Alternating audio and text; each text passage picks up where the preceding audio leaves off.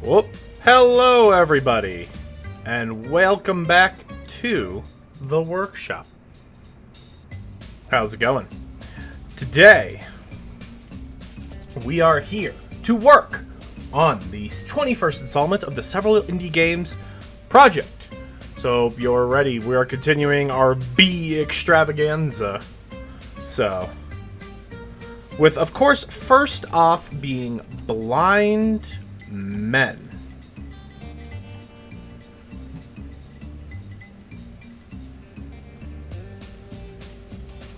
Just give me 1 second. I realized I didn't finish up my...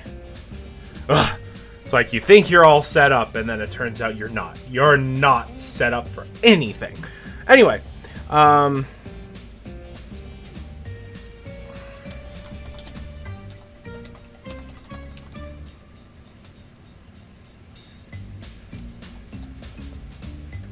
this first one is Blind Men by Man-Eater Games, and, you didn't see it, of course, because the stream started on this, but the logo for this game developer was like, oh, made me be like, oh, this might get saucy. So I got my finger on the trigger just in case it gets too saucy.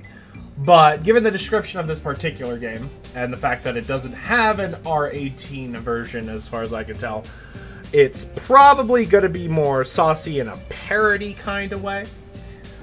But, regardless, I got my finger on the trigger just in case.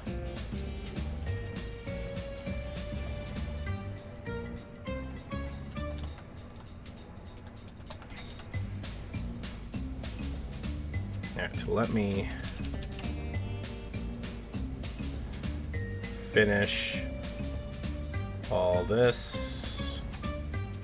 Okay, save that.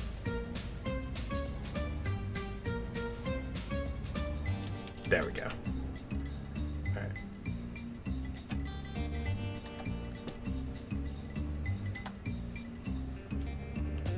What? Okay. All that said and done. Let's do it. Blind Men.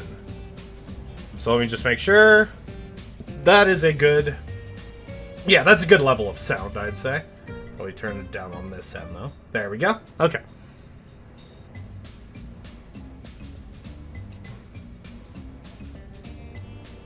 Let's start. Oh. We're just right into it. Okay,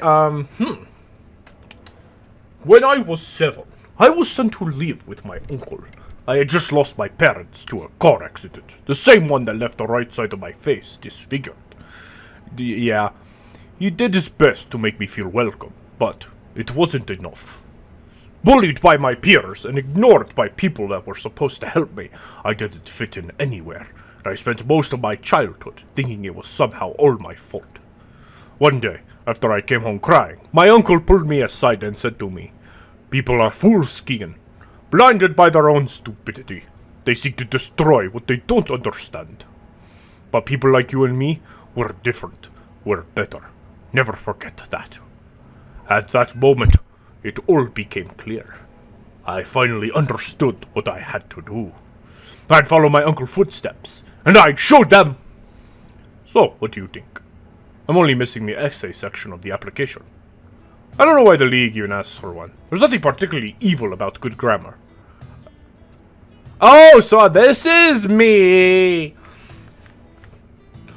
I'm Russian boy. Okay. I laughed nervously at my own bad attempt at a joke. The League of Evil is the highest authority when it comes to criminal activity around the world. This isn't even Russian. I don't even know what this is.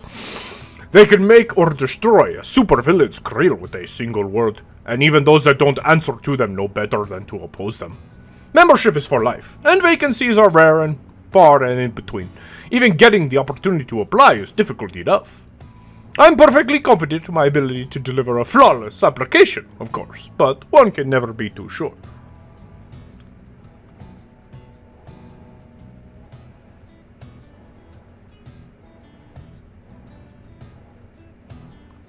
Ooh. which is exactly how I ended up asking one of my uncle's henchmen for his opinion on my application. It's about passion. Common criminals are a dime a dozen, but being a supervillain requires true dedication. Claps his hands together in excitement. He's almost as enthusiastic as I am about the idea of me getting to join the League, which makes the fact that I have no idea of what his name is rather embarrassing. It's not that I don't care, it's just that after a while henchmen just sort of blend together. Hello, Roland! During training, we were shown the video of the boss's speech at the Allied Nations. It was wonderful. Half of the room was in tears by the end of it. It's the one about how powerful countries abuse the voting system of the organization to legitimize their actions, right? I've seen it too. It's really good. Huh?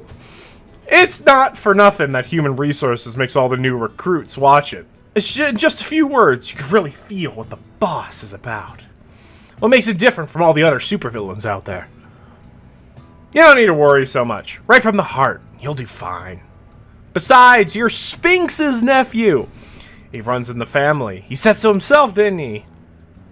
Oh, I groan. Ugh, don't even start.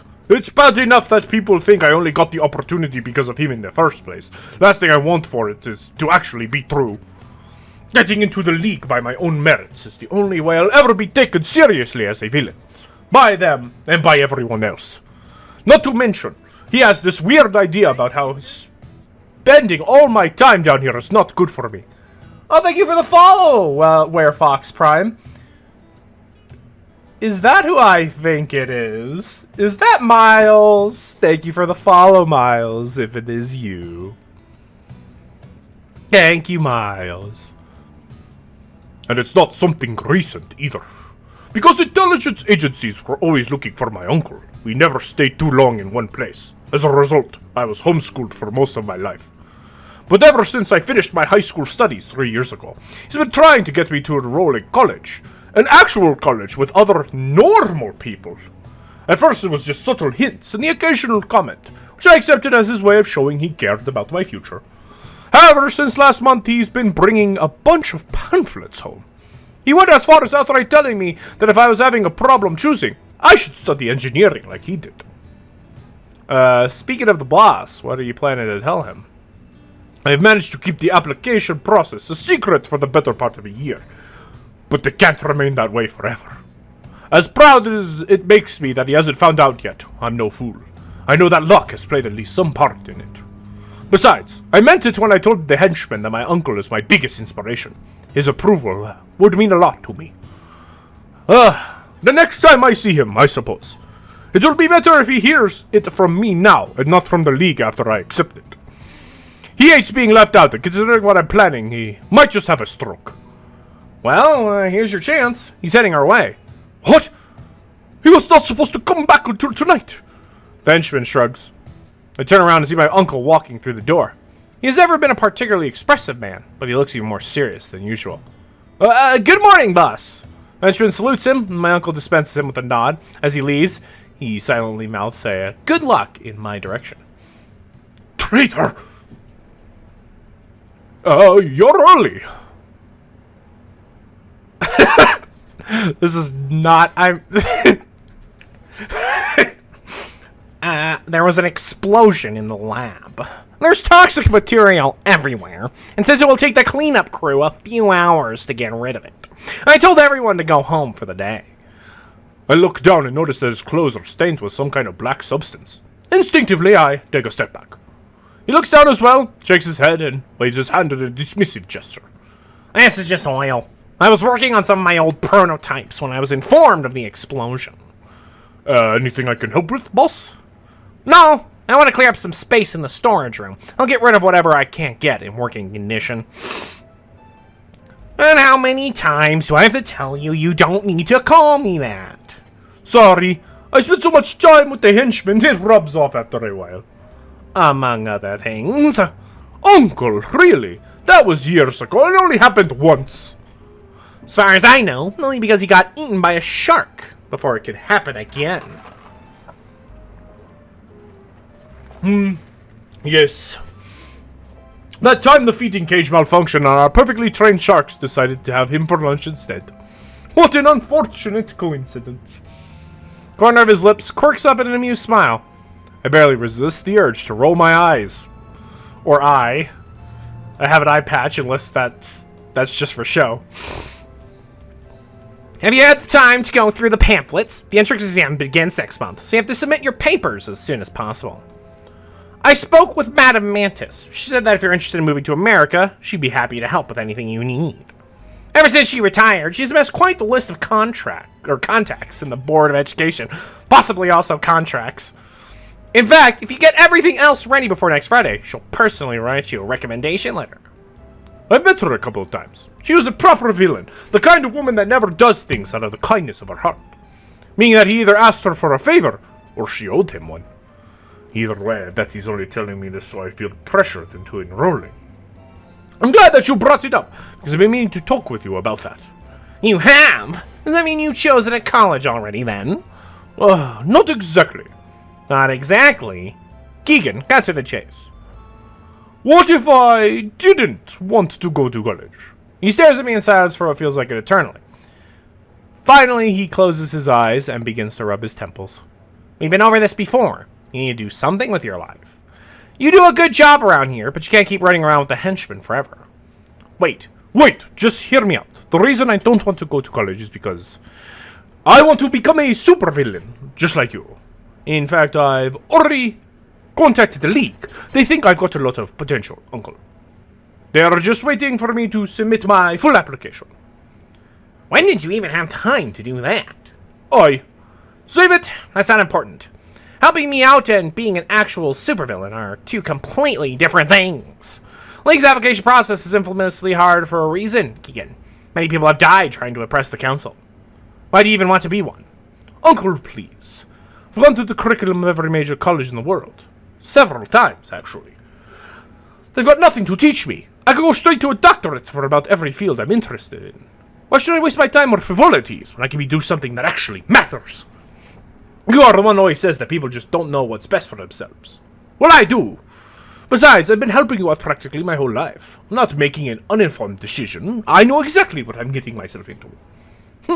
Are you sure about this? I've never been more sure about anything. Have you decided what you're going to call yourself? Do you have a base of operations? What about a plan? How are you going to pay for everything? Do you remember the weapons dealer that sold you the parts we were missing for the death ray? Turns out that he also handles mercenary contracts, and he comes highly recommended in that regard. He said that he would lend me one of his bases and some people if I went over a couple of the blueprints his scientists are working on. I know it's not ideal, but it will only be for a day or two. After I'm accepted into the League, I'll have enough resources to get my own. He crosses his arms, and there's another moment of silence. If you're serious about this, I won't be the one to stop you, but you're going to do this properly. Call the weapons dealer and tell him that you won't be needing his services anymore. You'll use my lair and my men. We'll drop the contract, and if anybody asks, you rented them. Thank you, Uncle. I promise I won't disappoint you. Of course you won't. Now come, tell me more about your plan. A month later. Location, National Museum of Science. Bonn, Germany. Is that a real place? Bonn real? I pretend to adjust a strand of hair behind my ear, pressing the button in my earpiece to increase the volume. Boss, I'm in the control room. Taking care of the security recordings. The police won't find anything of use in any of them. The men are all in their posts and ready to go too. They'll be waiting for your signal. I'll stay here for a little longer to keep an eye on things. Please let me know if you understood. I nod. Alright, see you in the auditorium, boss. As an inspiring supervillain, particularly one hoping to join the League, there are two things to be taken into account when it comes to carrying out plans. Visibility and chance of success. Just like there's no point to doing something so uninspired that it barely makes it to the local news, there's no point in getting arrested on national television. Finding balance is key, and that's exactly why I've chosen Bonn's National Museum of Science as my target.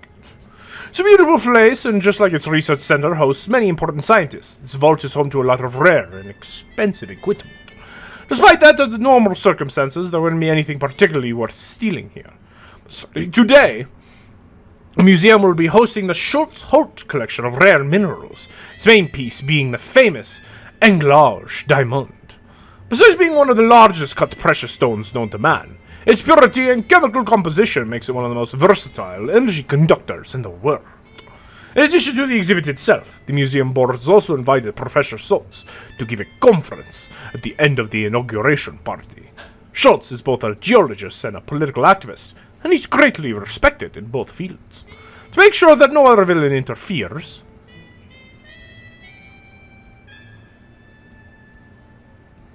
gracias, Banman.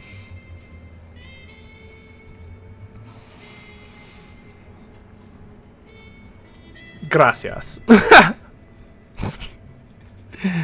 To make sure that no other villain interferes, I told both the League and my uncle that I'd be planting bombs in the museum and holding the guests hostage for a ransom. Very few people are willing to risk getting blown up by a first-timer, after all. But actually, my real plan is... steal the diamond or kidnap Professor Schultz?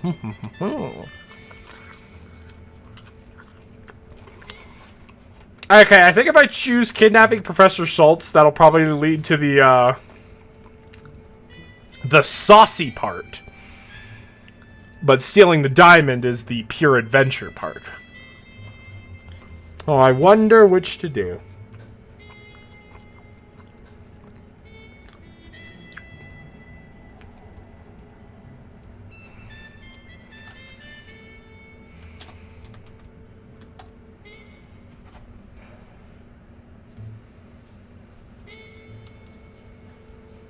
I'll steal the diamond. Let's steal that diamond. That's... what the hell? Okay.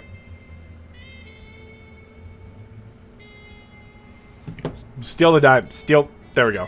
Stealing the Englage certainly won't give me any points for originality. Change... oh. Well, if no originality, then... let's kidnap... I want to be original! God damn it.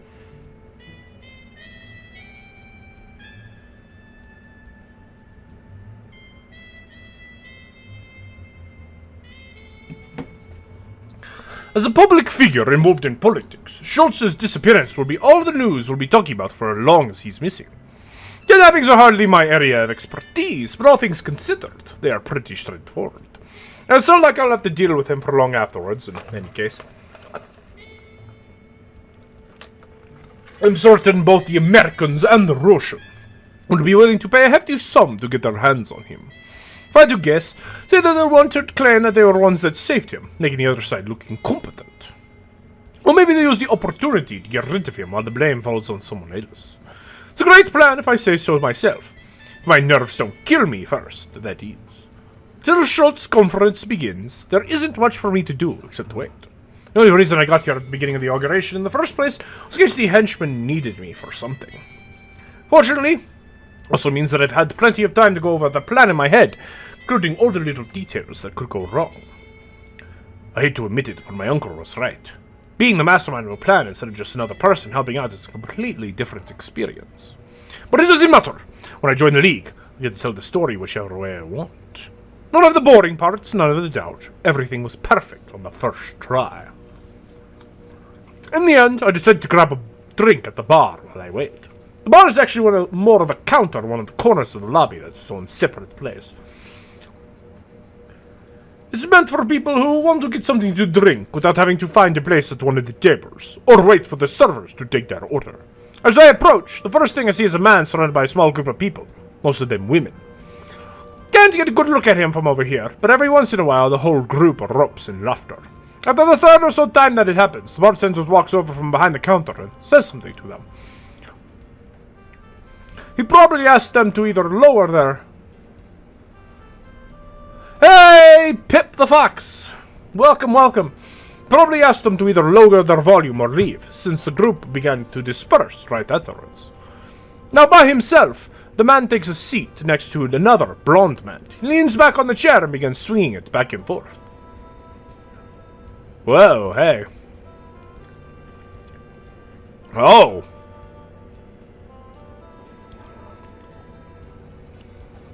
No wonder he was surrounded by women. He's pretty handsome.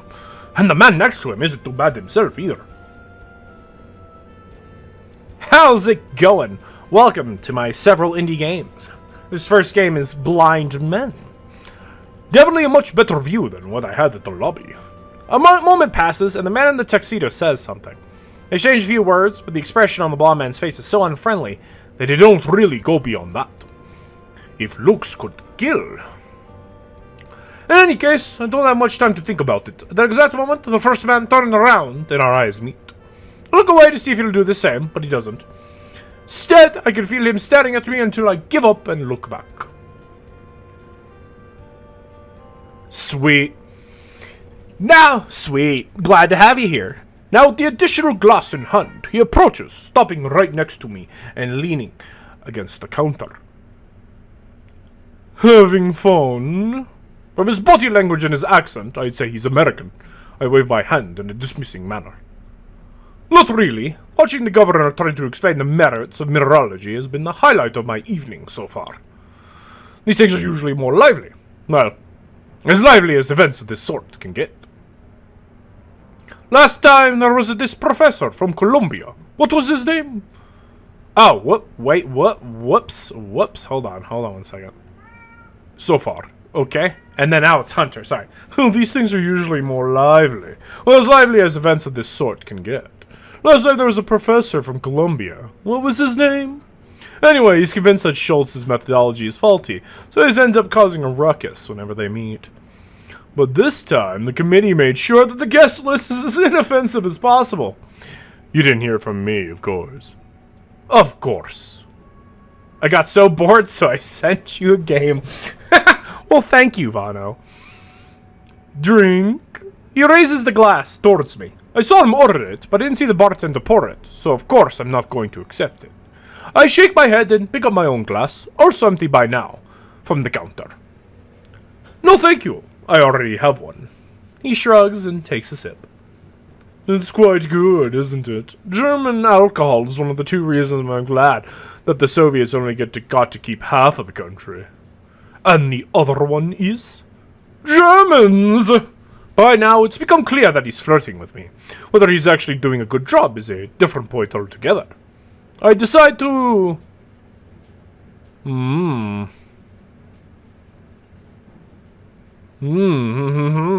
Flirt back or try to get rid of him. Any thoughts from the comment section? I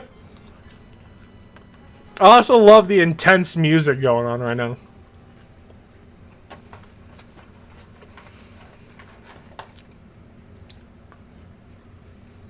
Kill everyone! Yo, that's a try to get rid of him if I ever heard of it.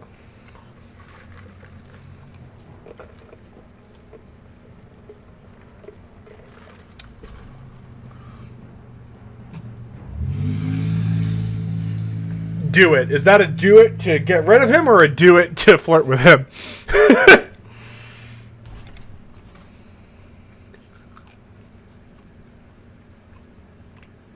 Yes. Okay. I don't have time for loud drunkards, as handsome as they may be. He laughs, puts down one of the glasses, and offers me his free hand. I just dared to roll my eyes and said offer him a tight-lipped smile. The handshake lasts a couple of seconds more than strictly necessary. Instead of letting go at the end, he slides his fingers across my palm. I raise an eyebrow, but I don't say anything. He's not even being subtle about the way he's ogling me. Johns, it's a pleasure to meet you. Likewise. Don't take this the wrong way, but you look kind of young for an academic. I'm still an undergrad. I'm hoping for a chance to discuss my thesis with Schultz before I submit it. Asking Schultz for his opinion. It's quite a high bar you set for yourself. What's your thesis about? Oh, it's kind of complicated. I'm a smart man. Go ahead, try me. God, why won't he just leave? In simple terms, I'm researching ways to improve the accuracy of the tools used to locate and harvest petroleum deposits. It would make extraction quicker, cheaper, and more environmentally friendly. That's very impressive. Even more so for an undergrad. With a grin, he puts a hand on my shoulder and leans closer to me until his face is practically touching mine. His breath feels hot against my ear, and mixed with the faint smell of alcohol coming from him, it's enough to give me goosebumps. Not the good kind, unfortunately.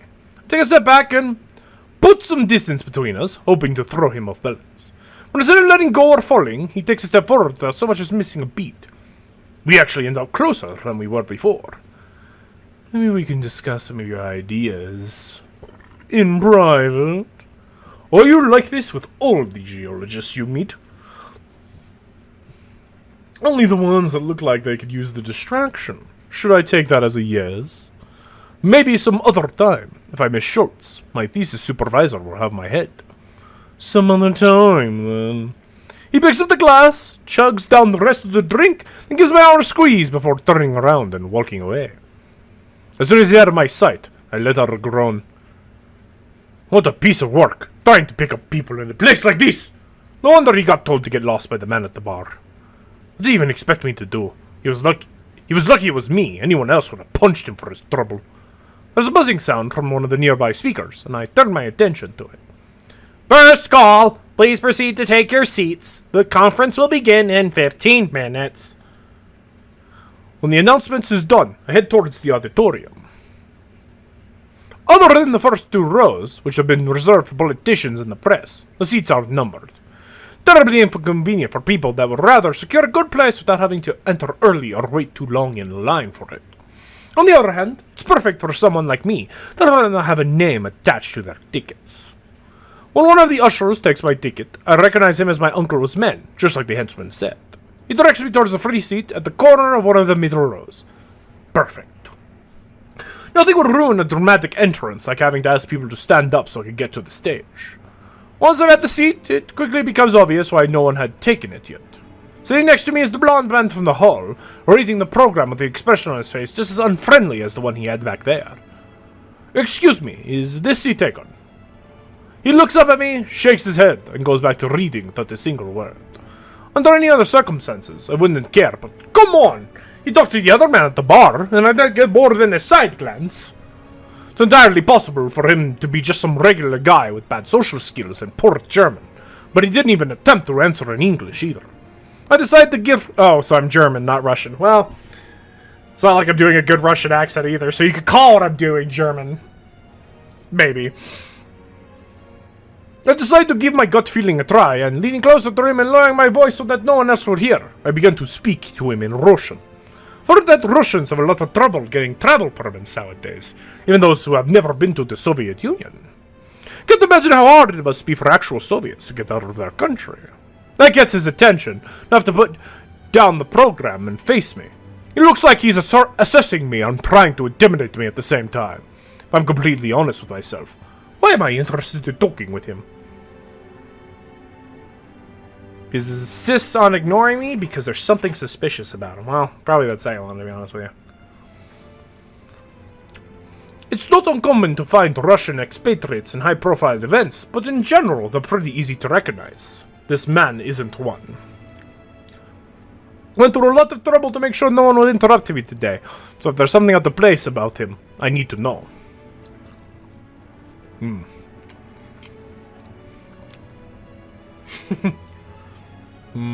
What should I give you? What should I give you? Because he's the actual Russian, but I've already given a Russian to me, so...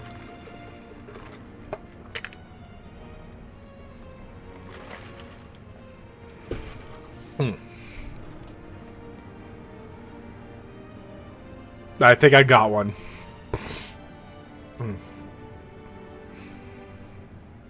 No, wait, I lost it. Me neither. But I imagine it's just about as difficult as finding someone that will teach you Russian on this side of the world. His accent is very thick, even in Russian.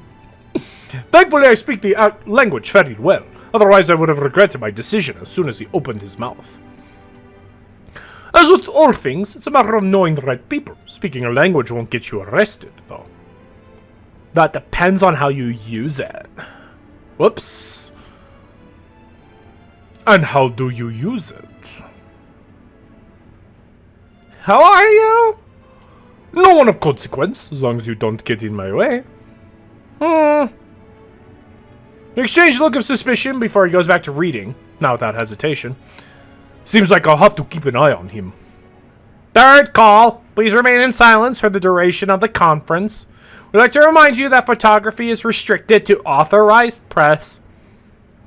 Lights of the room begin to dim until they turn off completely, and the auditorium's only remaining illumination are the spotlights above the stage. A man in a suit appears from the left end of the stage, followed by Professor Schultz. He stops at the podium, and soon any hopes of conversation are drowned out by the audience's applause. Please welcome Professor Hans Schultz, head of the Schultz-Holt Foundation. There is another loud round of applause, this time much louder. After a couple of seconds pass, Schultz holds his hand up and the whole room goes quiet. Slowly, the floor next to him begins to open, and everyone watches in awe as the case in which the diamond is kept raises from it. I had seen pictures of it before, of course, but it doesn't compare to seeing it in person. As you all know, the Inglash is amongst the rarest gemstones in the world. Flawless both in its surface and its interior, allows both heat and electricity to be conducted with minimal dispersion up to... I pressed the button on the side of my watch. Couldn't risk bringing too much equipment on my person, but I managed to fit both a communicator and a small laser into my watch. At my signal, the doors burst open and the henchmen appear, while the ones that had been posing as ushers hurried to lock the doors behind them. My uncle only ended up lending me about half a dozen of them, since the people inside have no way to tell. There are more than enough. There were whispers of confusion at first, but the room goes completely quiet when Schultz slams his hand against the podium. What is the meaning of this? Security! Get these people out of here! I stand up, and I'm escorted to the stage by that one henchman whose name I should probably know by now. While we walk, he goes ahead and hands me the controller for the bombs. Thank you, Pip, for dropping in. You have a wonderful rest of your day. Catch you later. It's mostly for show, since we only wired enough bombs to mess up some of the less important rooms slightly, while the rest are decoys set to release smoke. Of course, they don't know that. There's been a slight change of plans, Professor. As I take the podium, put down the control in front of me, and signal the henchman to restrain Schultz. They both get off the stage, and he leads the Professor towards the side of the auditorium. Oh! Ladies and gentlemen, please remain seated. If you cooperate to do exactly as you're told, no one will get hurt. When you look back at this moment in a few years, you realize that it was the most important day of your lives. Scientific achievements, political careers, everything you've done will pale in comparison to this instant. That's because today, you'll become part of history. You'll have the honor of witnessing the birth of one of the greatest supervillains known to man. Dr. Cyclops! Oh my god, that's terrible! Oh my god, that's a terrible name! Oh no! As of right now, you also have the honor of being my hostages. Hopefully the government values your lives. I'm briefly interrupted by the sound of talking coming from amongst the seats. I decide to ignore it and continue. Enough to pay the... What happens again? I stop speaking and begin to look over the crowd, searching for the source of the interruption. Most of the guests have either a look of fear or discomfort on their faces. Some of them even shake their heads when they notice me looking at them. What do I have henchmen for if they can't even keep people from talking at the same time as me? Finally, I notice that the henchman is out of place, standing at the end of a row rather than at his place next to Schultz. Seems to be arguing with someone. Step down from the stage to get a better look, and I recognize the other person as the man from the lobby. What are you doing? Sit down! I'm going to the bathroom, unless you want me to get sick all over the floor. He stands up and takes a few steps forward. Actually, it's more of awkward stumbling. He looks really drunk. Hey! I said you weren't going anywhere! Henchman grabs his arm to stop him. Suddenly, the man turns around and punches him square on the nose, knocking him out cold in the process. Stepping around the henchman's unconscious body, he puts a hand inside his jacket and takes out a gun. First, I'm amused by the idea of getting shot by an overeager drunk, but he manages to point it right at me just fine. Agent Hunter, Global. You're under arrest. Shit. People began to look at him, whispering to each other. To the crowd's undivided attention is between the two of us. Meanwhile, none of the henchmen move, unsure of what to do. The only security on site was supposed to be the museum guards, and some of the local police stationed outside. There was nothing to make us think that an agent of Global would be here, let alone armed. Eventually, I could deal with him through sheer numbers alone, but I need them to keep control of the crowd. If everyone begins to panic, it's not going to be good for any of us. So I decided to try and bluff, so I shrug it and laugh it off. Nice try, but you couldn't risk a shootout in a room full of civilians, or for me to blow this place sky high. Pick up the control and put my index finger on the big red button in the middle of it. See this? I'm gonna put bombs all around the museum. One false move, and I'll push it. With you still inside? No, I don't think so. As for your henchmen, my aim is pretty good, and something tells me none of them want to be the one that gets their boss shot. Guess we'll have to see who's faster. Get him! The henchmen are getting ready to fire when I'm blinded by a flash of white light. Well, out of instinct, I drop the control and raise my arm to cover my good eye, but the movement makes me lose balance and I end up falling back. Grenade! Everyone get down! Turn back, Lich! Hold your fire! Vision is blurry, so much that I barely see the second flash of light when it goes off. The other people begin to scream, but the noise sounds distant, as if I was in another room altogether. It's not much of a relief, but at least that means they were flash grenades rather than fragmentation ones. It takes a couple of seconds for my eyesight to come back completely, and a couple more for me to regain enough strength to be able to stand up. I look around.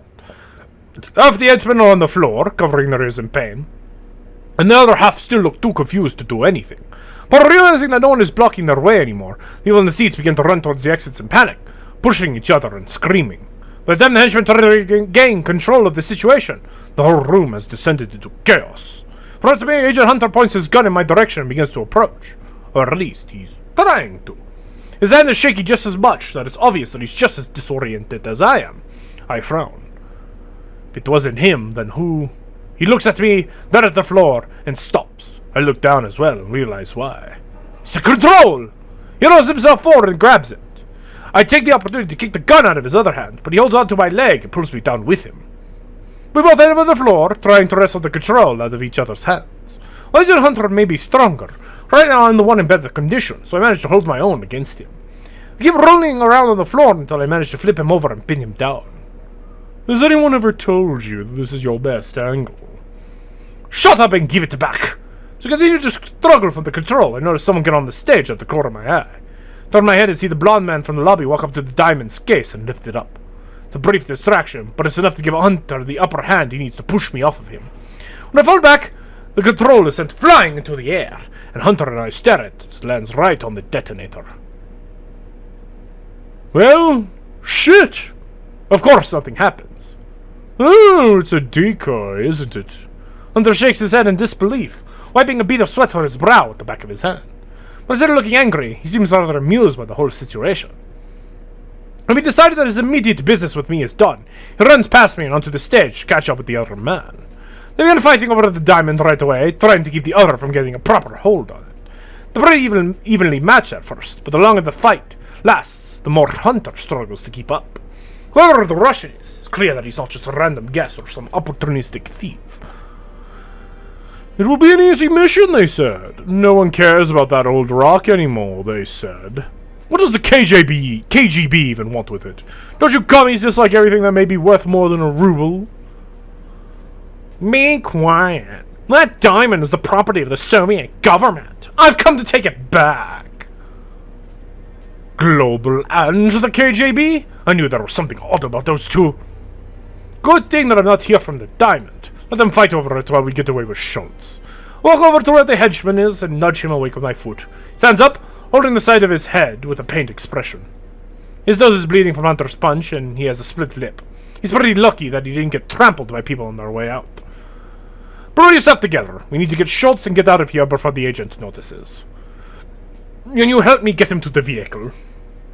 Yeah. Go tell the others to get out and get everything ready. I'll hold Schultz back in the meantime. He nods and goes running to where the other henchmen are.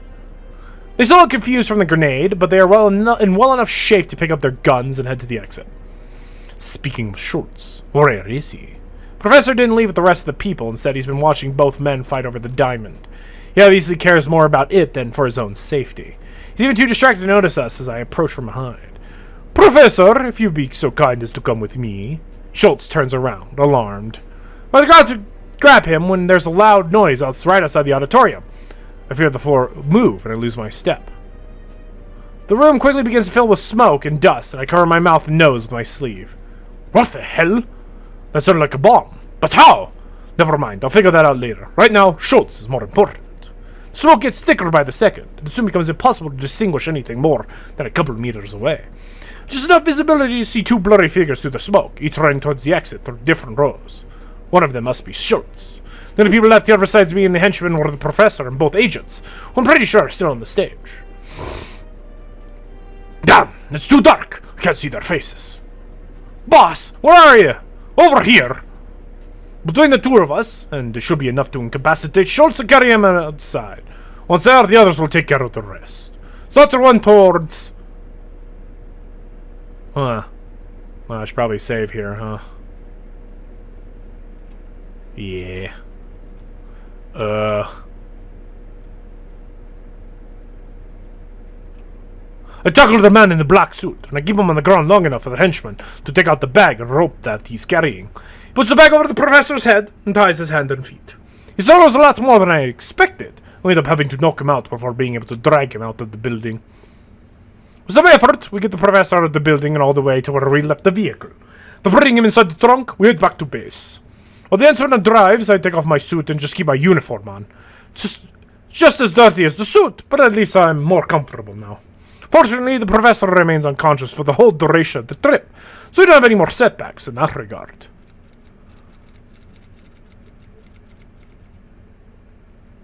Sphinx's lair, currently serving as Dr. Cyclops' base of operations. Location somewhere in Germany. When we get to the base, the other henchmen hurry to help us carry Schultz to the laboratory. They put him down on the chair that we prefer to him, loosening up the rope slightly so that he'll be as comfortable as the situation allows. I originally considered putting him in a cell, but I want to make it clear that he doesn't have a choice about helping my uncle while he's here. That didn't go exactly as planned, but you know what they say. What really matters are the results. And despite everything, we managed to get Schultz here. Congratulations, everyone. You can leave now. Henchmen look really relieved to hear me say it. I think they were worried that I was going to blame them for what happened back at the museum. Which, to be fair, I was ready to do before we got our hands on the professor. They are quietly as they all leave the laboratory, except for the henchman that helped me bring him here, who stays behind in case I need anything. I still need to figure out what that agents were doing back there, why we didn't hear about it. But that can wait until later. Right now, this is about me! Toth raises his head as he regains consciousness. Seems rather sluggish at first, probably from the combination of the smoke and being stuffed into a truck for a couple of hours, then he straightens up. I lean over the professor, arms crossed behind my back, making sure that I'll be the first thing he sees. I may not be physically imposing, but like this, even I manage to look intimidating. With a nod, I gesture to the henchman to remove the hood from the professor's head. I'm sure you're wondering why I've brought you here. Professor Schultz? God damn it.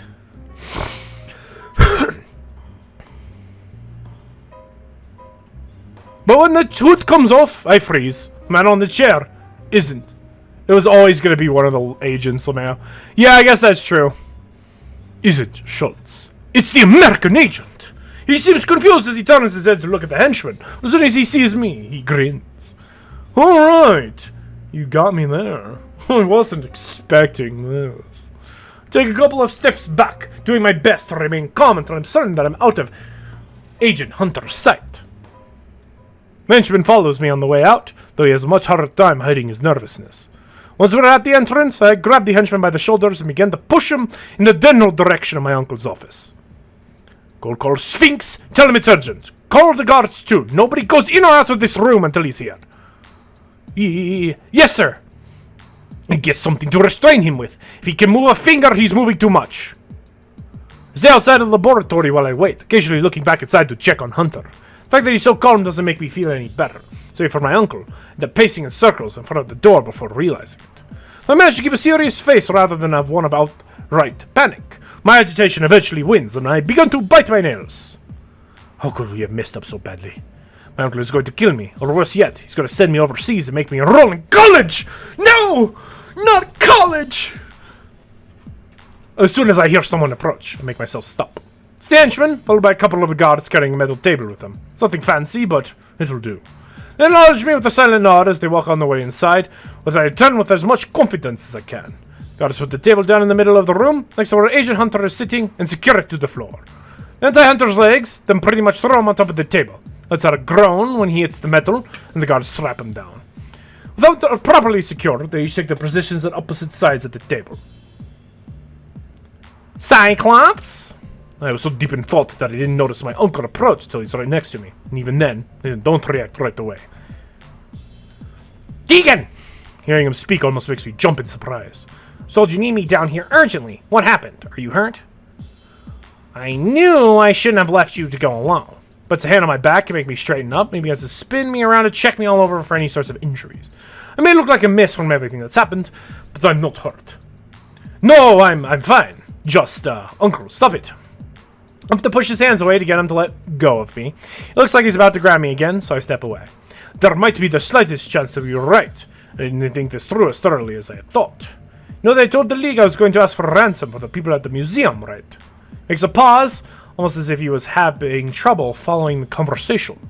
Or rather, as if he could tell exactly where it's heading, but still hoped to be wrong about it. That was your plan, yes. Thought how impressive it would look in my application. Managed to pull off an even bigger crime, not anyone knowing about it till the very moment it happened.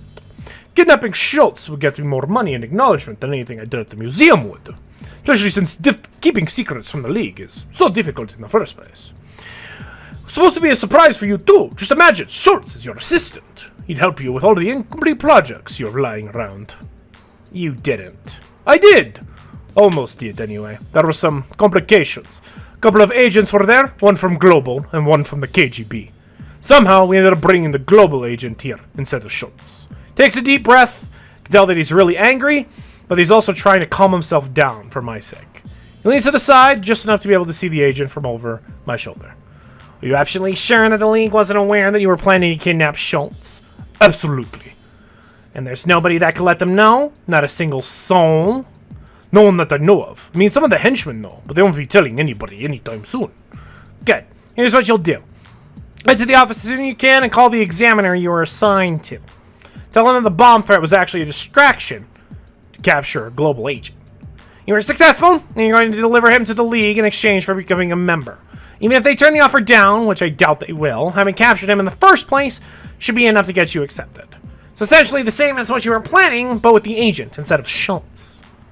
That's perfect. Thank you, Uncle. I don't know what I'd do without you. He frowns and crosses his arms. Perhaps I shouldn't sound so relieved. I've got a few ideas. Anyway, don't thank me just yet. You and I will have a long talk about this, but this is not the time. First, you need to get all this sorted out. Just consider that the more time you take, the more time I'll have to go over all the ways this could have ended poorly. You can handle the rest by yourself, can't you? It's not a question, it's a statement. Handle this yourself, or else. Don't have much choice either way, so I try to look confident as I nod. This time he seems pleased enough by my reaction, and he turns around and walks away to go back to whatever he was doing before I arrived.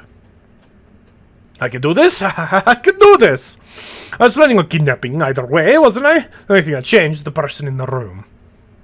I go back inside, and as soon as they see me, the guards turn around to face me and salute like they would have done with my uncle. I recognize the reaction from times I have seen my uncle order them around while in a bad mood. They're measuring just how upset I am. This all image is nice, but under the circumstances, it makes it feel more like they're nervous for me, and less like they respect me. About to speak when a tapping sound gets my attention. Look down, and see Hunter using what little mobility he has to tap his knuckles against the table. It's terribly exasperating, mostly because it makes it seem as if he was just waiting for me to get on with it. The only way it would be worse would be if he was humming or something. Clear my throat, and he raises his head as much as the restraints allow him. What took you so long, Doctor? I was waiting to think you wouldn't be coming back. Why? Do you have somewhere to be, Agent? What can I say? It's a full-time job. I can always make time for good-looking men, though. One of the guards cough, trying to dissimulate his laughter. I glare at him. Hunter raises his eyebrows in a suggestive manner. You know, I like this place. Very modern, yet classy. You have good taste. You'd be surprised how many people just rent an empty warehouse in the middle of nowhere and call it a day. If you're going to keep someone there, might as well make it look nice, don't you think? Agent! Tried to get him back on track, but it's useless. Pretends not to hear me while he keeps rambling. I'm kind of conflicted about you. You see, when I met you, you gave me the impression of being the smart type. Your cover story back at the museum was like that too. You could have chosen something simpler, but you didn't. Not to mention that your secret lair is a laboratory, and a very fancy one at that. Mistaking me for Schultz, though, that was a rather big mistake. Not the kind that someone who thought their plan thoroughly would make. So either I overestimated you, or you're even newer at this than I had thought. Is that it? Am I your first? I know you said the museum would be your debut, but criminals usually get some experience before. Enough! Slam my hand against the table to get him to shut up before you can embarrass me any further. Indeed. And I step away from him, closer to the guards. I want at least 2 people here at all times, understood? Give him water if he asks for it, but nothing more. Search him for weapons too. I don't want any surprises. If it looks suspicious, take it away. Are you sure you don't want to search me yourself? You know what? I also want him gagged, just to be sure. As I step out of the room once again, I look at my clock. Between getting here from the museum, waiting for my uncle, and talking to the agent, it's already past midnight. Too late to call the League. Supervillainy may also be a full-time job, but past a certain time, they're not too happy to be bothered unless it's an emergency. Last thing I need is to catch someone in a bad mood and have them actively try to sabotage my effort to deliver Hunter just to spite me. In any case, it's not like Agent Hunter is going anywhere. That means that I have enough time to take a shower and get some sleep. Also to make sure that I get my story straight about what happened back at the museum. I head to the locker room, rubbing my eyes, trying to get rid of the headache I can feel beginning to form. Alright, and I think that's where I'm gonna stop for tonight. This is cute. This is cute. Goofy. Very saucy, because that agent is just going ham with the flirtation with me. But not bad. Good writing style, great art. Not bad. I don't think I'll be coming back to this because, as I've said, visual novels are not really my thing unless that visual novel has a nice little twist. And this doesn't look like it's going to have a nice little twist, but still, not bad. If you want to play it for yourself, it is Blind Men on Itch.io by Man-Eater Games. So, we are now going to move on to the next one. Boom.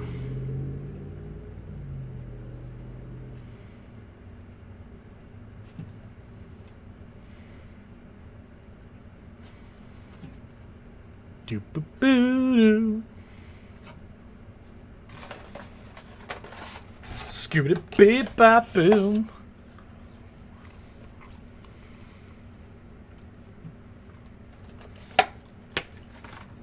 Whoa, whoa, whoa, whoa! Oh, this has controller support. Ooh. Let's turn that down.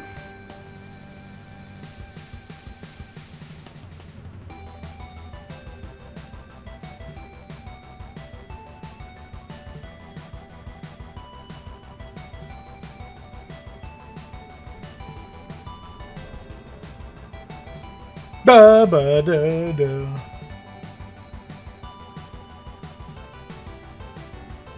All right.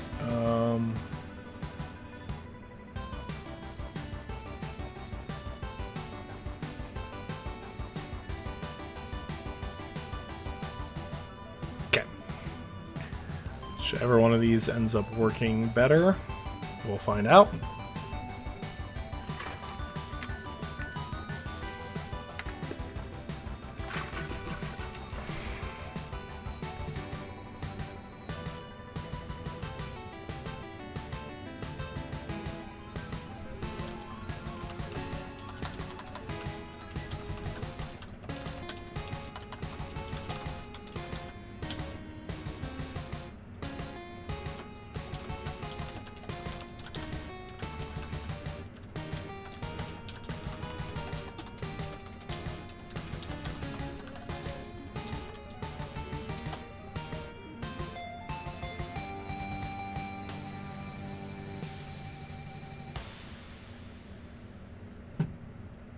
Okay, I think I got one to work. I love it when games are needlessly hard to capture. Love that. You gotta love it. You gotta love it. Okay. This is Blitz Breaker by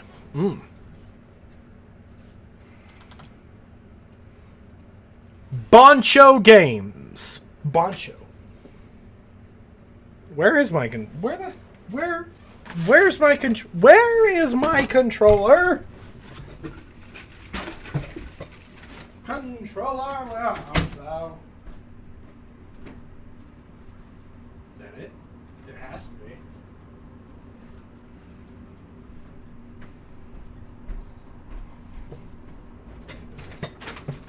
Yes. Okay. I got my controller. Ow! Ow! Okay. Anyway.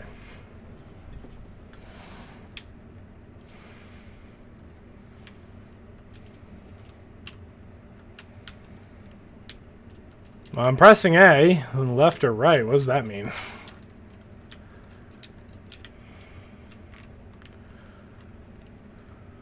Press A, left or right.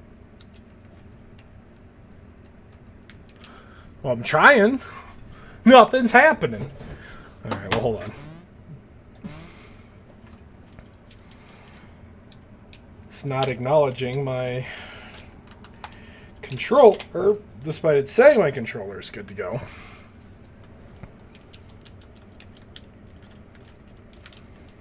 Alright, okay.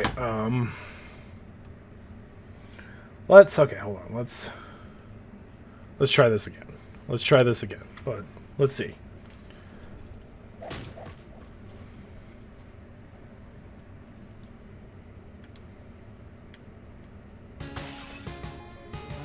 There we go. Whoa! Wow. Ooh! Adorable.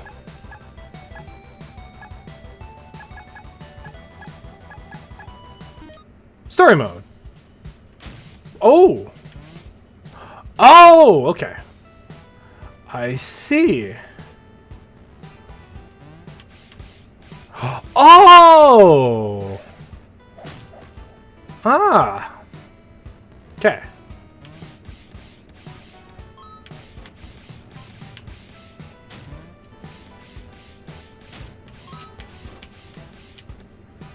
Boom! Oh, cool.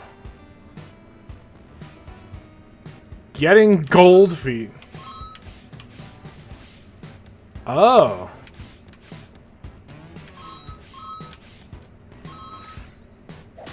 Cool. Okay, so gold increases your...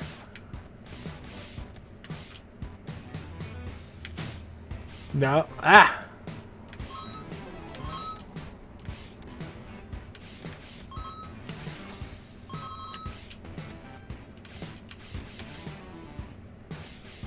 Whoop.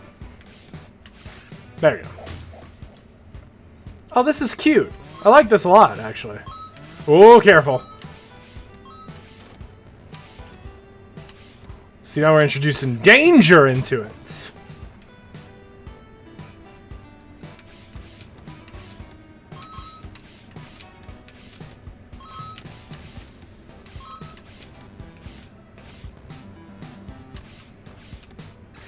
Boom! Spikes, baby. Oh, my balls.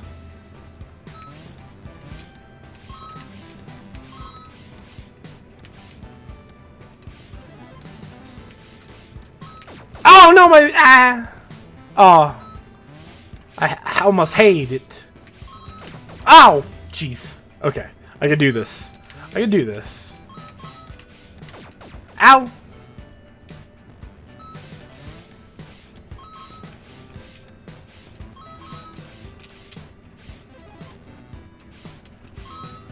Ah, no. Nuts. Okay. I can do this. Woo!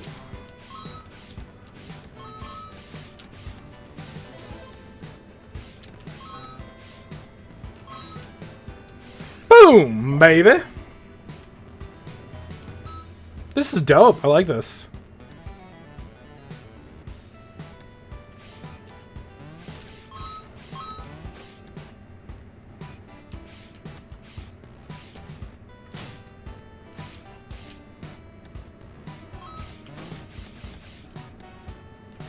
Oh, shit.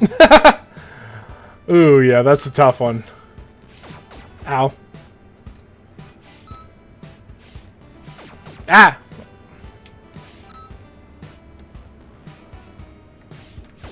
Ow. Okay, no, well, now I'm being dumb here. No, stop! Ah, shit. Okay, down. Okay, so patience.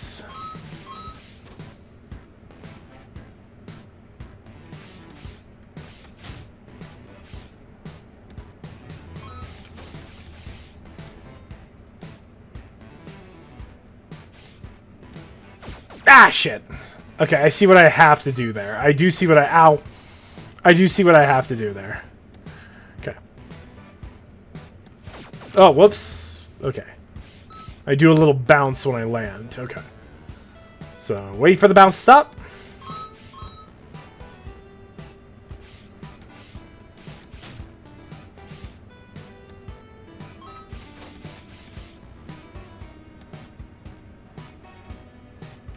Ah, shit.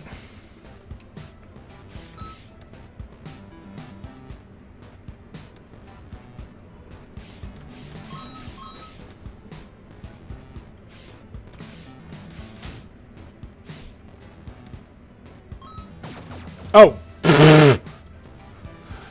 I don't know why I just stood there and let that one happen.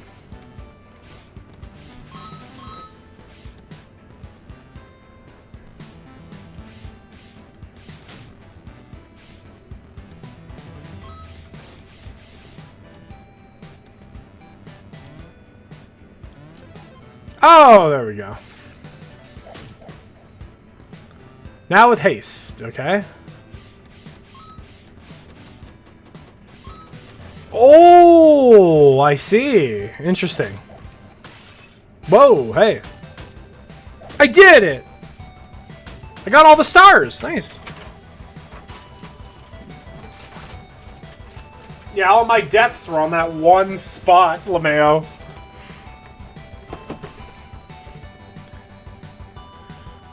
Oh, this is adorable. I love this one. Hey, watching the ads gives me a tiny little bit of revenue for what it's worth. So, I know ads can be annoying, but they do help me. So please watch the ads. Thank you.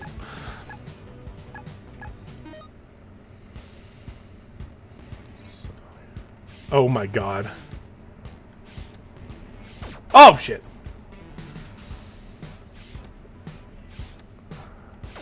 Ow. We got no choice in the matter, Scully. Don't worry. Well, fair enough.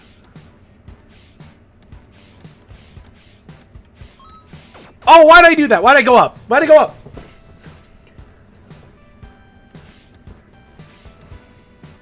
Ah, shit. Too low. Oh, boy. Woo! Woo! Woo! Woo! Woo! Woo! There we go. Alright. Free fall.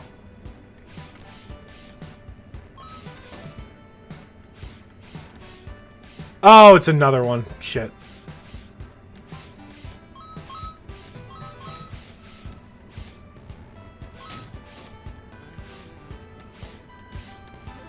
Okay. There we go. Oh, I didn't get a star. What? 300 for the star. Ooh. Wait, how do I do that? Wait, how do I get 300 for the star? What? Oh, these. That's how. Wait, why'd I come down here? I don't need that. Alright, windmill. Okay. Oh, fuck. Ow, too fast.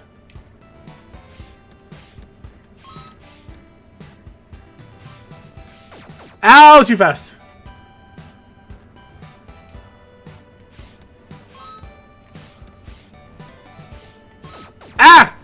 damn it! Keep doing that. I realize. Thank you, Gates. Ah! Ah, god damn it! I need to exercise patience. No, fucking! I need to exercise patience! And go. There we go.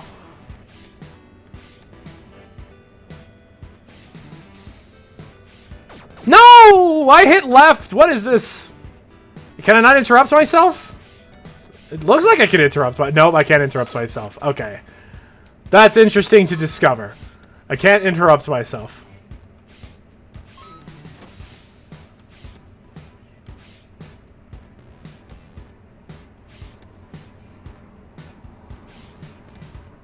Go! There we go! Oh, did I just missed out on it! Jesus. Go. There. Go. There. Go. There. Okay. Oh, fuck! Well, it's not intentional. Ah! Ah, shit. Well, actually, no. There's a reason for this. Actually, you know what? No, it'll be wiser to leave some, I think. Ooh. Ooh. No! Shit, that's right. Patience! Patience!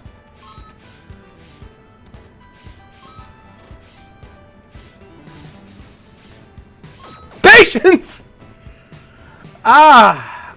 Why am I so impatient? This isn't a bit, by the way. I'm literally this stupid. Ah, I should get the top row first, now that I think about it. Give me the top row. There we go.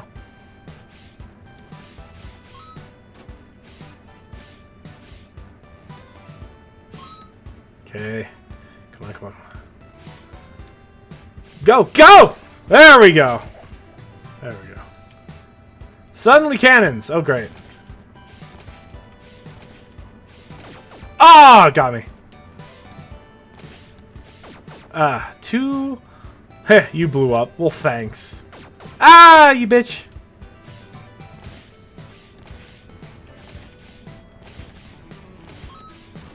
Ah, crap. I didn't realize. Okay.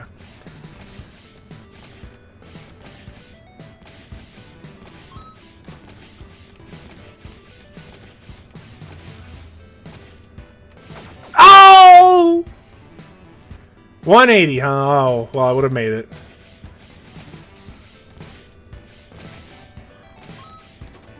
Ouch, dick!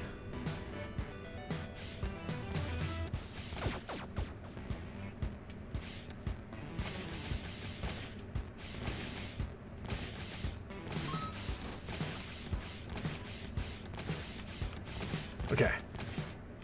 Woo! There we go. Okay. Roundabout. Oh, right. Ah, right. Okay, this is telling me I can just jump. Yes. Oh, I'm an idiot.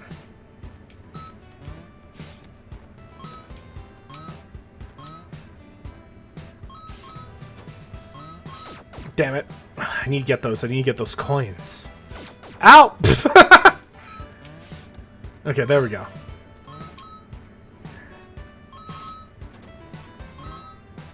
What? What? Oh, damn it.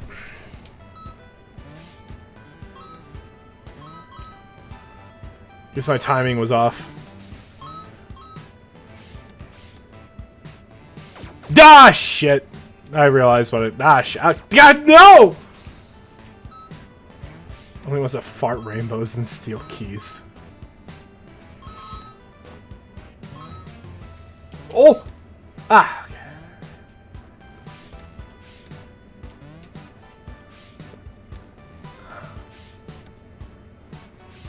Wait, what am I supposed to do here?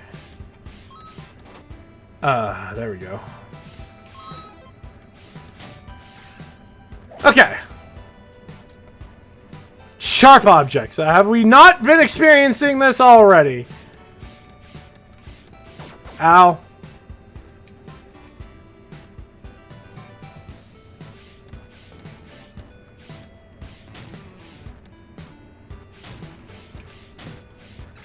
Whoa! Okay, 220, huh? Ow! Okay, hold on. Ow.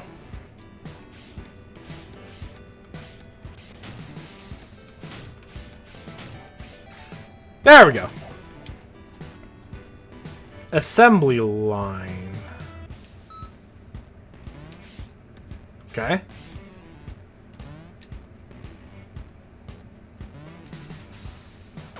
What? No, I hit the... Okay, anyway.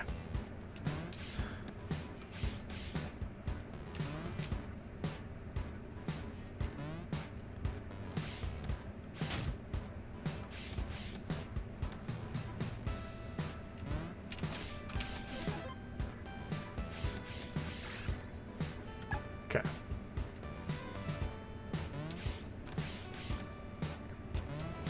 Whoop! Nope, not that. Don't do that. Don't do that either. Nope! Too early. Okay, hold on. I got this. Oh!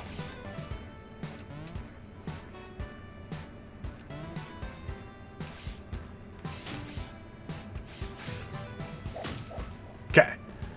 Now with more... Oh. Oh dear. Okay.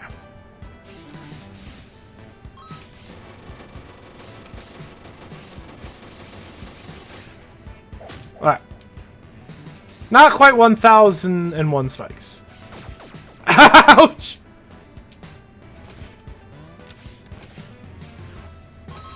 Ah, bitch. What?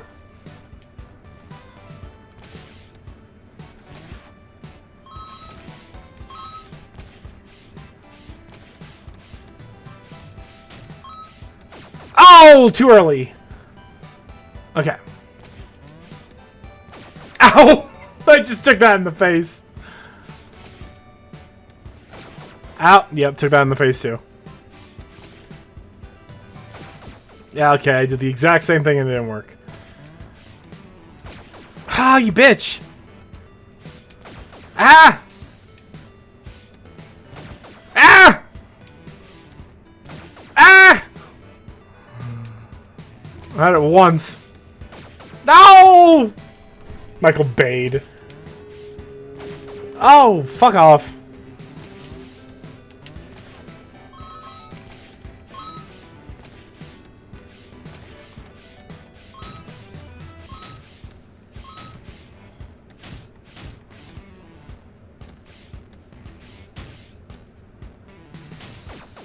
No!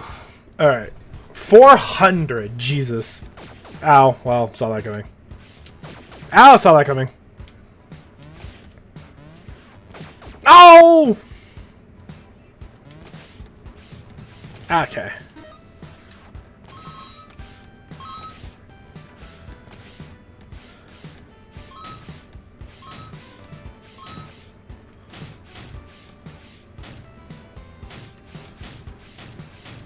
Boom! Okay, there we go.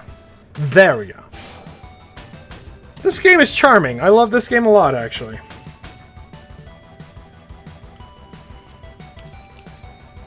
I'm having a gay old time with this game. 59 deaths, lol.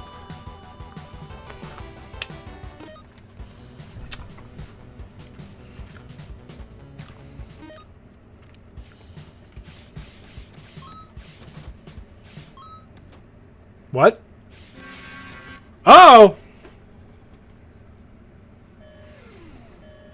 Uh-oh.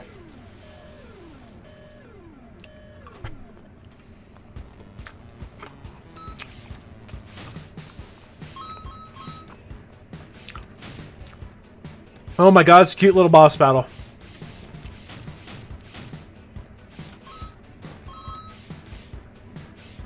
Oh no. Oh no! The Saw one. Wow. Okay, I understand over here now.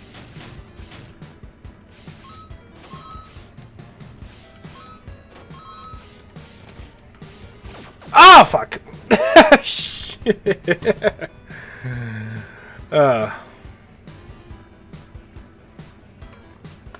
Wow, that's how far behind he was.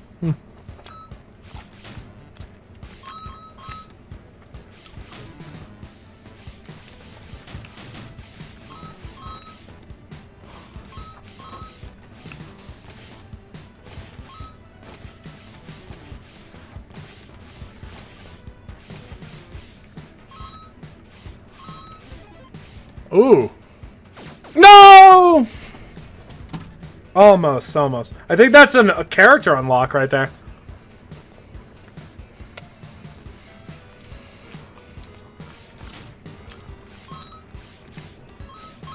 Wow, that was bad. Stop, go.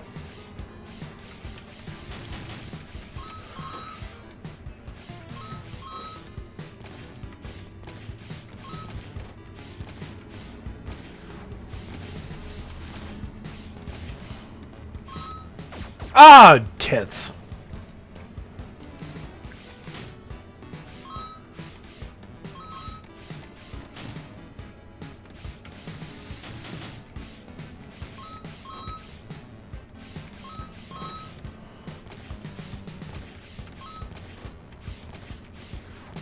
Ah, right in the cannon.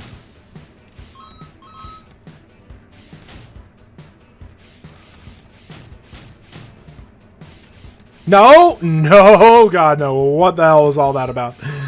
Ooh. Yeah, don't like to see that. No, you don't.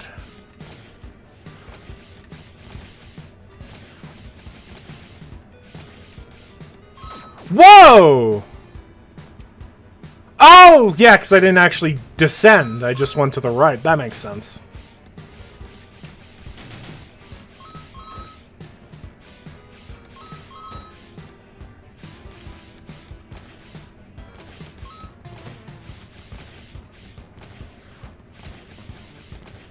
Ah, God. Okay.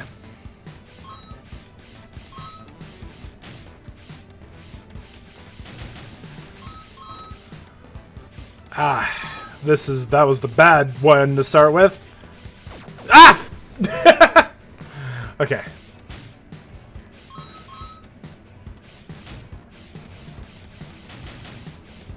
Start with this one. Scott, no, don't do that. Ah, don't shoot yourself downward. Descend gradually downward. Ah, wrong one again.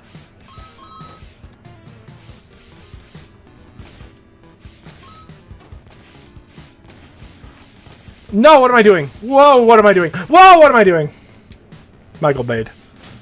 Indeed. Oh, fuck, right. Ooh, come on. Thank you. Ah, tits. Okay.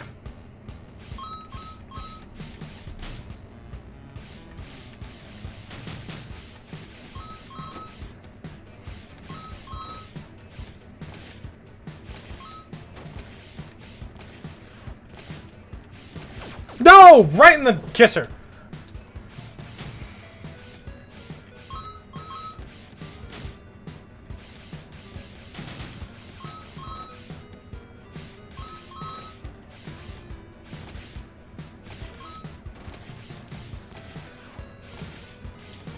No! Damn it! Alright, okay, okay.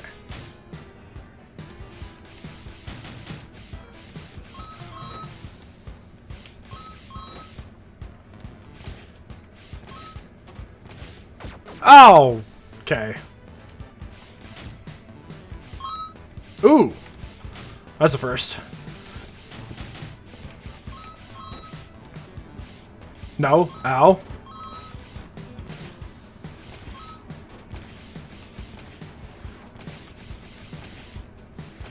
No! Ah.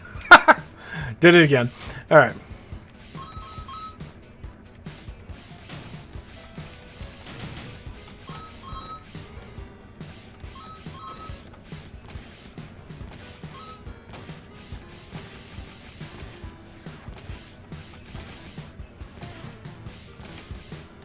I was just gonna go. Yeah. Oh no! Alright.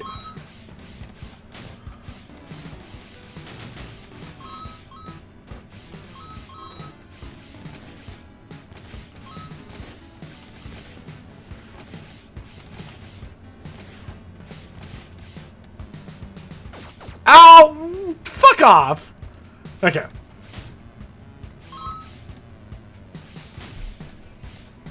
Ah. No!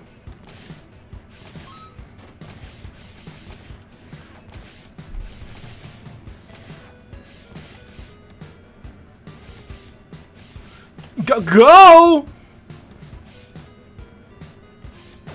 What? Alright, it's fine. I'm fine. Nothing's bad happened. Okay, up. Up. There we go.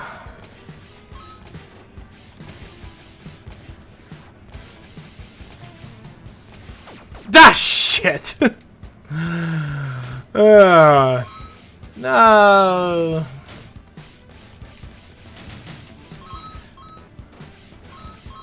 Go, go.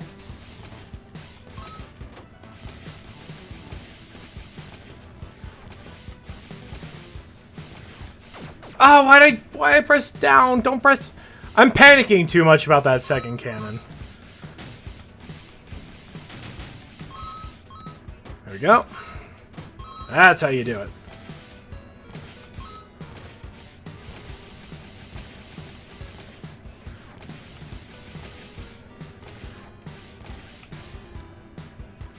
Ow, right in the balls. All right.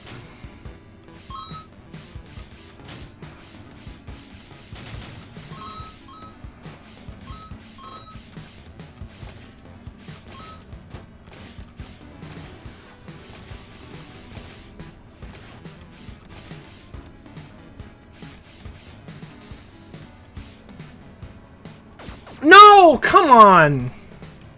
I'm pressing the button, but you're not letting me do the thing. Ah, fuck. That was the time. Oh, that was bad. No! No, don't, no.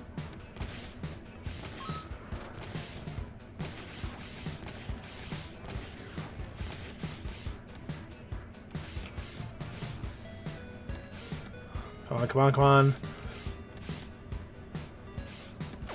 What? Oh, so close. We're so close to victory.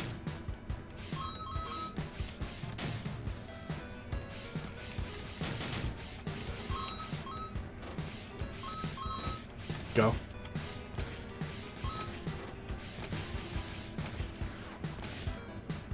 Ah! 7:15, huh?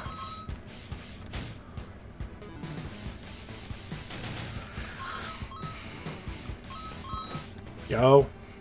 Go.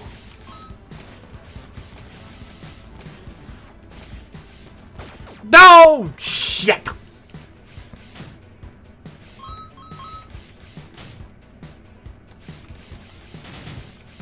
No, wrong side! No! 7:15 for the star.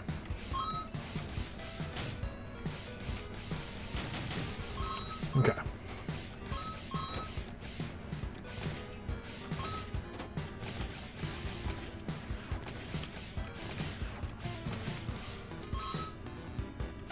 Ah! A little too soon.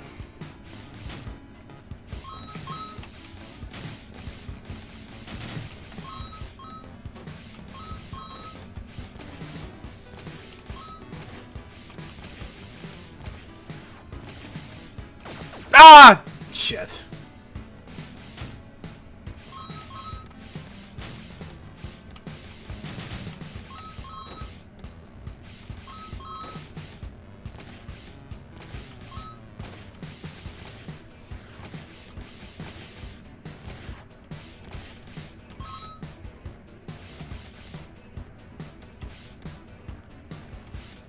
No! Come on!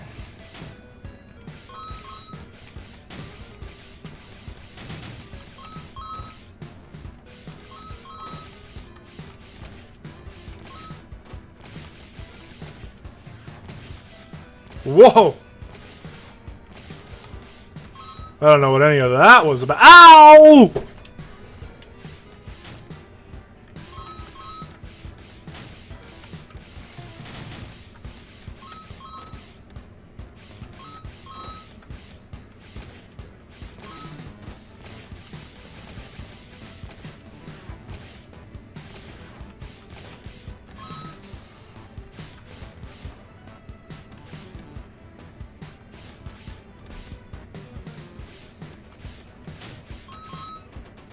Oh, no! Come on, that's sweet 715, maybe. I mean, it means I have to risk my life for those coins. Ah!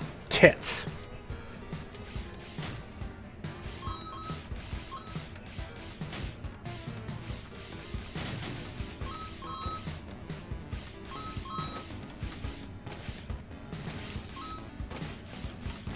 Ah, fucking.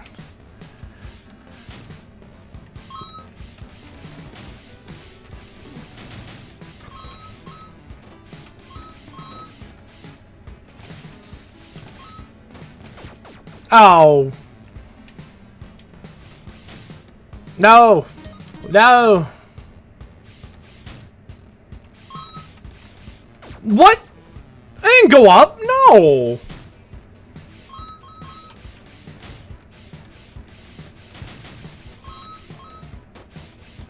Ah, fuck. No! What the?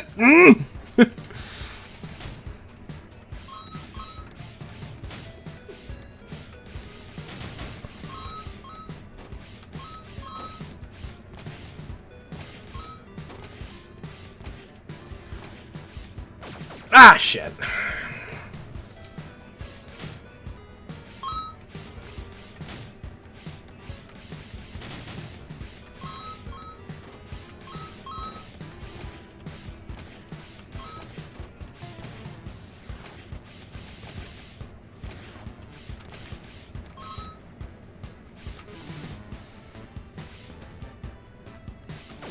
Ow.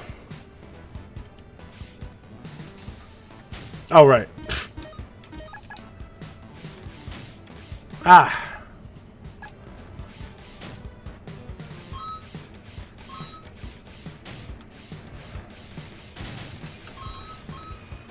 Go, go, go!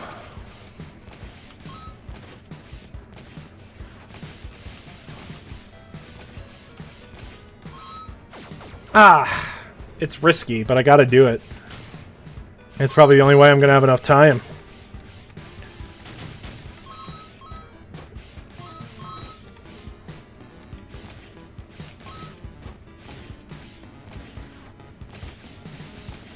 Damn it.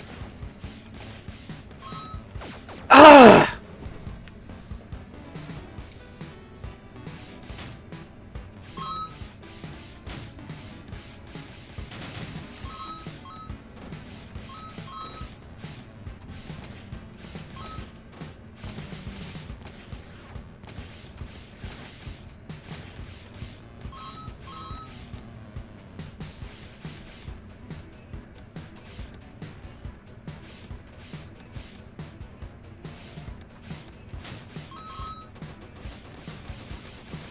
There we go! That's what you like to see.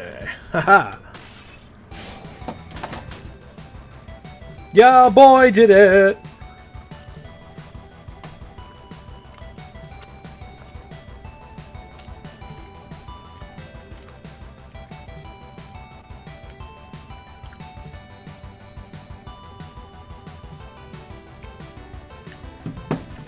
Alright.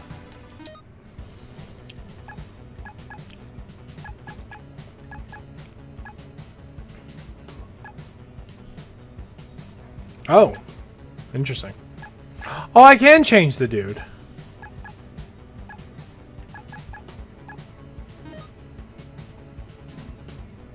Weird.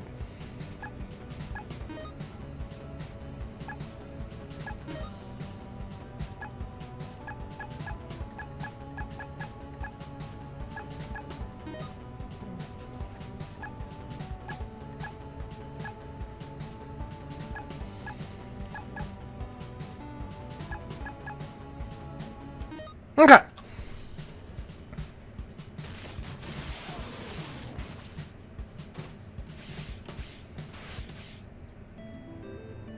Magnetic.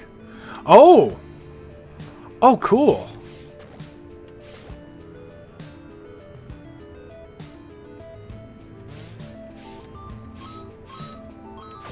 Ow! Little too, okay. No, whoop. Gotta do it immediately.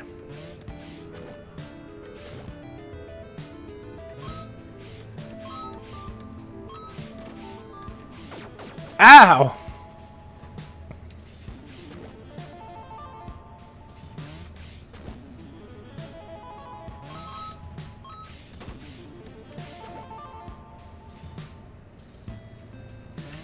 Whoops.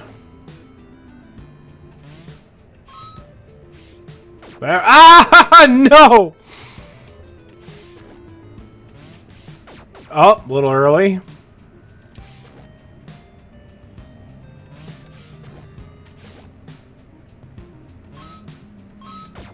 Ow, what?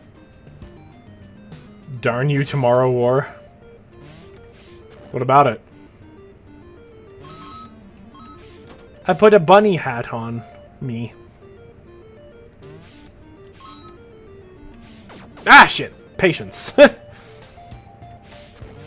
Ow! I'm never patient enough. Ow.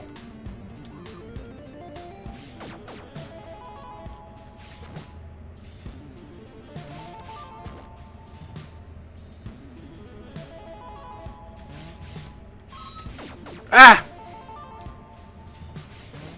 Ow!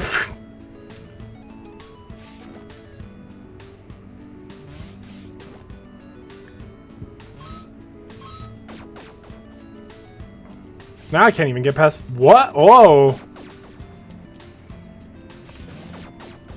Don't think that was intentional. 249, apparently. Ah! Or 240, excuse me. Ow! My patience, it's bad.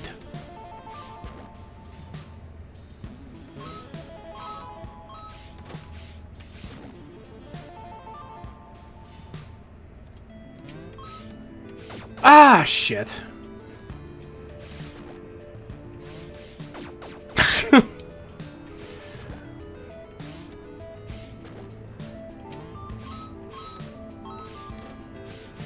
Oh, no!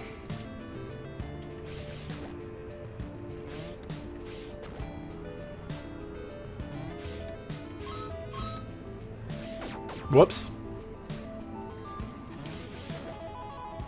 Man, I had a thing for this too. Now I'm sucking ass. Ah.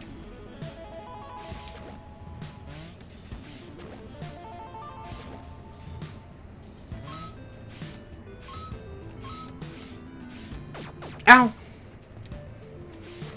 Ah. Boy, this is the first level of this world too. So it's like, oh geez.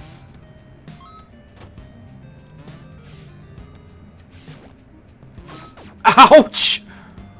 Oh, those are bombs, huh? I mean, I knew they were dangerous. I just, that's the first time dying by one of those.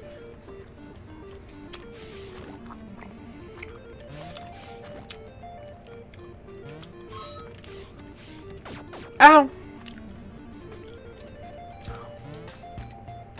Whoops.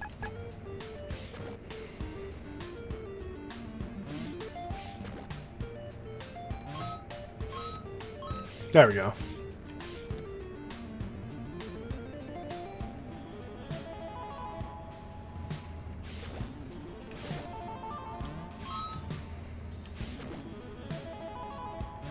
Oh, that's not enough. Alright.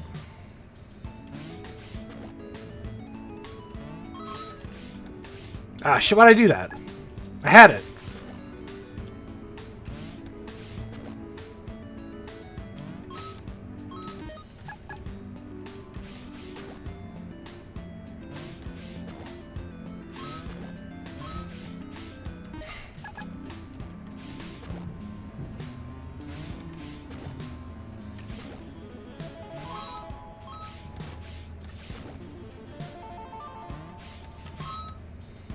No! God, the one thing I didn't want to do.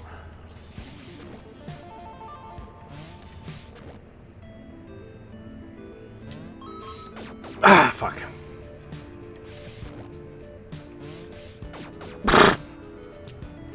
It's a weirdly tight window, that is.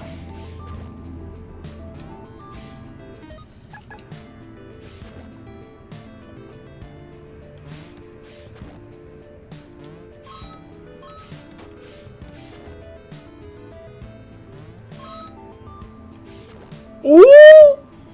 Haha! Yes! Give it a little tap. Ow.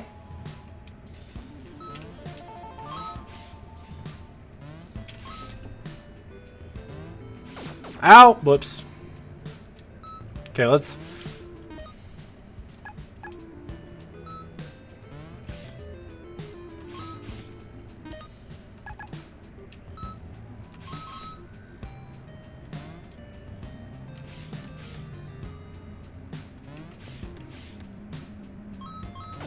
No, you liar!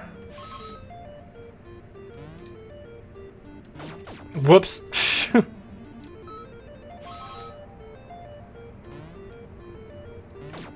Why? Why am I dumb? Why am I dumb? Why am I utterly stupid? Oh, fuck.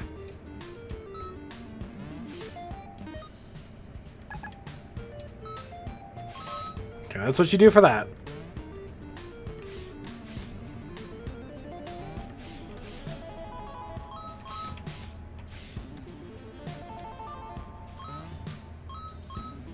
Oh, I see.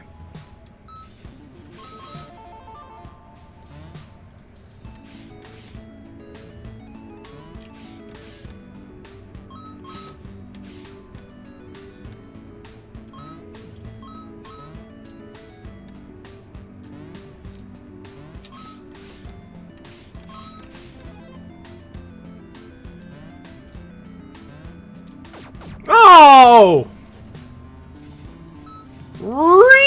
Okay, anyway.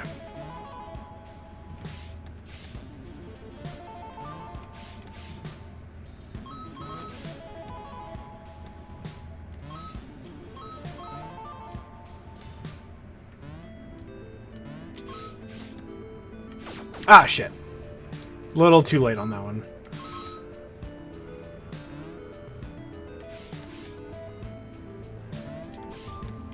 Ah! Okay, well, you know. That's, okay, well, you know. Okay, well, you know.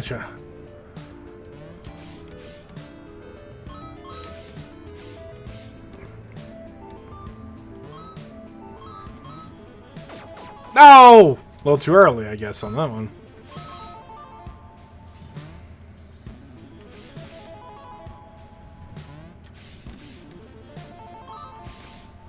Ah, fuck.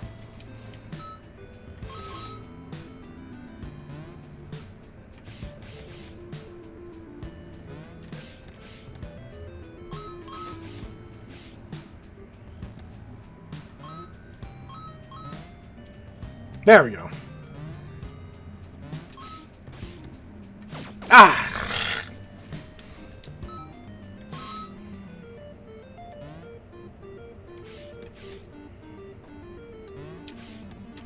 Ah. Yeah, I know what to do. I'm just terrible at it.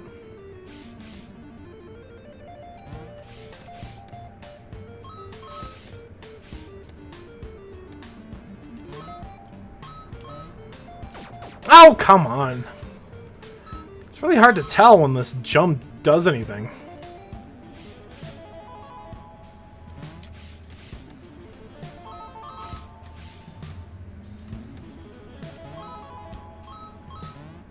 There we go. Ah! Titties! Titties! Titties! Titties!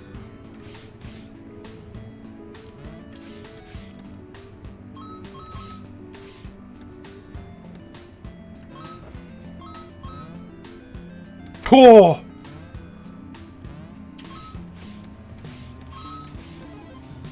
No, why'd I do that like a fool?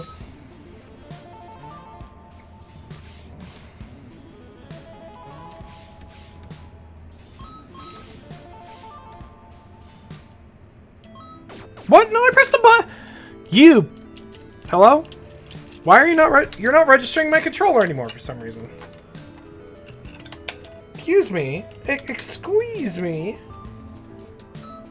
Okay, there we go. That was strange.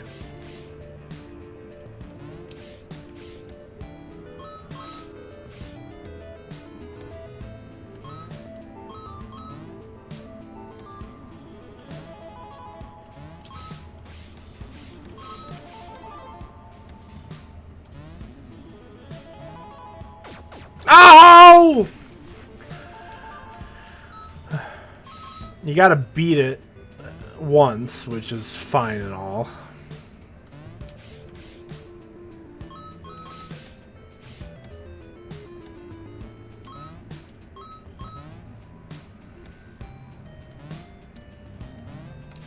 Ow!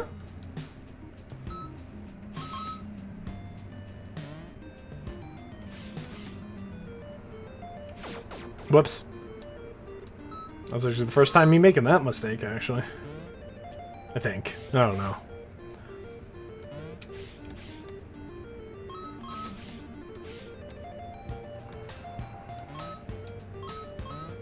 Nope.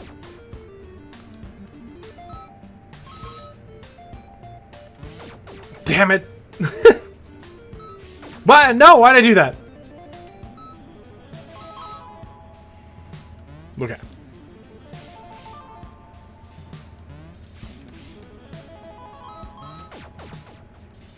Okay. Right. After I finally beat this one, that'll probably be it for Blitzbreaker, so I'll give my thoughts right now. Really good game. I love this a lot. Great pixel style, great overall idea with the platforming, very creative. No! Ooh.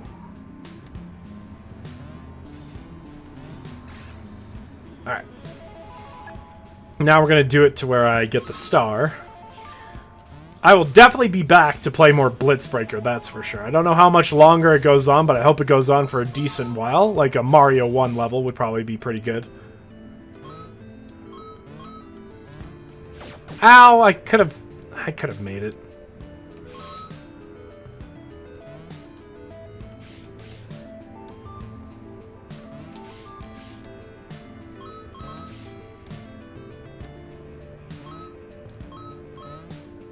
Ooh. There we go. Alright. So, very cool. Love that a lot. I think this is supposed to be more of a, I don't know if this is supposed to be more of a mobile style game, or that's just how the levels are designed. Appreciate the lovely little background, so it's not just this tall screen with black. But anyway, that does it for Blitzbreaker 100%. We'll be back for more of that. Good job, Boncho Games. Love it. Need it. Already have it. Alright. Moving on.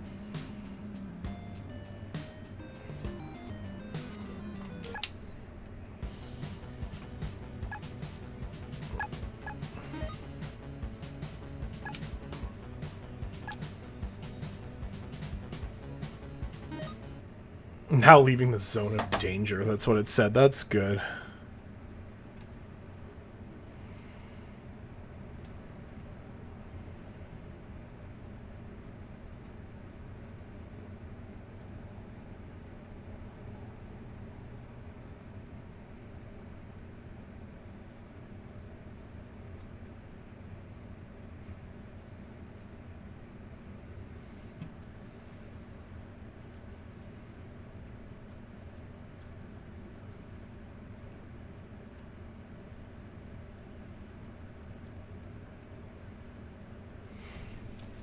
Alright.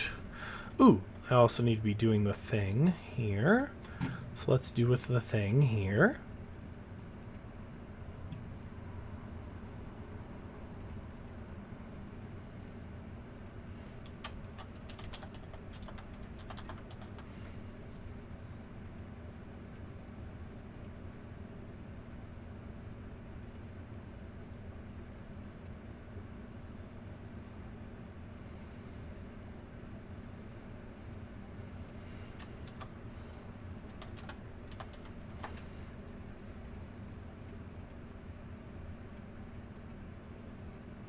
This one. There it is. Jesus. Took me a little while to find that, but there it is.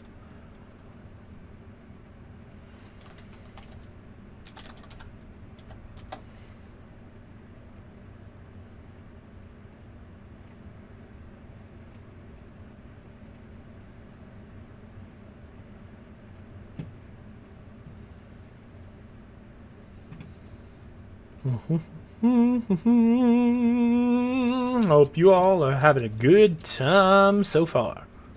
Good game so far. Nothing disappointing. I mean, like I said, visual novels aren't typically my thing, but I appreciate when it's done well. And Blind Men was done well, so far so good.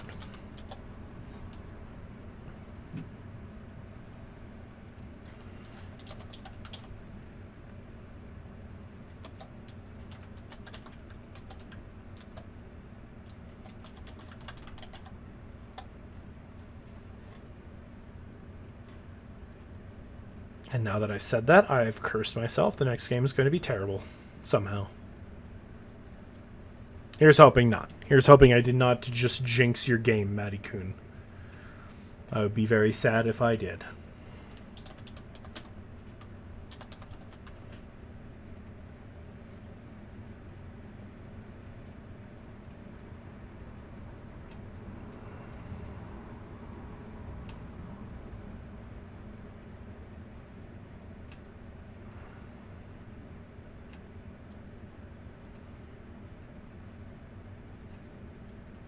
Okay, cool. Almost there, gamers. Almost there.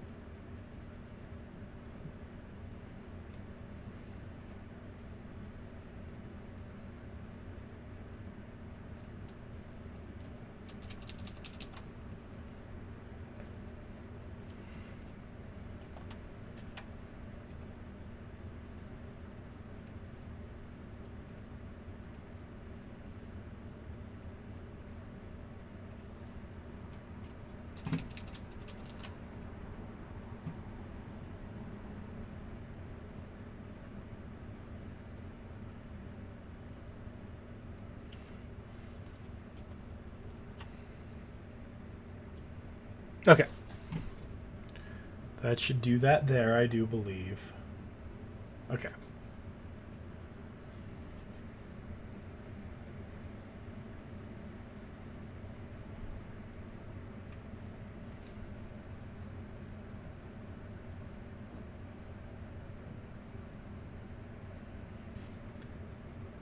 Wow, this game is very quiet. Music-wise. At least on the title. Don't know how true that is of it when we get into the game, but there we go. So if I have to turn it down, I will, but it's very quiet on the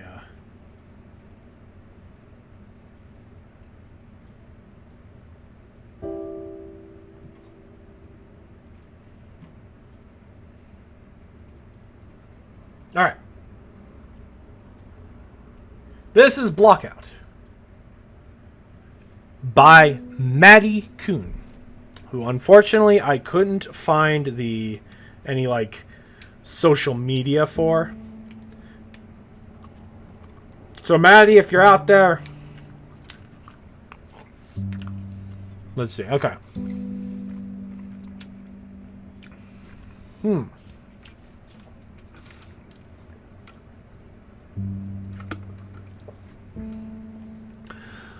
There's multiple different types of games. So, one shot. 3 lives. You have infinite bullets, spelling 3 lives. Okay, 7 rounds. 7 bullets, 7 enemies, 1 life. Cat mode. You're a cat. You chase mice. Zombies. 30 bullets, 1 life. You regain 1 bullet for every kill. Alright, let's try the different game modes, huh? High noon, white, and red. Oh, is it changing in the background to those colors? No, I don't. Yes, it is. Ooh. Maybe, I don't know. No, it doesn't. Nah, it's just changing in the background because it can. Okay. Custom modes. No. Oh, okay. Well, let's try all your game modes out, huh? Oh.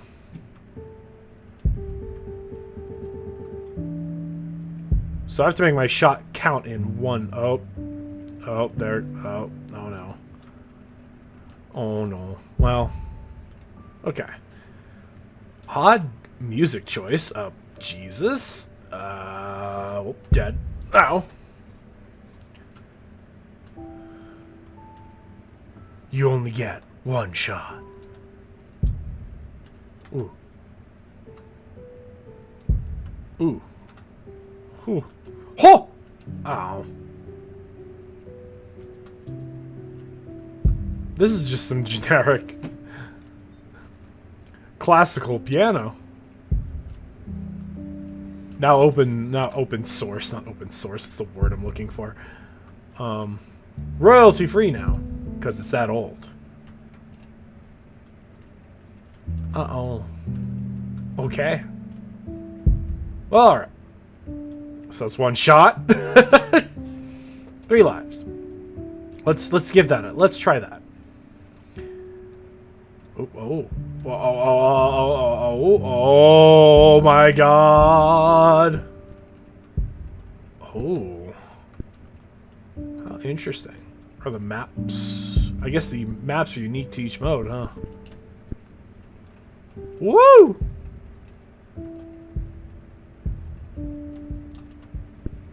Oh! What's over here? Let's find out. I don't know.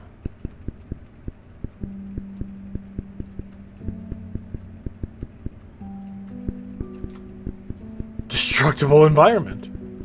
Woo! Nice try, motherfuckers. Whoa! Yo, oh my god.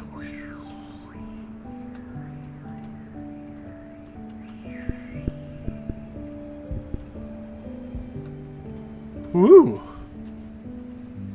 Alright. Ow.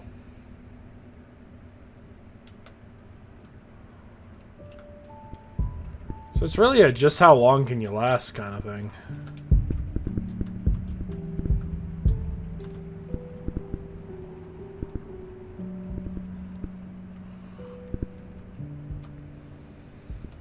Oh, whoops. Well, that's my bad. Ooh. Ah, okay, so it won't let me go into the center there. Alright. Okay. So that was 3 lives, 7 rounds. 7 bullets, 7 enemies, 1 life. Okay. So this one is very specific. You can't waste your shots on this one. Woo! Jesus. Oh my god. Okay.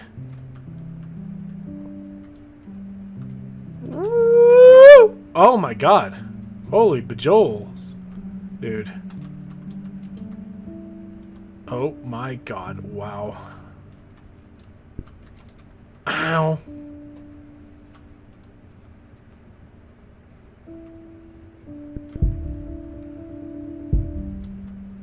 No, I wasted a shot. Dearest me. I wasted 2 shots. Well, it doesn't matter. I wasted shots.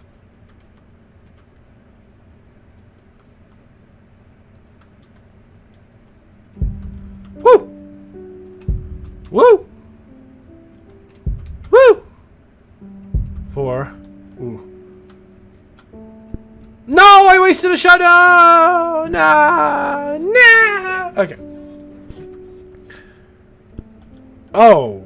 Well, that's unfortunate. It's a shot wasted again. Come on. Come on, come on, come on. Come on, we can play in here. Okay, 1. Oh.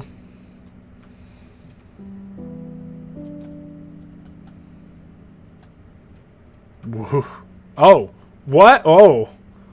I didn't expect that to be the issue at hand here.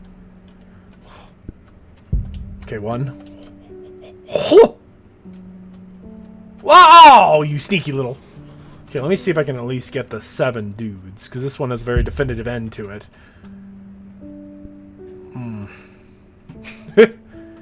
See, the environment doesn't really fix itself.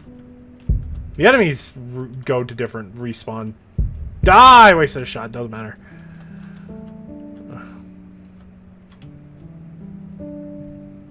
Wasted a shot.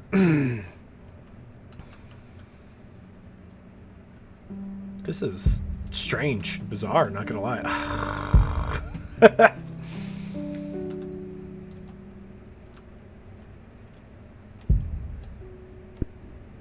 Ah, so you can shoot their shots. So that's not good. That's a waste of 100% a waste to get. Oh, okay. Well, so my best is 5 so far. This isn't the worst strategy in the world, but it's not the greatest either. Okay, 1. Whoa! 2. Ah, well.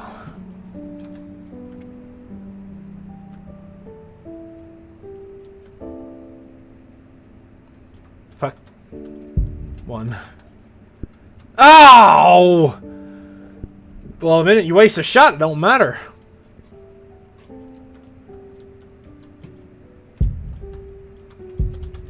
Oh, fuck you. Come on. Come on. Come on. Oh. Consistently gotten. I don't know how I got 5 the one time. I got 5, but I got 5 the one time. 2. Oof. Oof. Oof me up inside. Oh, I just wasted a shot. Okay.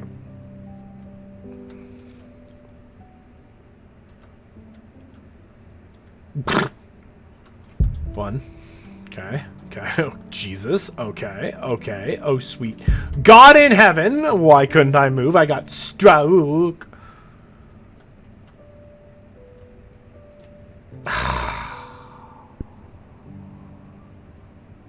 Okay. Whoa. Nope.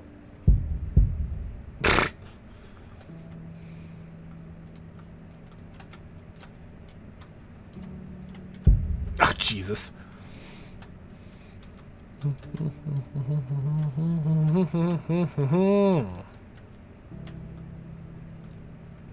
Oh, shot wasted. They swarm you. Oh, that.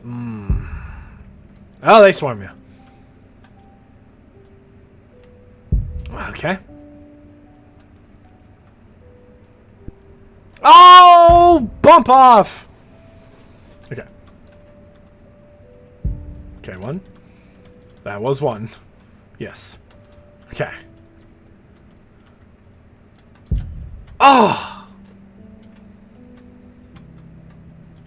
The fact that there's also shooty boys. Oh! Bump off! 1. Oh!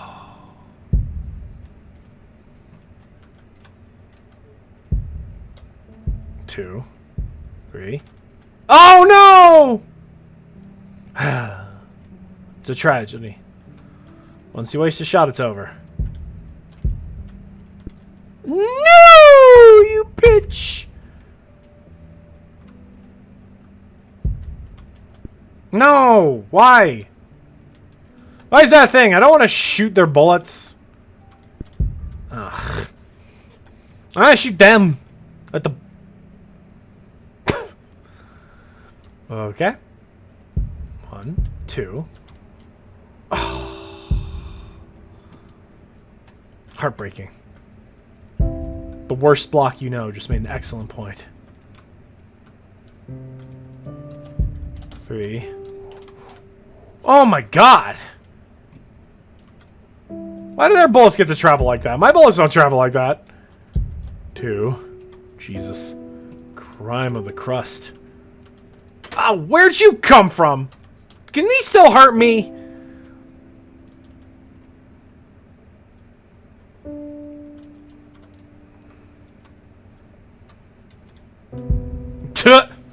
Well, I asked for that.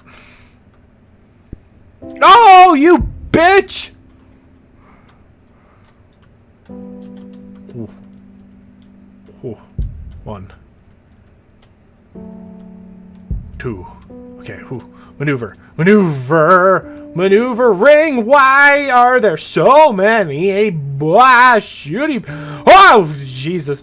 Oh, my God. Okay. Ooh, fuck. Okay. Okay. Okay. Oh, shoddy. Okay. Fuck. No!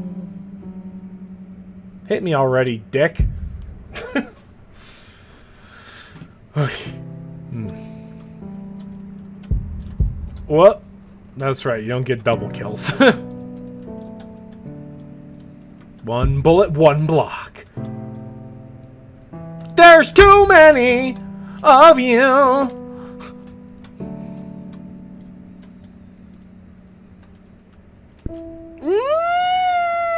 Damn it. Can this kill me? It can. Wow. Anyway.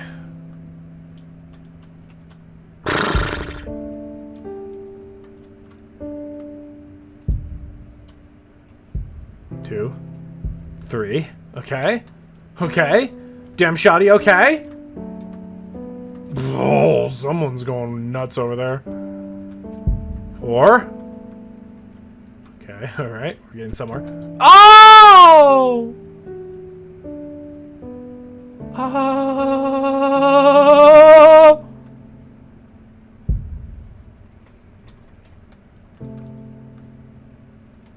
1. Nope. Nope, nope, no, no, no, no, no, no. Kill me. Stop wasting your time and kill me! Oh! Oh! Okay, 1, 2, 3. Whoa. 4. Ooh. No! No! Okay. This is so dumb. I'm gonna beat this game mode. This is the only game mode with a definitive end. You shoot all the dudes. Ooh. Oh! Right in the kisser. Whoa, that was lucky.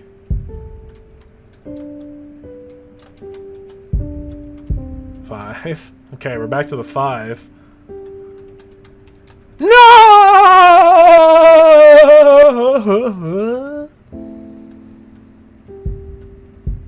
2. Oh, bump off.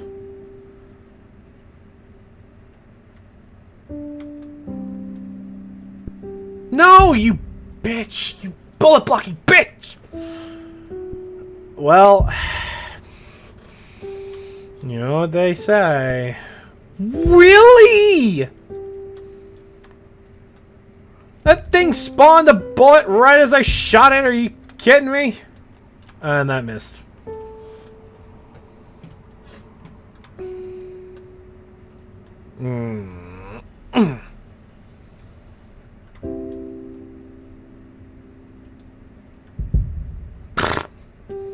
Kaboom boom.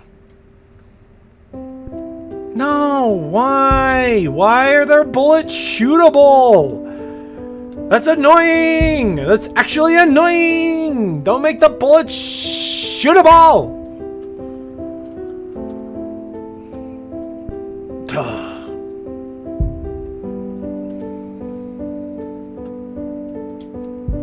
Ow!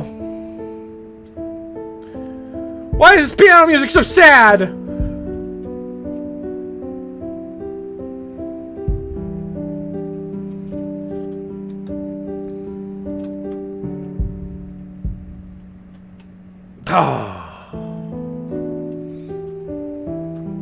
Oh, Jesus, I almost...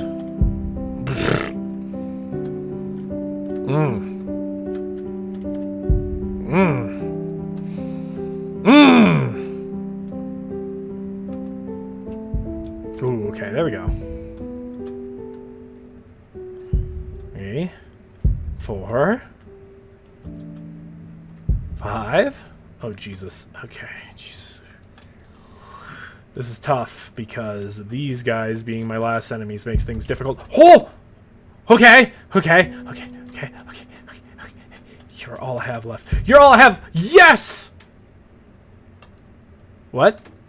Whoa. What? What?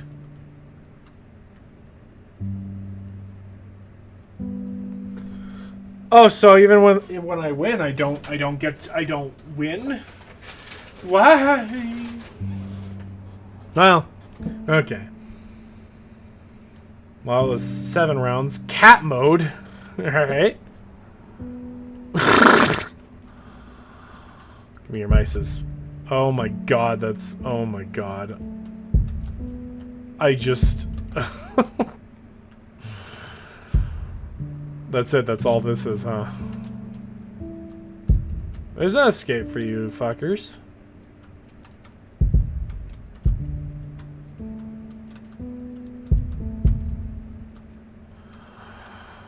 That's hilarious.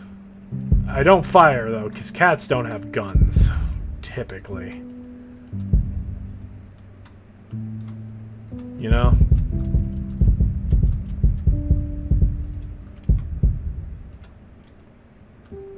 Cats typically can't get licenses for guns. Gun ownership.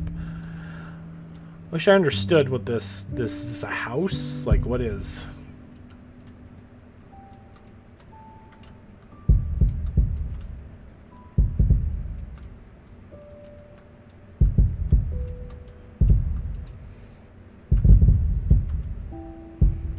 This is so dumb.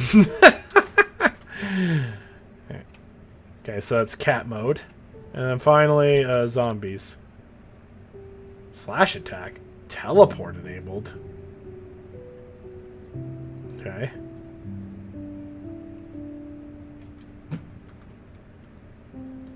Ow! Alright, that was stupid of me, in many ways.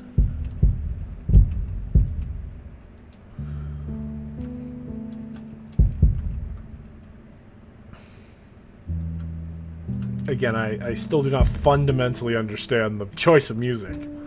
But, hey, you know.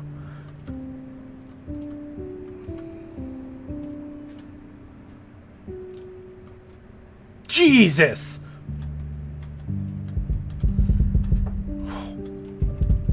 Whoa! Good lord.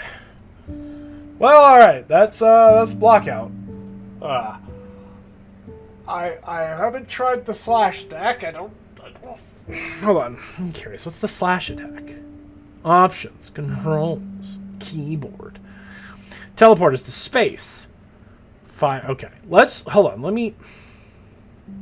Let's do that.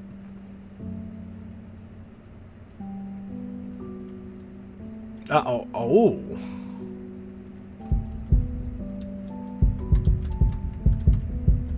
Okay. Oh.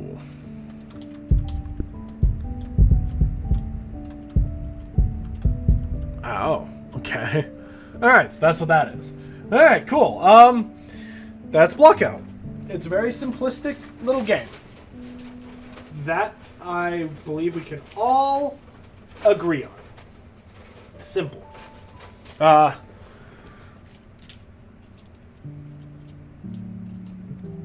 only thing that really confuses me, I guess, is why this piano music?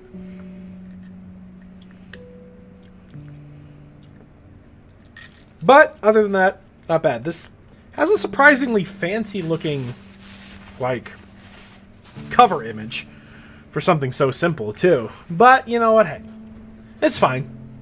You're not going to be playing it for a while. I'm not inspired to do any of the custom modes. But hey, like to create a custom mode, I should say. But you know what? Hey, it's all Gucci. It's fine. Not bad. Moving on. I just realized I hit the wrong button there. I hit the stop streaming button, which was stupid of me. I'm sorry. Hello. Back. But we're going to move on. That's fine. I just got to merge these two together. It's all good. Jesus. Anyway. Block out. Yes, done. Quit. Thank you. Next.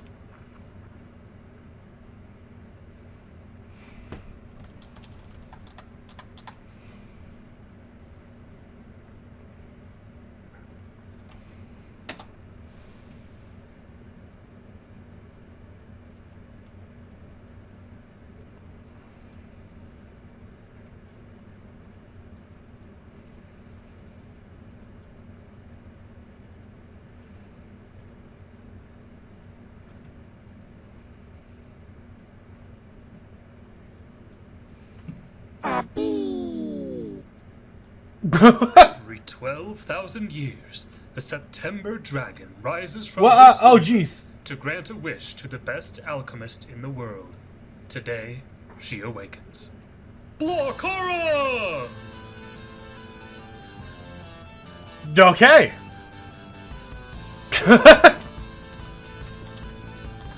Ready? Go! Oh! It's like a classic demo. Okay, oh, okay, hold on, let me... Oh god. This game is too much! We just, this is... Blockara! By... Uppercut! Haunted Bees Productions! Hey, not in the face. I'll lift you bogus! Blockara! This is a demo, or not a demo. That was just like, that was like classic video game. You spend too long on the... you spend too long on the main menu and it just shows you a demo. So that was cool. This is like one of those Tetris Versus games. So you know what? Let's do the tutorial. Choose your character. Wow, hey. That's cool. Who do I want to be? Yeah, I'll be Devin. Set sail for adventure! Oh my god, this is cheesy. Ready? Go! Okay. Welcome to the tutorial. In this game, you can see two boards. Yours is on the bottom, and your opponent's is on the top. Ah. Try moving your cursor to the highlighted tile. Is this the highlighted title? I think it is. Trying.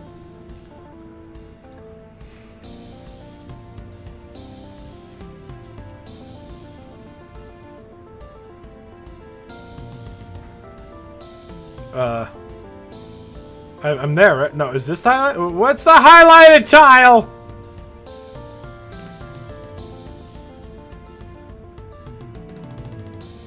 I'm apparently stupid. Devin's like, bro.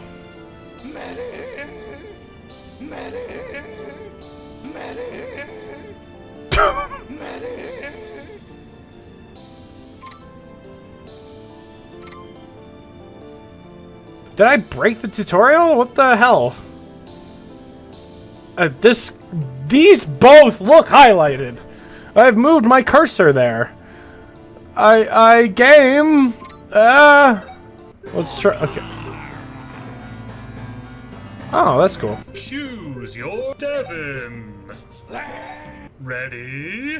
Go! Welcome to the tutorial. In this game, you can see two boards. Yours is on the bottom, and your opponent's is on the top. Try moving your cursor to the highlighted tile. I swear I'm there, right? Am I stupid or something? Well, if I can't figure this out, I'm gonna it's gonna be miserable. Yeah, these two are literally the only ones that are highlighted. What? I guess that's highlighted too, but okay.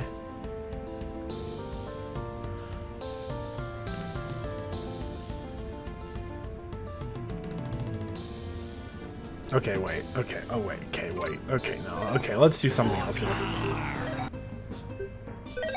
Okay. Okay, I think. Cows are an animal. Okay. Choose your character. Not yet. Choose your character. Devin. Ready? Go! Okay. Hot. This. Now the next thing to learn about is shifting. Try shifting until there is a fire tile under your cursor.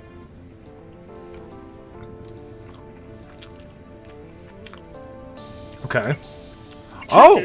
Rad! Now move down to the next row and shift until there's a fire tile below this one. Okay. You're rocking it! Now you're ready to launch, and see how that earth tile on your opponent's board is gone? Your goal is to drill through your opponent's board and hit the back. Try lining up 2 water tiles in this column to destroy that fire tile, then excellent! Now you're getting the hang of it. Try one more time. Take out that water. Great! You've taken out half the tiles in the column. But now, look at that! Yeah! There we go! But before you launch that, try lining... Check it out! 3 tiles! Score! Once your opponent has a clear column like this on their board, any 3 tiles of the same type in a column will be able to take out the opponent. I see. Making you the winner. Of course, it'd be too easy if your opponent couldn't fight back. They can launch tiles at your board just like you can to theirs. Now, finish them off! Wait, what did they just do? Oh, right, I forgot something. You can shift all of your rows at once. Now, you did it! You won! Now go out there and play. Okay. I missed the whole shifting all at once. Whoops. Choose your character.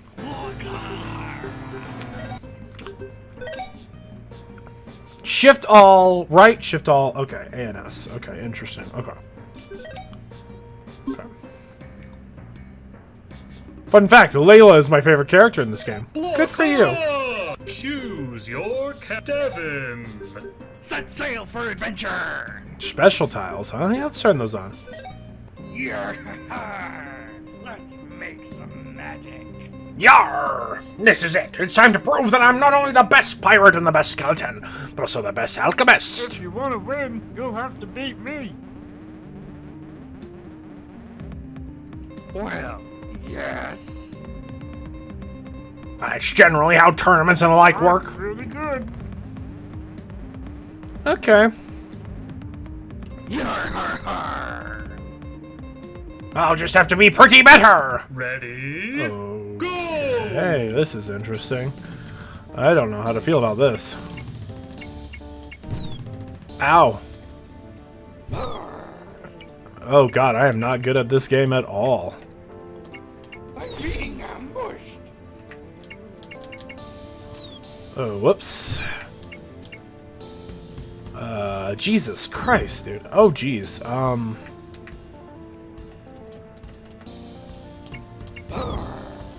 I can't see a thing. Haha.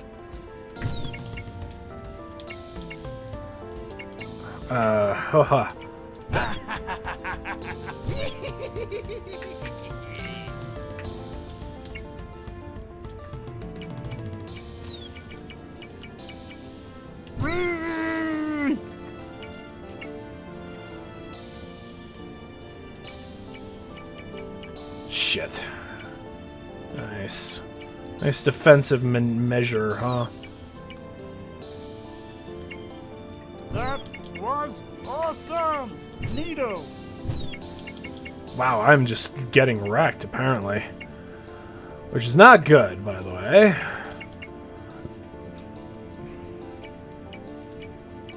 How do, you son of a gun? Wait, I saw that. Step it up!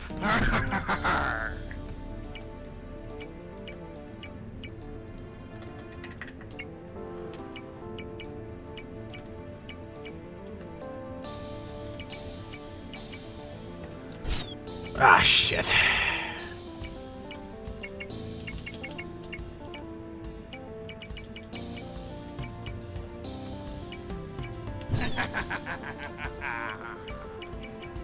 Cut it out, cut it out, cut it out! Okay, so does it matter for these? I don't think it does, but... Ah.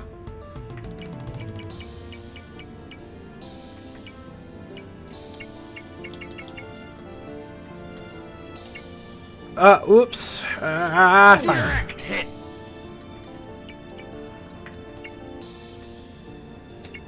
No, come on. Owie. Bro. Owie, indeedy.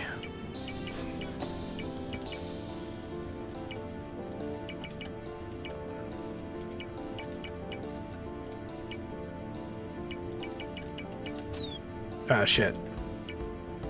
Me ship sprung a leak! Me ships.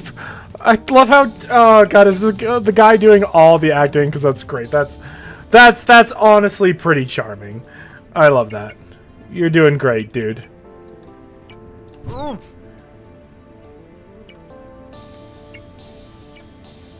Ugh, you bitch. Ah, fuck. He has a.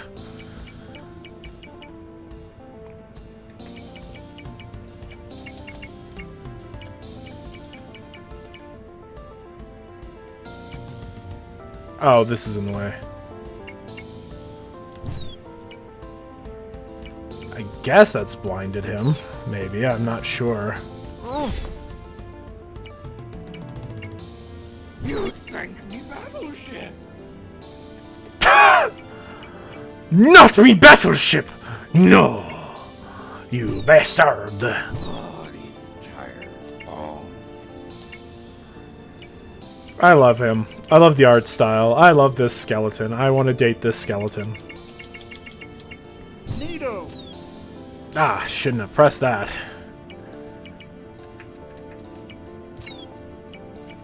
Ah, this sucks. Alright. Okay.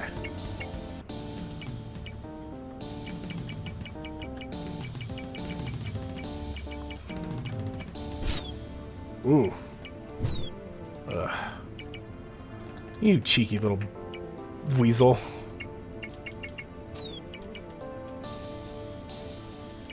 Oh, I can't make a good. Oh, that's not good, actually.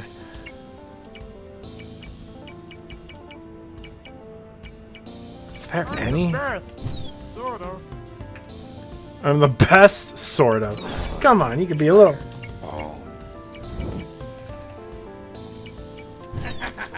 Okay. You can be a little more loving of yourself than that. We're all good peeps here.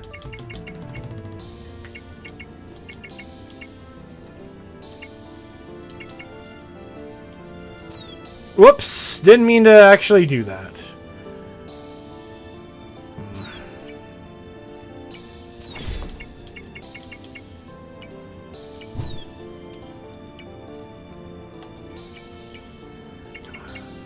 Tubular!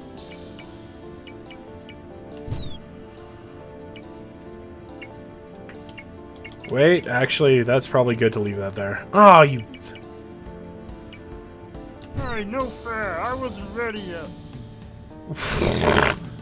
Don't think that's how that works, but hey, you know. Hippity hoppity. Oh, you bitch! Right at the last moment. God. Okay, that is something. Owie!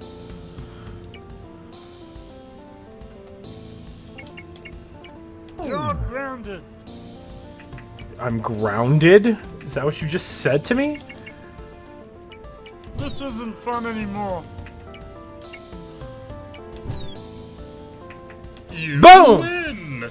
Okay! Demand a do-over. I wasn't ready yet. Oh, you actually were better than me. I was expecting that. Wow, look at that landlubber. Well, look at you! I've never seen a more landlubber in all my years. Har har. My apologies.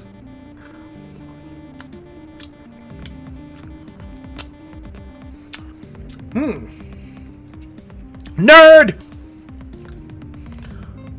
Ha ha! I like your style, boy. Reading is good for you, I'd imagine.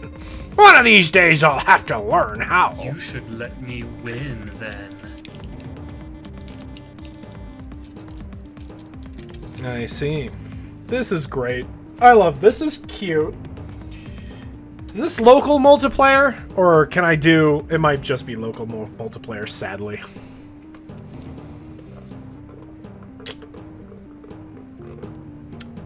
Well, if you let me win, that can happen. My wish will be worldwide literacy.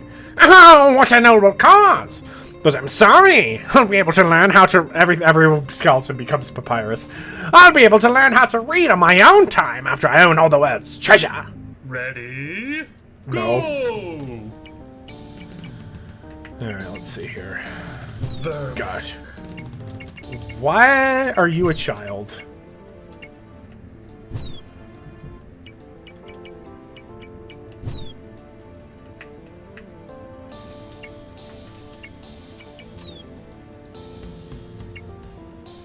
Okay, there we go. Pedestrian. Why do you think you're edgy cool, dude?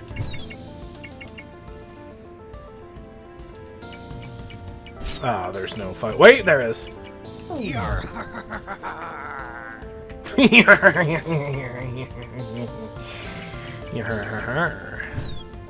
Take that, me hearties.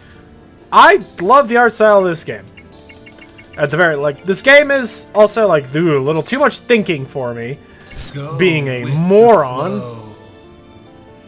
But, whoops, what a complete waste of a shot, because I hit the wrong button.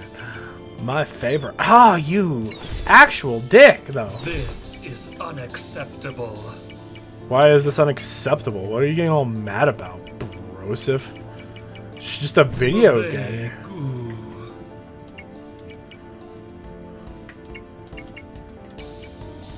Just a video juego.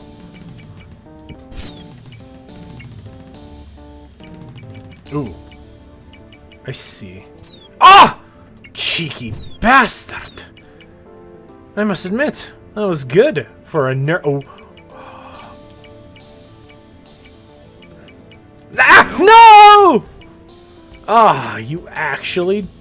There we go. Are slipping. I don't know how to respond to that. I'm not gonna lie, that's actually, I don't. I do not like what I am seeing. Well, maybe cry about it harder then, I don't. Step it up. Me bones. Well, I guess I shouldn't mock him when he did do what you asked him to, bro. Beautiful. Whoops. Had that. No, why do I press wrong button? Wrong button happened. Two off. What a tragedy. Alright, I'll do that. Okay, I got this, but he don't really got much, there we go. Needed that. Okay, I wish I could get some, fucking... Shit. Might just be worth it to shoot it just to... Yeah. There we go. Oh! Goodness. Whoa! Whoa! Okay! Whoa! Well, that's a little whoa for my whoa. You plebeian. Plebeian? I'm pretty sure that's not how it's pronounced, you nerdicle. Distasteful. Look, bro, it's just a tournament. You can... It's okay. Vermin. I'm a nerd. And it makes me feel good. Pedestrian. You're just saying shit to say shit now.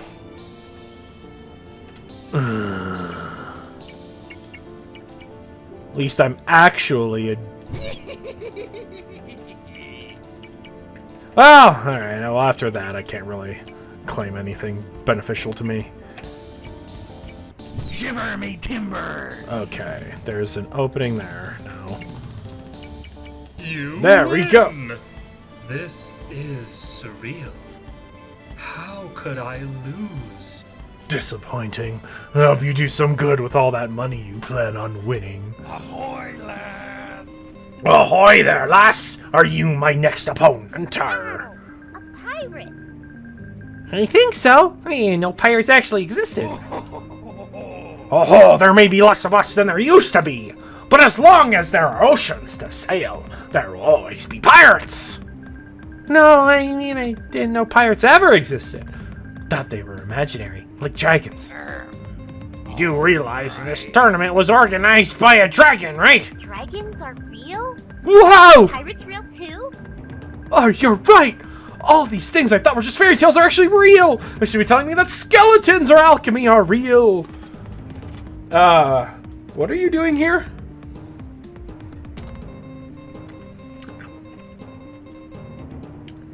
I'm sorry, lass, but neither of those things are real. Ready? Go! I'm being ambushed. I thought we were friends. Why would you think that? I mean, I guess we could be. There's nothing wrong with us being friends.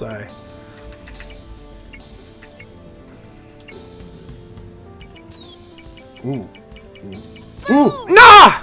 Damn it. Yeah, well, that's fine. I end up having the desired effect anyway. No, it didn't, because you still have all of those. Ah! Waste. Wasteful, wasteful, wasteful. Wasteful, wasteful, wasteful, wasteful! Oh yeah. What? Oh, Oh. yeah. Oh, I shot it at the fire for some reason. Here we go again. Okay, well, that works. Not great. I don't know what I would prefer!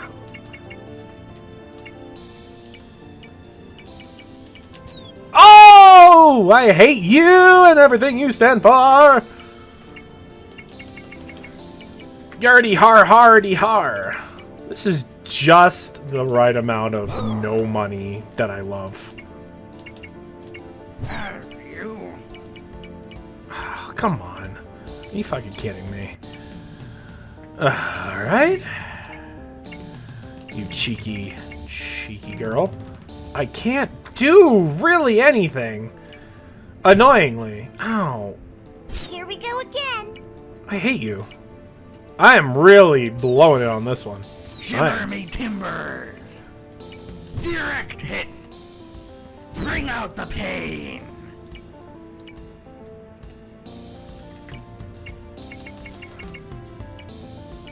Direct hit. Beep beep. Did he actually gargle something for that? That's cute. That's cute. Okay, I needed that. Whoa, what the fuck just happened? What just happened? Excuse me, madame, what the fuck did you just do to me? Bone bash. Oh, she did that to me. Insufficient postage.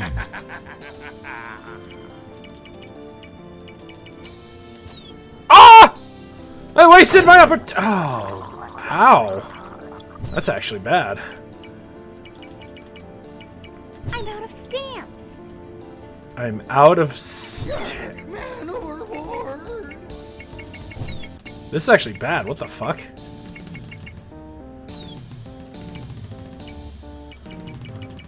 Insufficient postage.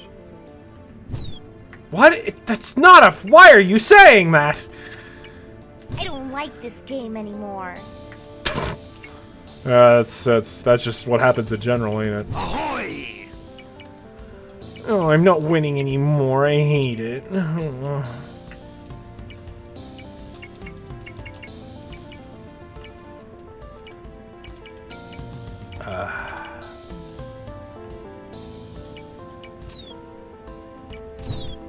Ooh. I'll admit, you're strong. Someone who has no idea what they're doing, apparently.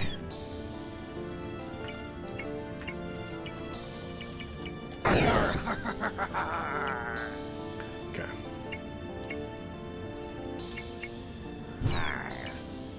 So far, so bad. Ah! Missed my opportunity by that much. Shiver me timbers! And all that crud.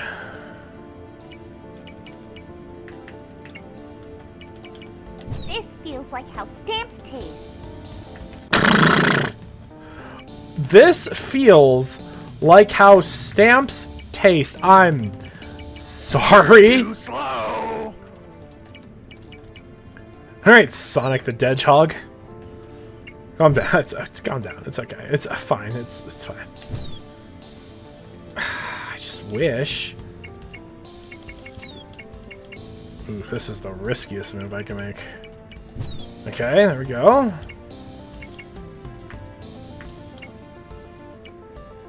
Ah! You're trying real hard right now. You win! Alright, okay. I want to unsubscribe from this newsletter. Darn, I lost. Now you'll never show me where your pot of gold is. I am the best at everything a man can do. I'm halfway through this measly tournament. And then all the world's precious metals will be mine. Alright, but you have to beat me to get your wish. And that isn't going to happen. Heavens to Betsy's boat.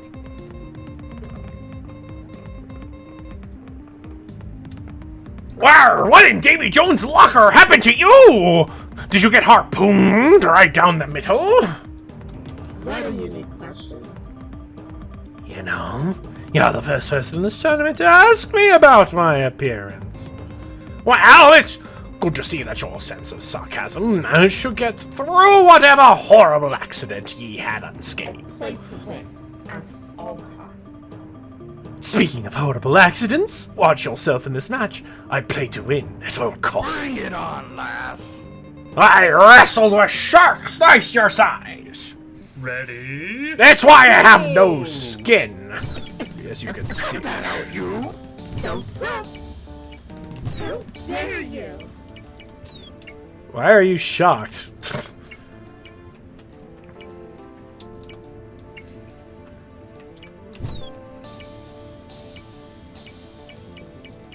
Cut that out, you.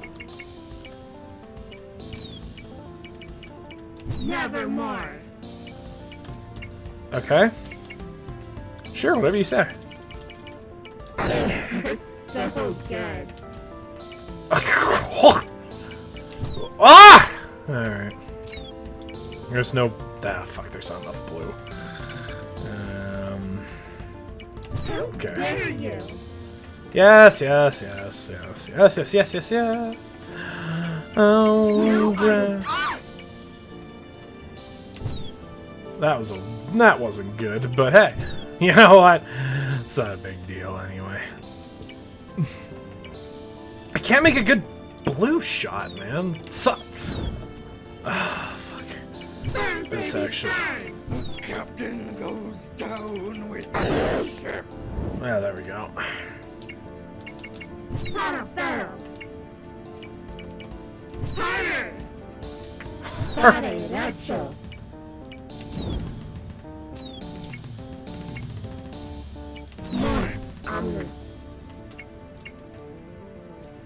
Okay, I'm getting the hang of this. Hey, I needed that.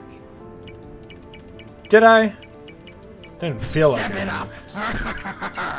Didn't feel like I needed that, but hey, you know, whatever me says, Put it right? all down. Vale, Racho. You're just a bitch. Oh!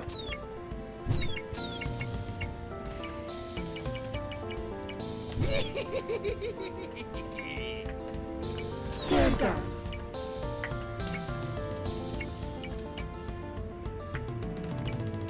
Okay, I don't have anything to hit that with. That's interesting.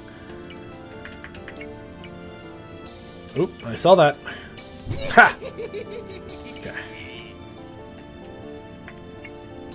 No bones about it. You win! Ha! I sleep with one eye open if I were you.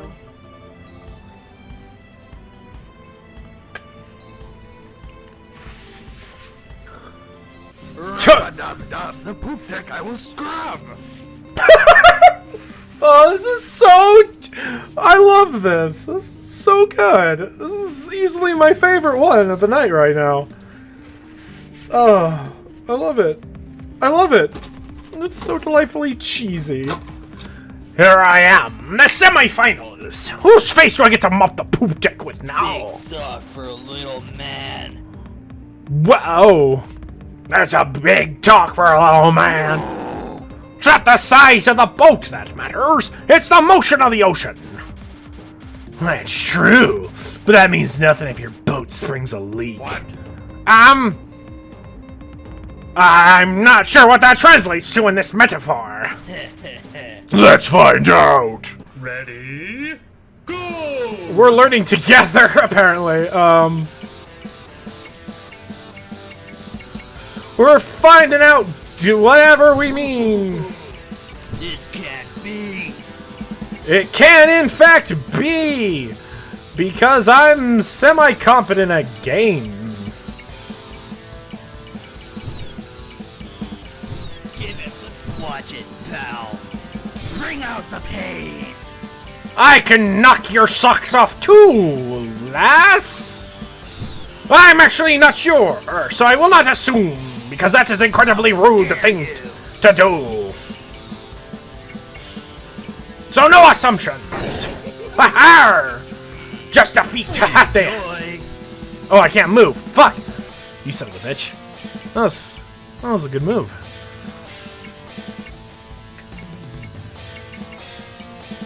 What? Boom bash. Phantasmagoria! I'm just gonna say shit, yar. You're a waste. Oh god, ow, actually. Ow, actually. This is terrible. Nah, you kind of have a better grasp on it than me currently, actually. How dare you? Like, not to admit my own faults here, but you definitely have a better grasp on it than I do. How dare you?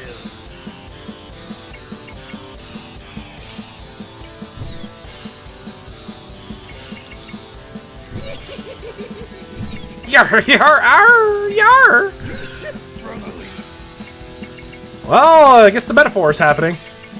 Maybe, fuck if I know. Ah, that was a waste.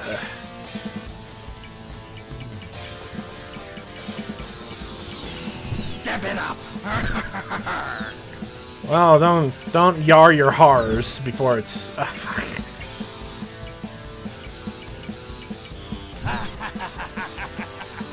This guy's pretty good at My eyes. My eyes!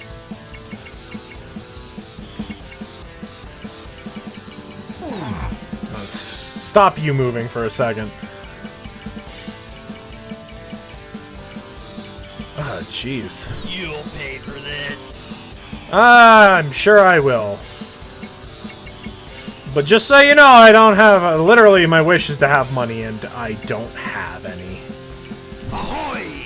Just, to be unfortunately clear about myself. Garbage. Well, that's rude. We don't have to get rude. To have a friendly competition, we don't gotta get rude. You're too slow. Why? Come on! Step it up! Because I'm Sonic the Hedgehog. Oh, there's not a single water.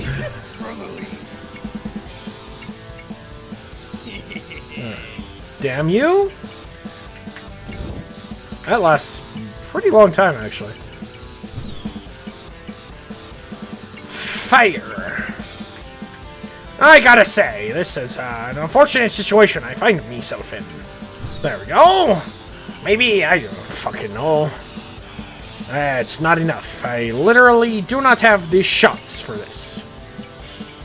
Because none of your water be exposed, yar.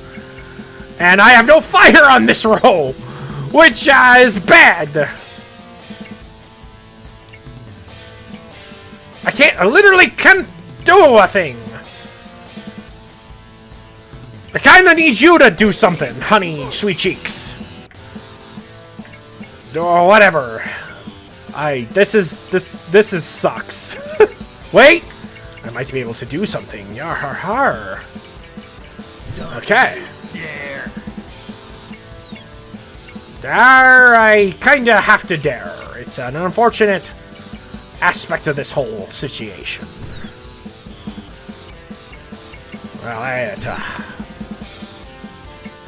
I'm glad we're learning a lot about ourselves right now. This can't be. It could be. I can't believe I wasted that. That was perfect, and I went and fucked it up. Not gonna lie. Okay.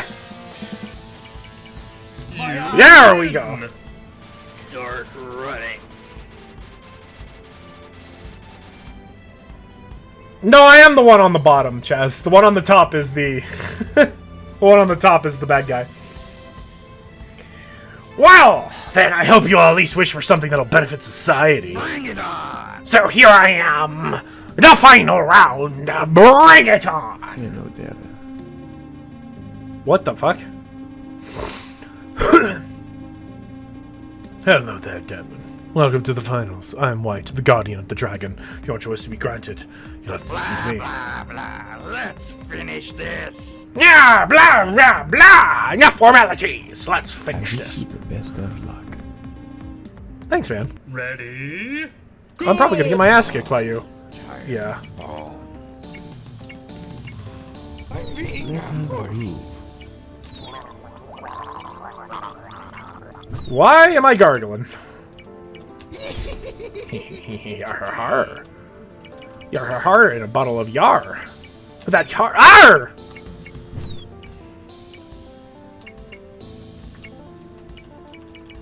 You sank me battleship. Well played.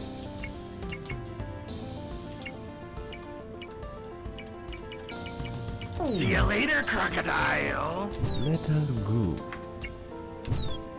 Okay, that was useful. I actually strategized that time. This is just a test. This is just a test. You know what else is a test? Take this. Finals. Finals are also a test. Well played. Thanks, man. I do my best, you know. Magnificent. Ooh, let I want us that. groove. Give me that. Give me that. I want that. That's good. Let us groove. This is just a test. Oh, Jesus. He's actually wrecking this particular corridor right here. You bore me.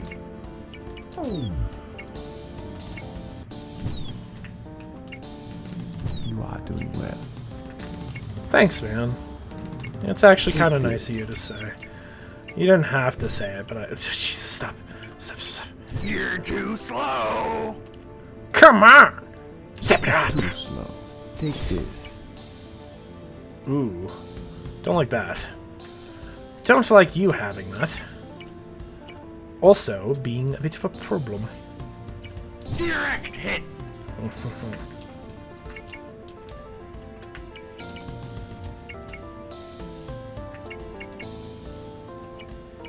No, of course you don't have any fucking... This sucks, actually.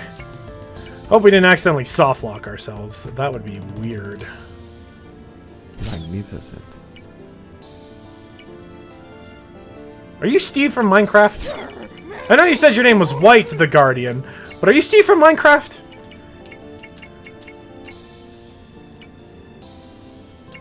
Ah, you bore me.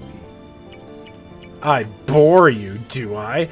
I wish I could do more than bore you, but it's kind of hard when I don't have the shots. It is as the prophecies foretold. What? Hey, I needed that. Come on. Oh, that. Yes! Oh, that's a good feeling. That's a great feeling. You are the chosen one. Thanks. I don't feel like the chosen one, but thank you. I'm just here for the food. Let us groove. Ah.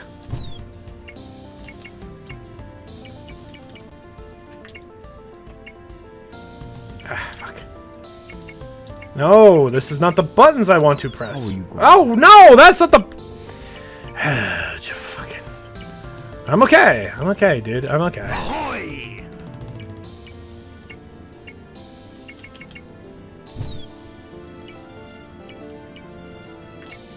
Everything's fine. I'm not upset with myself. Let us groove. Oh, unexposed! Oh, unexposed! Can you not do anything anymore? No, you can. You can still do something. Wow. Rude. But also, I have this. Ah! That's fine. Nice save. You win! Oh! You have done well. Proceed. And meet the September Dragon. Oh. Here it is. Here it is! Wish-granting chamber. I have one last request. Correct. Welcome to heaven. Before I grant you your wish, I have something to ask of you. Sure. Let's just make it quick. I want my money. I wish to battle you. Well, quite impressive. And I have been bored these past millennia. Would you do me the honor of battling me? I want me money. Now that ain't what I signed up for! Beat me, and your wish shall be granted. It's true, that was the original plan. If you don't skill your skill, and I don't want to waste it on such mortals. Defeat me and your wish will be granted. It's over with. Fine, whatever. Let's just get it over with. Oh, gotta fight the fucking dragon now. That's more like it. Is it? Ah, Body's tired. Oh, I'm too. Oh, fuck. She actually. bones about it. You. Oh, that was some of it. Thank me, battle. Wow, what the fuck? Oh god. Nope. Ouch. Paid pretty good. Hook, line, and sinker. Yar, har, I'm so fucked. Body's tired. Bones. Ouch. Pain is hilarious. I love pain. Pain is hilarious. Pretty good. That's more like it.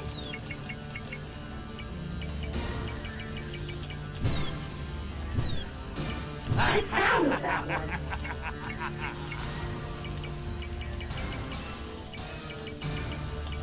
Not bad.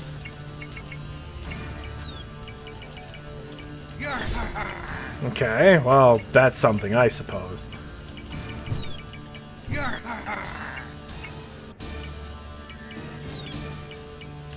How's this? I don't know, how is it? Ah, Jesus Christ. Good shot. Thanks, I guess. Even though wow, you have really murdered me. Not gonna lie. That's, insane. And I've hardly dented you. I've Harvey dented you. Good shot. Direct hit. Yeah, of course you do. Right at the last moment, of course. No, I'm not mad about that. Here you go. Ah, you... Oh, you bitch! I literally actually can't do anything. I need you to expose yourself. About it.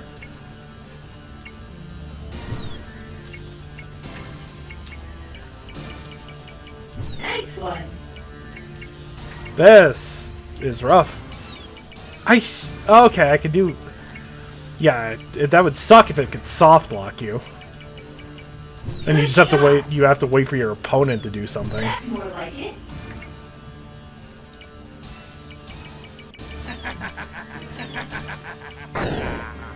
Okay, finally got to do that to you.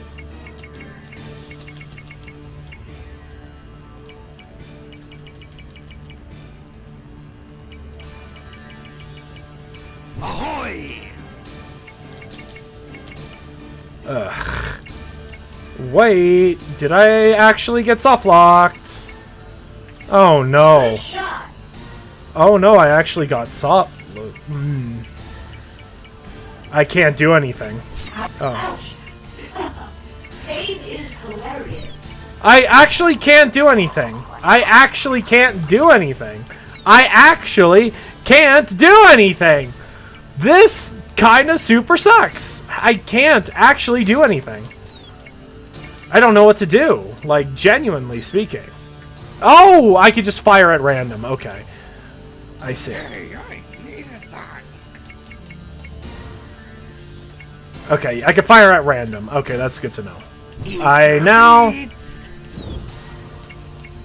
now understand.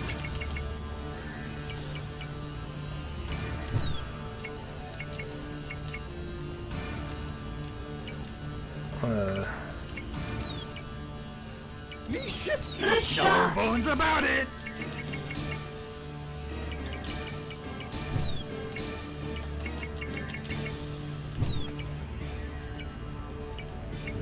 I will eliminate. That was so good. Oh, that was so good. Ow! Stop it! Oh, stop it, you... You're too slow. Okay, I could do a water.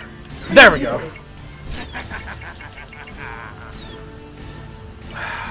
The problem is... I need fire, is the problem. Okay.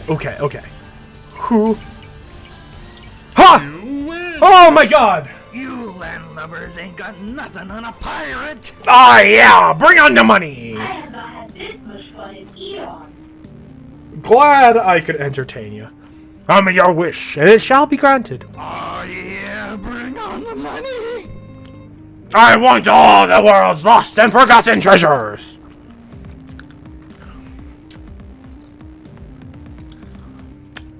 You want forgotten knowledge, ancient history? I was just talking about gold and sunken ships and whatnot. But go on, you've interested me. Much of the past has been lost, not just gold. Their civilizations, their inventions, and artwork that are completely unknown to modern civilization.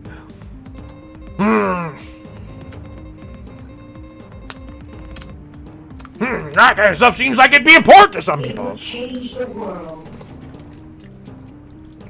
Am I gonna have a moment here? Change the world, huh? Well, this talk has gotten me a bit curious about that old stuff, too. Like Atlantis! Is that ever actually real? You cannot know unless you wish for it. Give it to me. Well, even if I don't find Atlantis, very least all of that knowledge would be worth a pretty penny. Alright! That's what I want. It shall be done. I remember everything! Whoa! Everything. Atlantis was full of dinosaurs!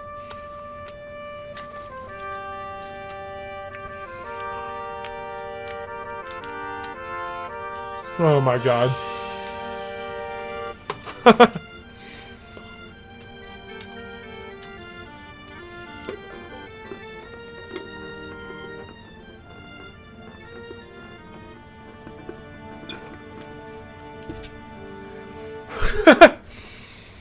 Oh, that was great. Oh, that was cute. That was cute. Hold on, I need to actually see here. There we go. Congratulations! PhD! I love him! I want to take him on a date. Enter your high score. Oh, well, alright.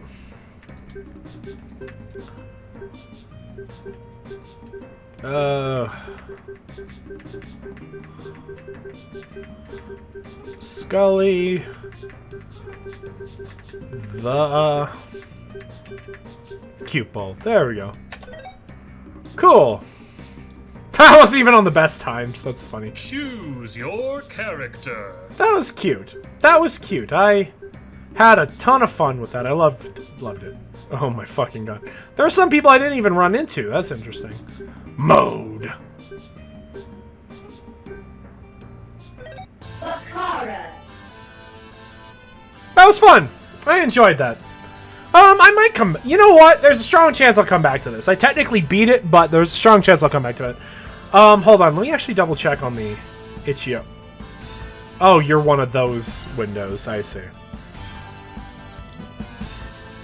Local it's only local multiplayer. That's a shame. I wish I could have connected with somebody, because I'd be like, bruh, I would send somebody this game real quick. But it's only local multiplayer. Choose your character. Yeah, it's only local multiplayer. What a shame. Blockara. That was fun! I love it. Love the art. Love the cheesy as fuck voice acting. Which, by the way, part of what made me giggled is it wasn't mixed particularly well. You could tell that that sound was coming from various microphones. But a fantastic and cute little game. I will come back. I might keep going, do it all as every character, you know, that sort of thing. So, anyway, that was Blockara. Moving on.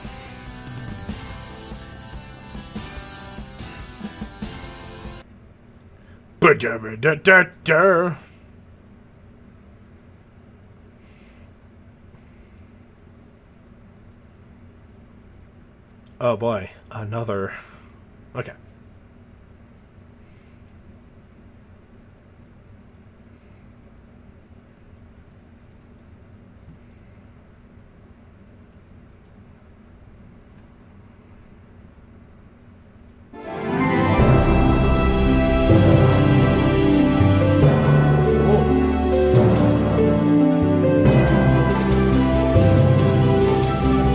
Come on.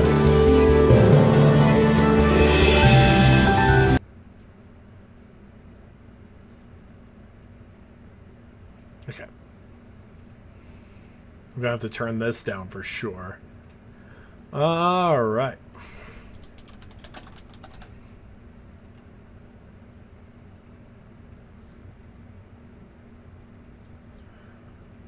Next up, we have Blue Rose by WhiteCat.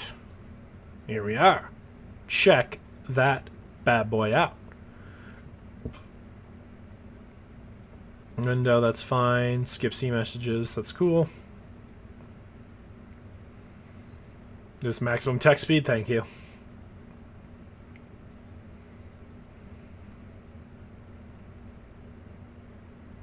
Can I? Okay, there we go. Well, turn that down a bit. Turn that down a bit. It came out of nowhere! It's another visual novel, by the way. Boom! Ah! Watch out! To your left! Chaos breaks out. There's a loud crushing sound and the scream of someone close. The ground shakes beneath our feet and makes my heart skip a bit. The terrible, menacing presence of something hostile washes over me. I spin around to see the cause of this disaster. How could I have not noticed this? How did something like this sneak up on us? The fucking dragon!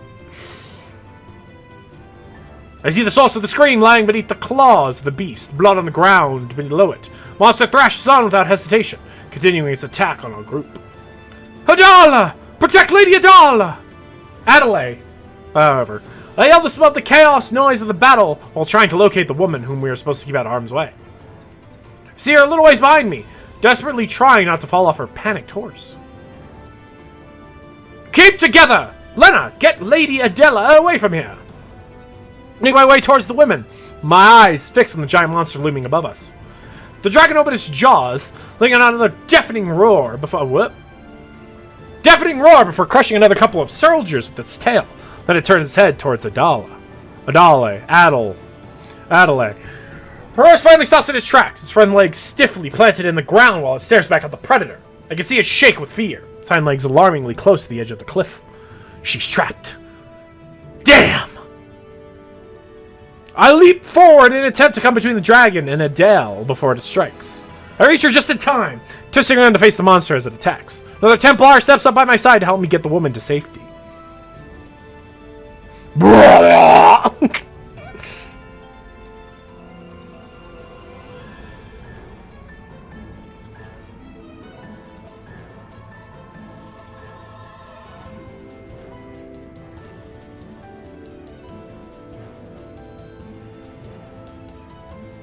He tries to dodge as the dragon snaps its jaws at him, but is caught in the next strike from its claw. It lets out a small cry before getting crushed beneath it. The dragon moves forward again before I can see what happened to him. The battleground is chaotic as the dragon fights back with quick and measured movements. Now it's trying to attack its flank as I'm the last one standing between the beast and Adal. There's an ominous sucking sound as the dragon inhales, about to unleash a fire attack towards us. The ominous sound sounds something like... Another of the Templars let out a cry and stabs his glowing sword into the dragon's thigh. Letting out a yelp of pain and surprise, the dragon's head jerks back and lets a puff of fire into the air. Even down here, I can feel the heat from the missed attack. Angrily, the dragon moves his attention back towards the attacker. This is my chance. I rush forward, hoping to get a blow in, but the dragon reacts way too quickly. As it twists its body around to improve its position, another claw lashes out to brush me aside. Quickly readying my sword, the impact between claw and steel fills my ears, and that impact goes clang! Like that. Ugh! I stagger backward from the blow, trying to create some distance between me and my enemy and take note of the situation. This isn't good. I'm getting tired, and the dragon is just too powerful. I cast a glance at the Templar lying on the ground near me. Is he dead? Adelaide! Take another quick look around to try and confirm her location, but then I know something else. Battle runs forward once again. This time the target is another knight on the battleground. It's Simon. No! My mind freezes. The dragon lowers the claws of the man holding up his sword in an attempt to defend himself. Before I know it, I rush forward in a desperate attempt to help, but I only manage to take one step before smashing pain hits me from the side. The tail of the dragon strikes me like a hammer. My head goes blank, and I feel the ground disappearing beneath my feet. My sense of up and down is lost to sail through the air, the wind blowing against my face. What? Before I finished, I thought, my head is struck by something hard. Boom.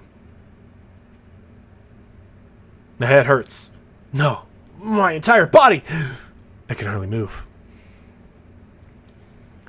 Cold fear crawls up my spine as the memory of what happened slowly returns to me.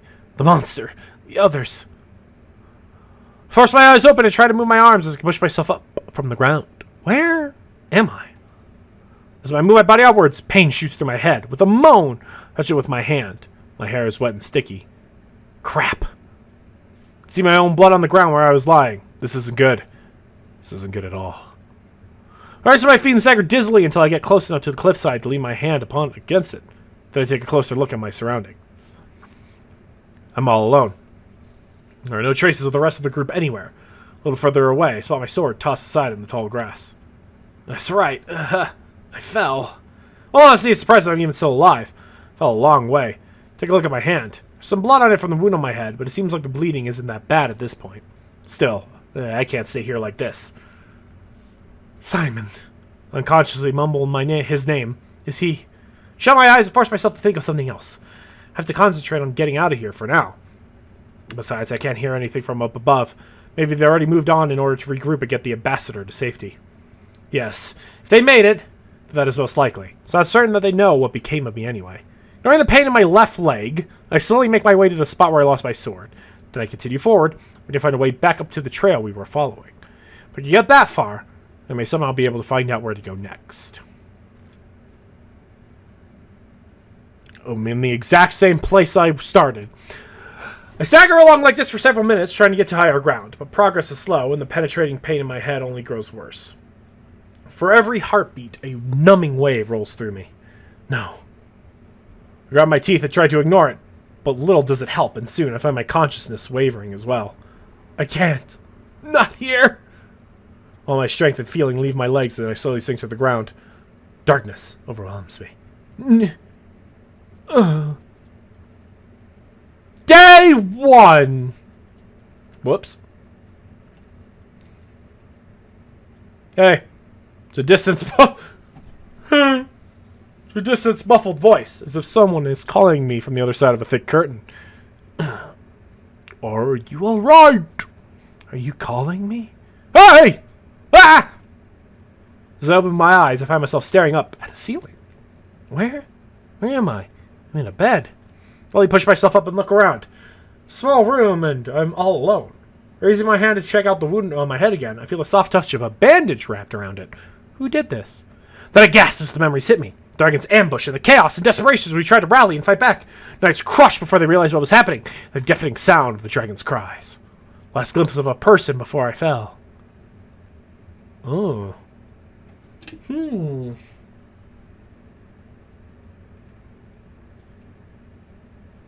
Simon. I realize that I'm trembling. What happened? My confusion grows. A new thought makes me look around the room, almost panicked. My sword! I don't see my sword anywhere. It's been taken from me! Majority by the sound of the door opening, and I look up to see a stranger with a tray enter the room. That dragon was a person! Maybe. He looks up and meets my icy stare. Oh, you're awake. He walks over to the bed and places the tray on the bed table. There's some bread and a glass of water on it. My body go tense as I instinctively raise my guard towards the stranger. My ribs still hurt a bit, but I ignore it for now. Where am I? My house? He doesn't look at me while giving me this curt answer. He just focuses on the second cup on the tray. It's kind of like a tea. A small bag with something that looks like herb powder, which he drizzles into the hot water. What is that? Your house? He finally turns to look at me as he finishes with the tea. Yes, found you unconscious and brought you here. You almost died, you know? Speaks to me in a cold, uncaring manner, as if he couldn't care less. Where is my gaze falls down on myself, and I realize that I'm wearing an unfamiliar white skirt. Underneath, I catch a glimpse of the bandages covering my wounds. What? Who? Relax. I'm not the one who changed your clothes. It was a woman, okay? Look at him again as he hurriedly blurts out his excuse. Well, that is kind of a relief. Because men are gross. Where's my sword? Slightly surprised, he raises his eyebrow at this question. You're not even going to ask me for my name or how long you've been here? My sword. He sighs and turns away to focus on the tray again. Not here. I don't want weapons in this house, I say, wearing a quiver and a sword. What? Eat this. There's some medicine in this cup. Make sure to drink it. Then he turns around and heads towards the door. Hey! Well, the door is already closed behind him. Once again, I find myself all alone, sitting in a bed in an unfamiliar room. Took my sword away, or did you just leave it in the forest? Can I trust him? Cast a glance at the cup of hot water standing on the table next to me. No idea what kind of strange powder he put into it. On the other hand, I don't imagine anyone would poison somebody so obviously. However, the smell of freshly baked bread makes me realize how hungry I actually am. In the end, I take the bread and leave the tea alone.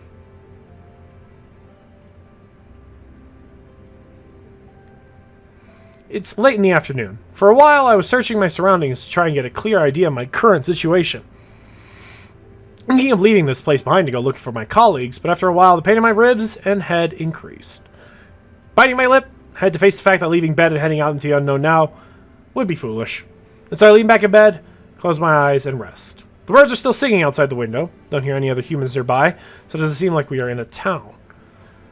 Thinking back on the map that we were following through the mountains, this was supposed to be a wild, desolate place without any human settlements for miles. It would have taken another couple days of travel to cross the mountains, and then a little more before reaching the next town.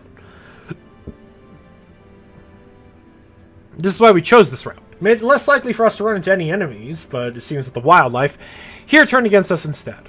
There's the sound of a door opening and closing somewhere close. Is it the man who brought the food?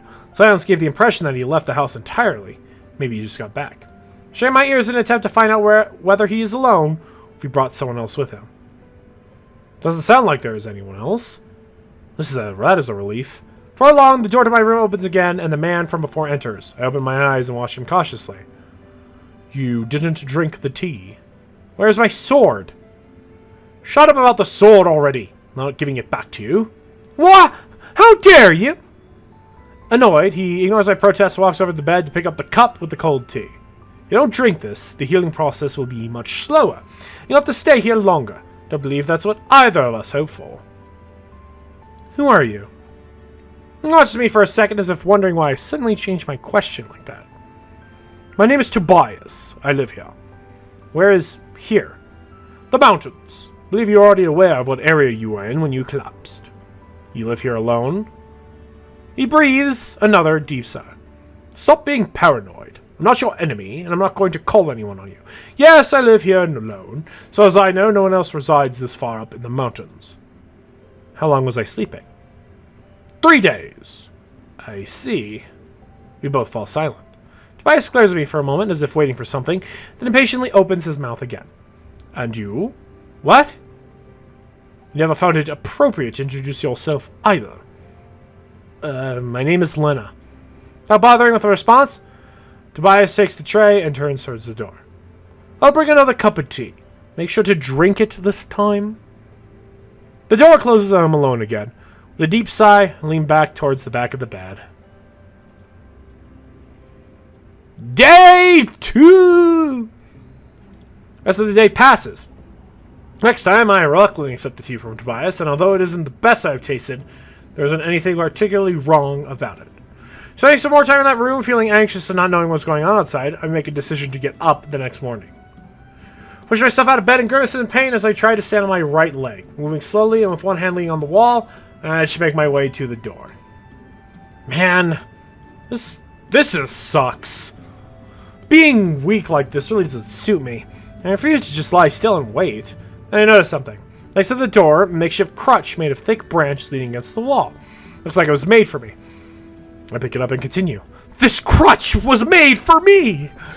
On the other side of the door is what looks like a small and simple kitchen. By the table in the middle of the room are 2 chairs, and one of them sits Tobias. You're up. Yes. You shouldn't be walking around. You'll still hurt.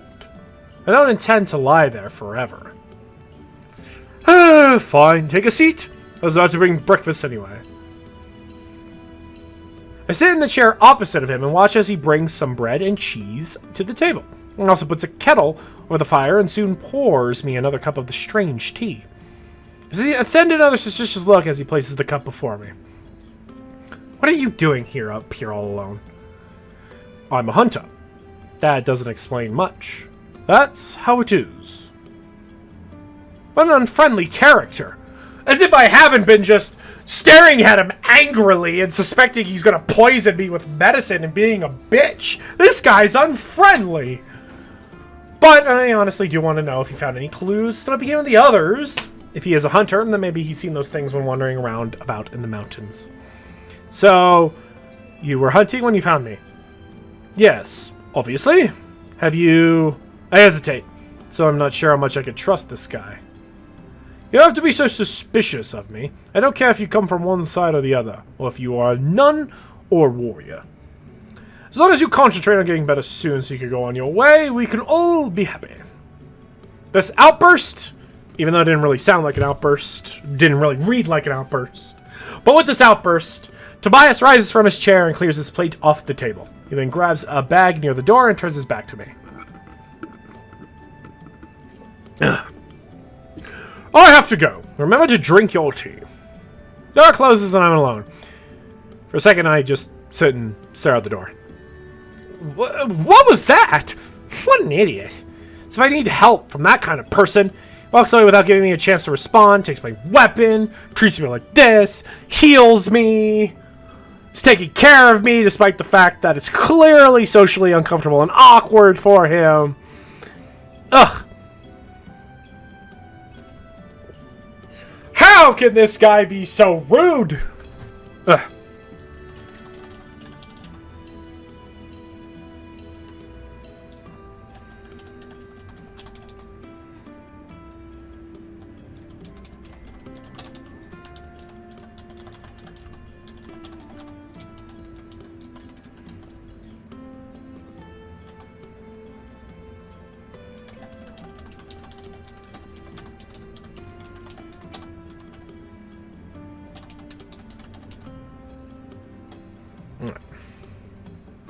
My head starts hurting again, probably because I let myself get riled up. I decide to return to my room. We've been traveling for 3 days on foot already. We brought only 2 horses with us into the mountains. One is carrying some of our supplies, while the other is used as transport for our client whenever possible. It really is quiet. Don't worry, my lady. We have advanced with a satisfactory speed so far. You will be home soon. Yes, you're right. I stopped for a moment to take a closer look at our surroundings. Despite what I said to her, I can't help but feel terribly restless myself. Simon walks up to me. This is a flashback. What is it, Lena? We're not supposed to stop for rest yet. Yes, I know. You don't seem too enthusiastic about this mission. No, sir, it's just... Shoot a glance at the woman riding the horse in front of us. If I may be honest, I don't believe this will change anything. To stay where I can make a difference. This may very well make a huge difference for us, Lena. If we get our people on our side, we would gain a major advantage. So we make sure that Helen doesn't hear about it too soon. Somehow, I just find it hard to believe that she'll be able to convince anyone. Have some faith, Lena. There are some things that can't be solved with raw strength alone. She may not look like it, but she's a very influential ambassador. The family has some very powerful ties.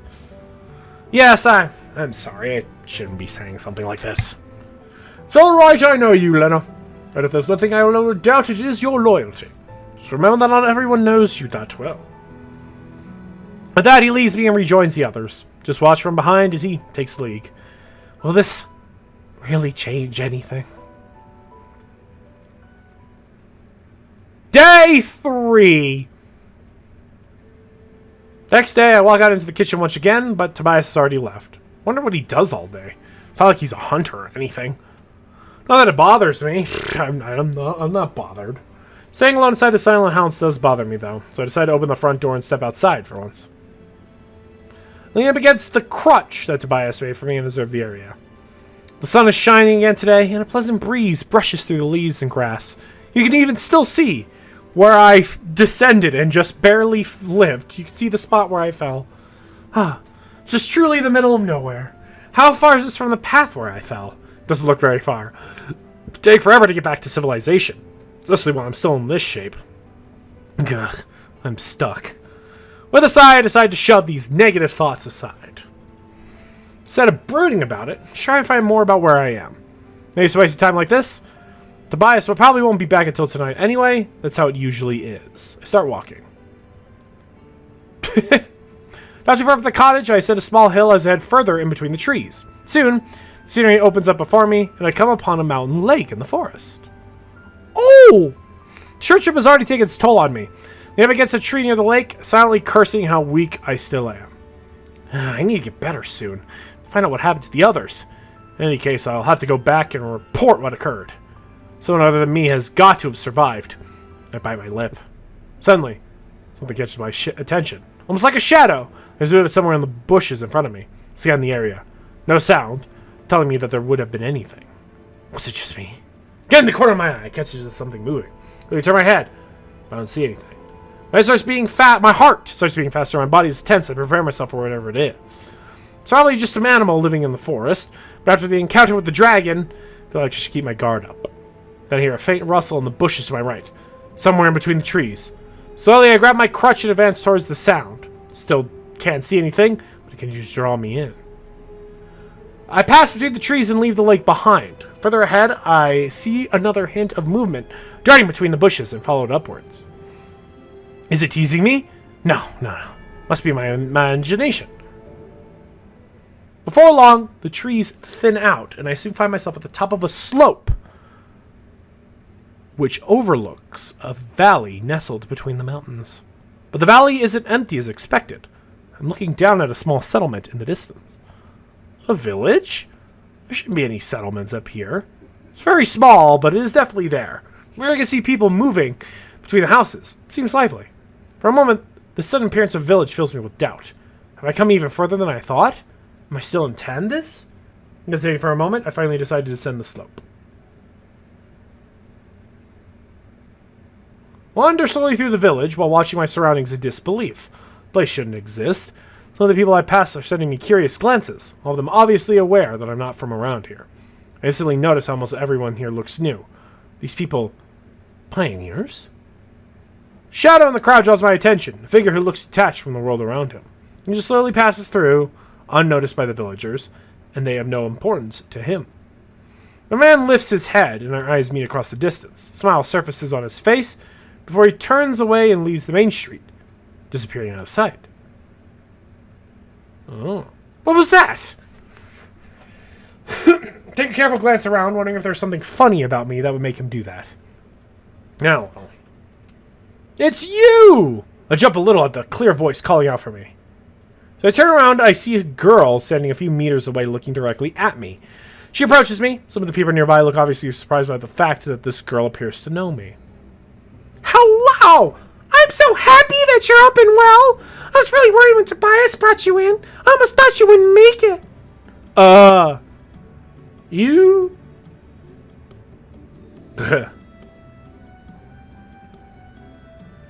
Do you know me? Excuse me, I don't think we... Do you know who I am?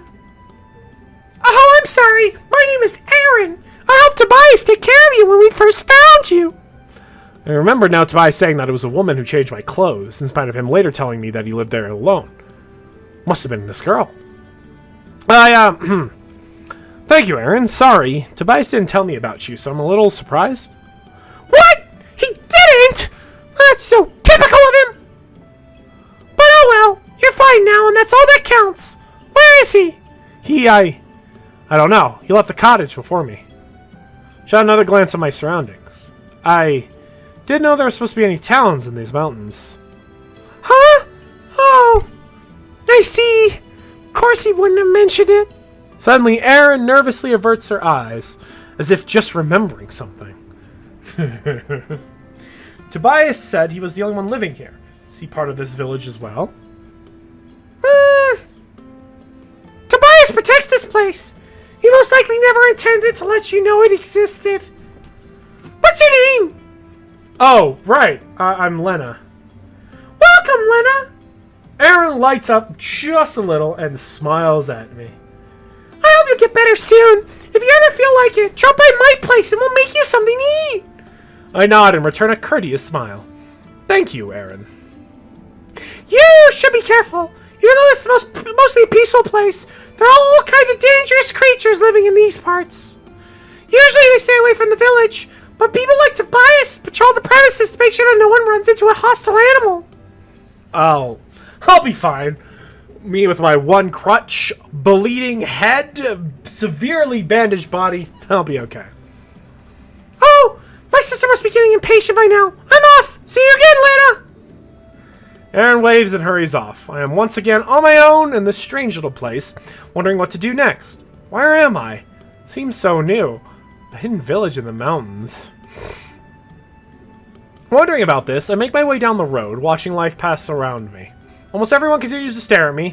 It's obvious that I'm a new face here and it makes me uncomfortable. Across the edge of the village, between two houses, a couple of children are playing. One of them is chasing around a hen. Marley, you're scaring it away. Mom will be mad at us. Shut up. I'll get it. Don't be such a spoil sport. Ah, look out. The hen dashes past the boy as he yells at his sister and heads towards the tree line. Ah, come back. What was that? Just when I'm about to move on, I feel an unsettling presence. Turn back to the children.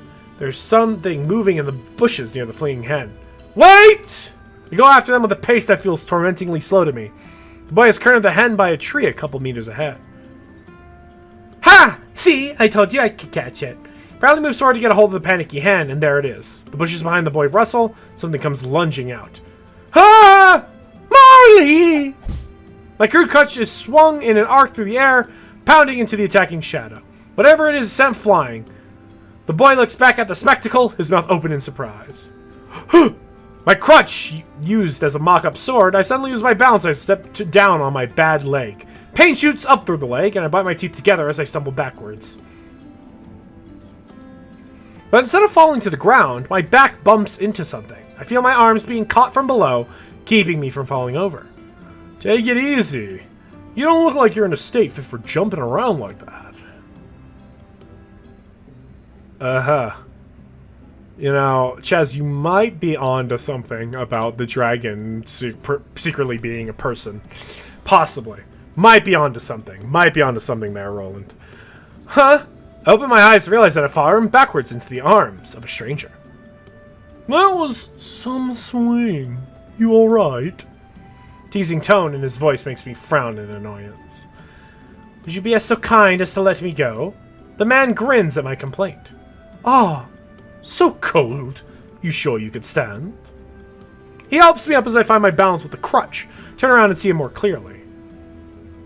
Still, that was impressive, even if it were only a small one. I wasn't fast enough to do anything about it. I didn't get to take a proper look at that thing before it was sent flying, but it was some sort of creature I didn't know.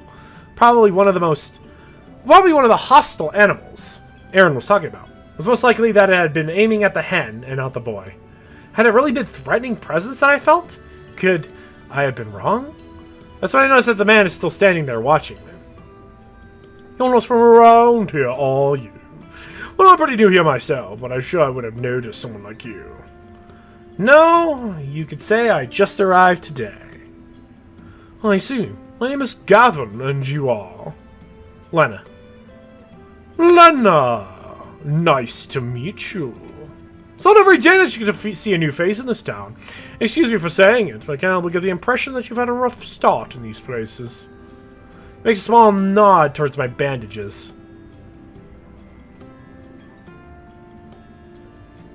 It hasn't been an easy trip. Yes, well, I've had my difficulties on my way here. He laughs lightheartedly. Whoa! Wow! That was amazing! Look down and notice the two kids from before. The boy's holding the hen in his arms. Where'd you learn to do that, miss? Oh, that's, you! Second time today, someone's called out to me in that manner. Annoyed, I turn my head around and see someone familiar peering between the trees not far away. Tobias! What are you doing here? His face is a mix of surprise and then anger. It's the first time I've seen him riled up like that as he hastily approaches us. You are supposed to stay in the cottage! You can't tell me what to do. I'll leave if I want to. You two know each other. Gavin looks both surprised and amused by this. Tobias shoots him an angry glare. And you stay out of this. It's none of your business. Not his business? What is this place? None of my business? What? You told me you lived here alone. That you alone have found me and brought me back. So what is this town? You're right. It is none of your business. All you have to do is get better and go back from where you came from. Your kind has nothing to do here. My kind. Hey, aren't we going a little overboard here? Tobias, why don't you give the nice lady a break? She'll be yelling at a woman when she is hurt. After shooting Gavin, yet another icy stare, Tobias finally backs down. Fine, do whatever you want. And then he turns around and leaves on the spot. Oh my, he was certainly in a good mood. Just stand there, looking in the direction where Tobias has appeared. Well, I guess it's about time we got back to town. What do you say? Gavin nudges the kids who had been watching our quarrel with wide eyes. Yeah, alright then. He turns to look at me. What about you? Going to just stand there? Maybe. Shortly after, I find myself at a small inn. Something that looks like it's still under construction, but it is already in use. Gavin has us placed at a table near the wall when I see another familiar face approach us. Oh! There you are again! Just sit tight, I'll get you something good! You work here? My sister and I run this place, so just relax. This is on me. Erin disappears out of sight. Before long, she returns with 2 plates of dinner for us. Enjoy! Thank you, Erin. That's very nice of you. Don't mention it! Oh, by the way, did you remember to drink your tea? Tea? Yes, I believe I gave Tobias some tea for you. Oh, it's from you. My sister made it. She's really good with herbs and healing. If you drink it, you'll get better much faster. Thank you. I'll remember that. Erin just smiles and then returns to her duties, so the tea had come from her too. You know her too? Oh, not really. Seems she was one of the people who helped me when I got hurt. I see. Strayed pretty far in those mountains when you got hurt. What were you doing all the way up there? Looks like I shouldn't be asking that just yet. Oh well. Everyone has his or her reason for being here. Reasons? Yes, isn't it obvious? This is a village full of secrets. He says this with a teasing smirk, as if making fun of me, but he has a point. A hidden village all the way up in the mountains? Can't imagine why anyone would settle down in such a secluded place without a good reason. I'm still not sure what kind of place I have ended up in. So, what is your reason for being here? Mine? That's a good question. One I'm afraid I also can't answer quite yet.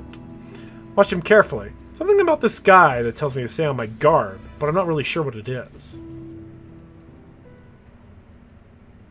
At the end of the day, I return to the cottage. Tobias is inside. He's cleaning one of his hunting knives and doing his best to ignore my entrance. I'm not going to let him off that easily, though.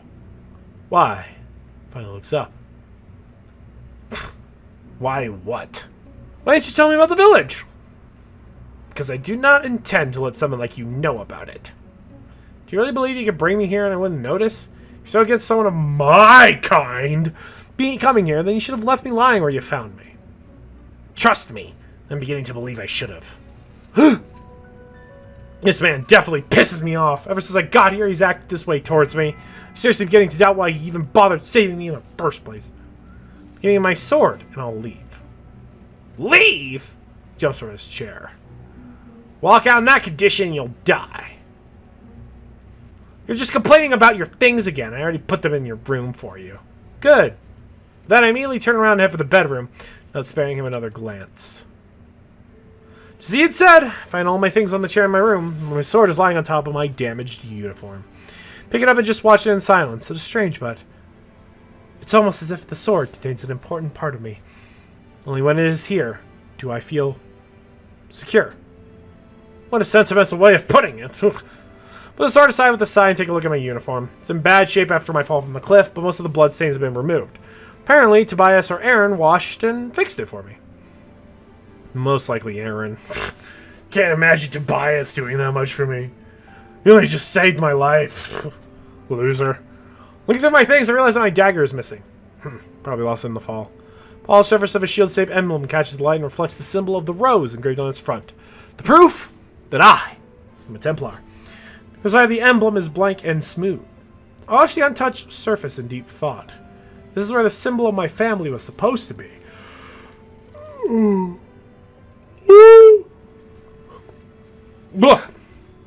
As the crests of every other Templar has been engraved in their emblems for identification. I remember seeing Simon's emblem once, thinking how beautiful his family crests have been. A blank page. Looking at my emblem always reminds me of this. My little trip has worn me out more than I initially thought. My head is hurting again, and I'm feeling awfully tired. Don't feel like going out and talking to Tobias again, so I put my emblem back in its place and decide to lie down on the bed for the rest of the evening.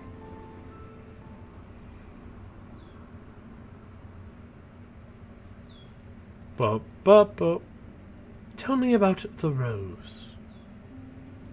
Darkness is falling and we have made camp for the day. Adele is sitting in front of the fire with a cup of tea, posing this request as I approach her. The rose? Yes. We didn't know all about that much about it in Raye, apart from how the Templars of the Blue Rose are supposed to be exceptional warriors with special abilities. If they really are, I'd like to know.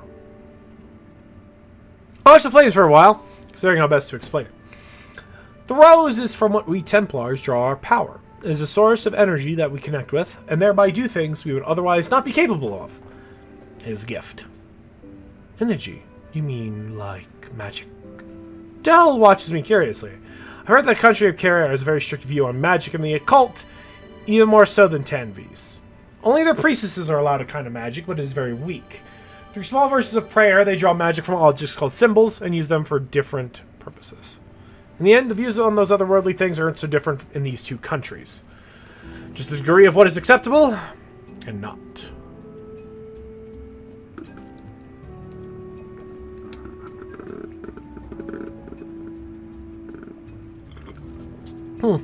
No, not exactly. I'll tell you about the story about the rose if you're interested. Go on. I need to pass the time anyway. Take another small pause to recall the old story before I begin. The way I heard it for the first time, I remember it clearly. It was years ago, and I saw a little girl running down the hall and coming upon the tall statue. It was a beautifully shaped woman of stone holding a rose in her hands, eyes closed. She looked both serene and beautiful as she stood in that hall, as if time didn't move around her. Who is that? My old caretaker had smiled at my question. That is Lady Yvonne. She is the reason the Templars of the Blue Rose even exist. The Templars? How so? Well, a very long time ago, there was a great war in Tenvis. Lady Yvonne had lived peacefully in her lord's castle, far away from the front. Soon the war moved closer and closer to her home, as Tenvis was losing the fight. And one day the castle itself was under siege, overrun by enemy soldiers. The enemy was ruthless, trying everything as they went. They even burned down the lady's beautiful rose garden. So that seemed to be lost, and many others, including the Lord, had evacuated the castle. Yvonne still stayed behind, along with a few loyal knights guarding her. I called those knights to her and prayed for them while holding the very last blue rose from the garden in her hands. She prayed on this beautiful rose. The knights felt a renewed energy granted to them, and they returned to the battlefield, while Yvonne sat and prayed. Suddenly the tides turned. These knights fought a brave battle with a power never seen before. Whoop. The enemy was defeated, and the last survivors fled. Those knights are said to be ones that later formed the Templars of the Blue Rose. They still bar the powers of the Rose whenever they go into battle. Why did she stay behind? I don't know. Maybe she had a strong faith from the beginning that she wouldn't be able to make it. Looking up at that beautiful statue, I think at that moment, she became something like an idol to me. Lady Yvonne and her flower. Mostly her flower. That's it? In short, yeah. That doesn't really explain anything at all. She furrows her brows in discontent and continues to stare into the bonfire. Short, Lady Yvonne's power still exists, protecting the knights fighting for her home. Those who change and pledge their loyalty to her will be able to form the connection with the rose and make use of its powers. Then you can do that too, I take it. Of course, my lady. Otherwise it wouldn't be a Templar. I guess that's true. I guess. For a moment, I feel tempted to step back at her, but instead I continue my explanation in an attempt to change the topic away from me. Well, in practice, we Templars make use of this connection to draw strength from the energies of nature around us. That's the gist of it.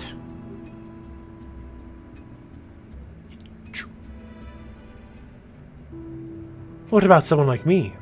Could a normal person like me learn to do all that? That's a hard question to answer, my lady. It takes much determination, training, and discipline to be able to form the connection. And when you finally make the attempt, according to the teachings, you will still only be able to do so if the Lady Yvonne accepts you. Is that so? So anyone can do it. Is she even listening to me? It would be fun to try. Yes it would, wouldn't it? As if I'd ever get the chance.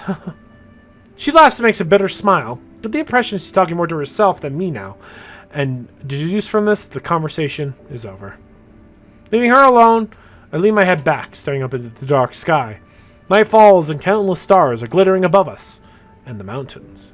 There's still a long way to go before we reach our goal.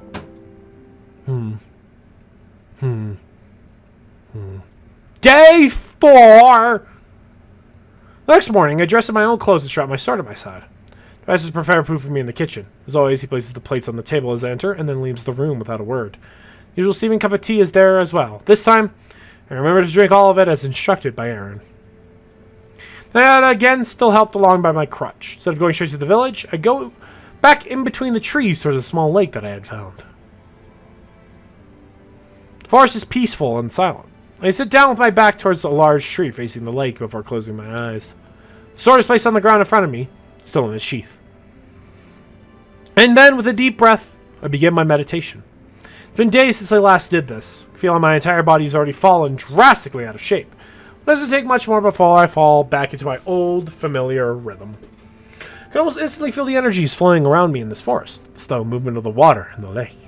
This place is different.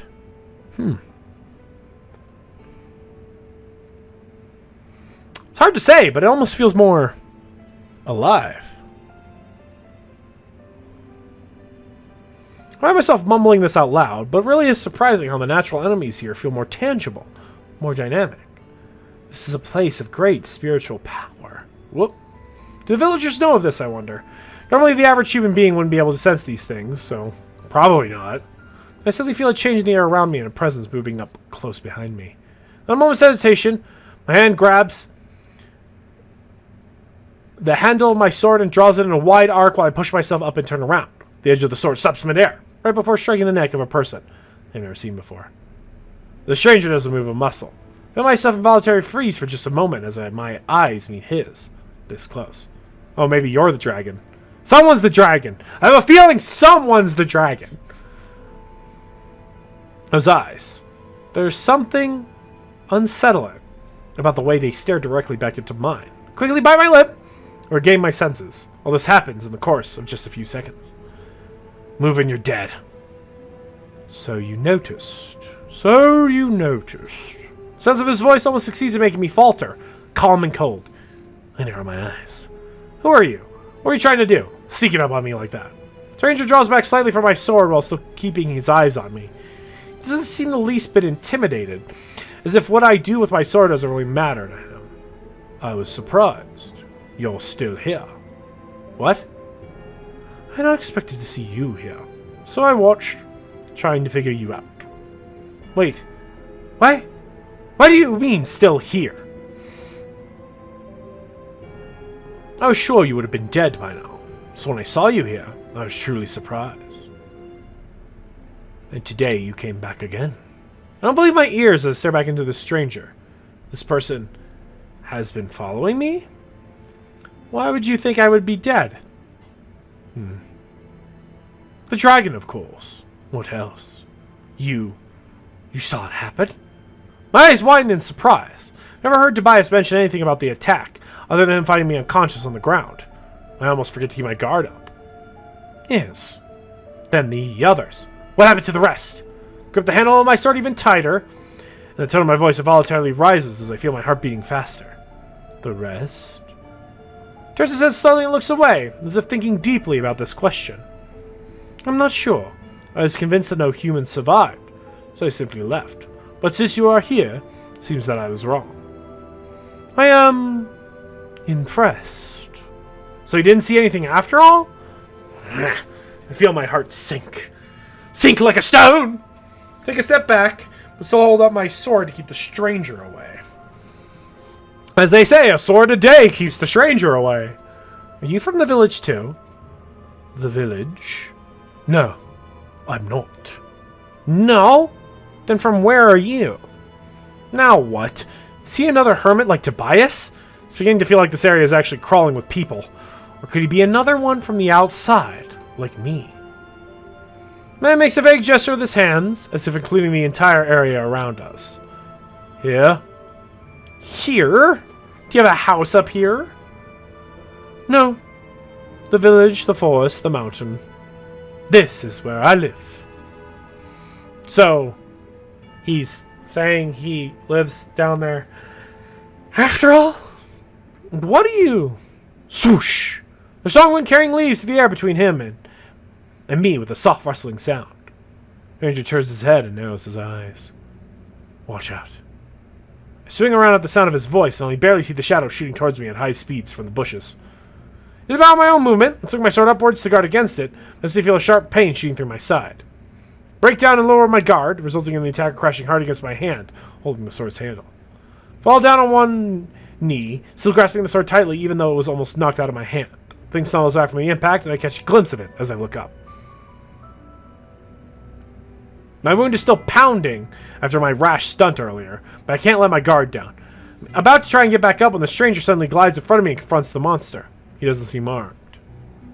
What are you doing? Without paying me any mind, he lifts one hand and stares down at the hissing beast. The animal looks similar to a mountain lion.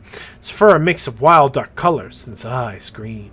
It makes a threatening lunge forward as if wanting to strike, but the man doesn't move out of place. Let a defiant hiss. The creature turns around and disappears into the forest. I stare in wonder at the scene in front of me. Using the sword as support, I get back to my feet. The crouch is lying on the ground, just out of reach. You should be careful in this area. That much should be obvious to you. The man turns around and looks at me again. Well, I had it under control. If you have a problem, then don't interfere. He casts a glance in the direction the creature had fled. That one seemed to hold a grudge. I wonder why. A grudge? It was a mother. Could it possibly have something to do with the small predator that I sent flying with my crutch earlier? No, of course not. I mumble this to myself. He looks up again as if noticing something new. I too look around, trying to figure out what he spotted. Then suddenly, he turns around and heads towards the trees. Hey, well, wait! But he doesn't stop. He disappears out of sight almost as quickly as he came. Ew. What was that about? Lena. Turn around to see a familiar face step into view. The man is holding his bow. He's probably in the middle of hunting. What are you doing? Walks over to pick up my crutch without waiting for an answer, and then hands it to me. Feel my anger level rising at the fact that I couldn't get time to pick it up before he appeared. Doesn't matter to you what I'm doing. You're still hurt? You shouldn't be up here? There are monsters, you know. Yes, I know. I can take care of myself. Oh. Take one more look around after traces a stranger, but he doesn't seem to be anywhere anymore. Don't feel any traces of his presence. Forget it, I'm done here. I'm heading to the town. Do what you want. I still have things to do. Not wasting any more time, I'm talking to Tobias, lean up against the crutch, and begin my trek down the hillside. The village is as peaceful as it was when I last left it. People taking care of daily chores on the main street while others are working on finishing the roof of one of the newest buildings. Stop me. Somehow this place stands in complete contrast to the silent forest where I had this strange encounter with a man.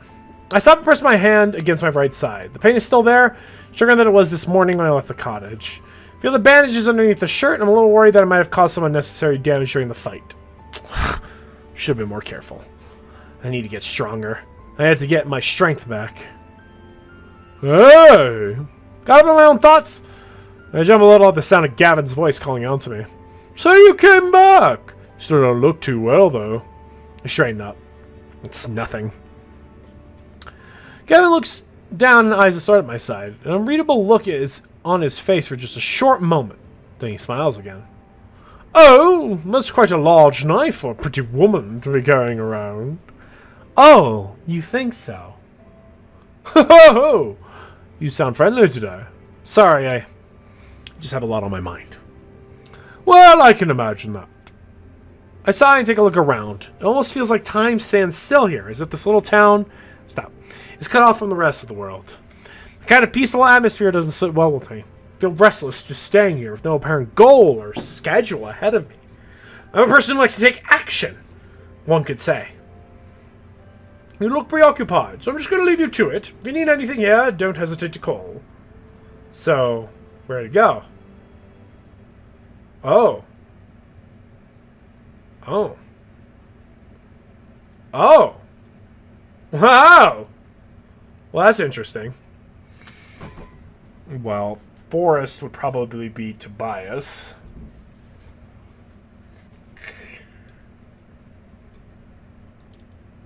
Huh. Okay. You know, why not? Oh, it's you! What brings you here? Could ask the same to you. Well, to be honest, I'm trying to avoid work. They're looking for extra people to help them lift the load for a news building's roof at the other end of town. I'm not even sure what that building is used for yet. I see. Oh, he has a weapon. Hey, don't give me that look. It's not like I planned on to do nothing. Look down in front of the sight of a sword by his side. So you notice that this isn't any plain old sword. It's on a black sheath with simple but eye-catching decorations, silver and gold. I don't know what Tobias carries around with him. Gavin notices my stare. Are you surprised? He smokes. No, I don't know how to answer that question. To be honest, I haven't given much thought to what kind of a person Gavin really is. Actually, I was planning to train. It's been a while since I last used my sword, but seeing you must have inspired me in a way. Maybe you want to join? Join you? Yes, the more the merrier. I must admit that I'm also very interested in seeing what you can really do with that sword of yours. Sure, I don't mind. I need the training after all, and going with someone else might help give an extra boost of motivation. But the nagging feeling about Gavin returns. It's probably better to keep my cards close. Great! Let's get out of this town. We'll just do some ordinary training sessions for now, since I'm a little out of shape, but who knows? I might join the patrols one day. Patrols? You mean the ones Tobias do? Yeah, but thinking that he shouldn't be allowed to have all the fun on his own. Well, shall we go?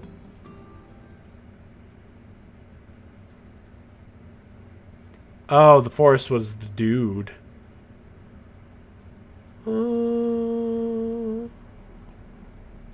Cool.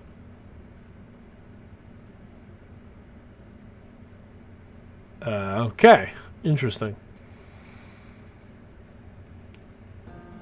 Tobias collects his things, checking the pouch at his belt as he gets ready to leave. It's quiet in the cottage as usual, and I find myself looking around at the interior while neither of us say a word.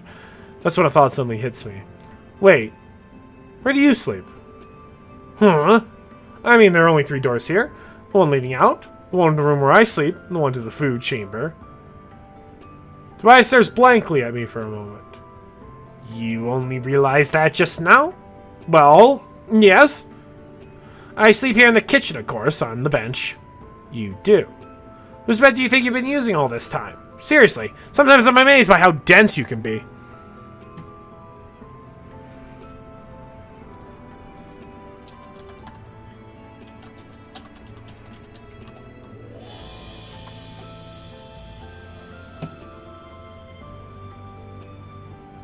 I can feel my face grow hot as my anger and embarrassment increases. Well, excuse me! A lot of things have been going on! Yeah, right. But if you've been sleeping out here... Never mind. I don't care where I sleep. I'm trying to change the arrangements now. It'll just be a pain. Tobias averts his eyes and turns towards the door. Closes behind him before I can reply, and the cottage falls silent again. He's being rude. I feel a little bad about taking away his room for so long. Such a difficult person to handle. Interesting. Okay. Aw, come on. Just for today. Forget it!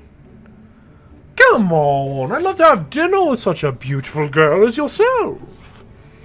Huh? You really thought that would work? You're not getting any free food. That's what you get for being lazy and hiding whenever there's work to be done. Well, I guess I can't complain about that. As I enter the inn, I see Gavin bugging Erin, who's working behind the counter. She's preparing a tray and strolls away from the disappointed Gavin to serve a guest. She passes me, she sends me a smile as if we had been friends for ages. Hi, Lena! Feel free to take a seat. I'll give you a discount. Huh? Then why can't I get one? We're friends. No, we're not. And Lena isn't being lazy. She's wounded. Erin points her nose in the air at Gavin's complaint and enters to the kitchen. Oh, she's tough. Then don't skip work. Well, that's easy for you to say. It's not like I don't have other things to do. Erin returns with a plate of freshly prepared dinner. Damn, I look good. Here you go! Today's special! I'm sure you'll love it! Who makes all this food? My sister and I. Well, mostly my sister. I'll introduce you one day. She'll be happy to see how our herbs haven't helped you along. Thank you. It looks good.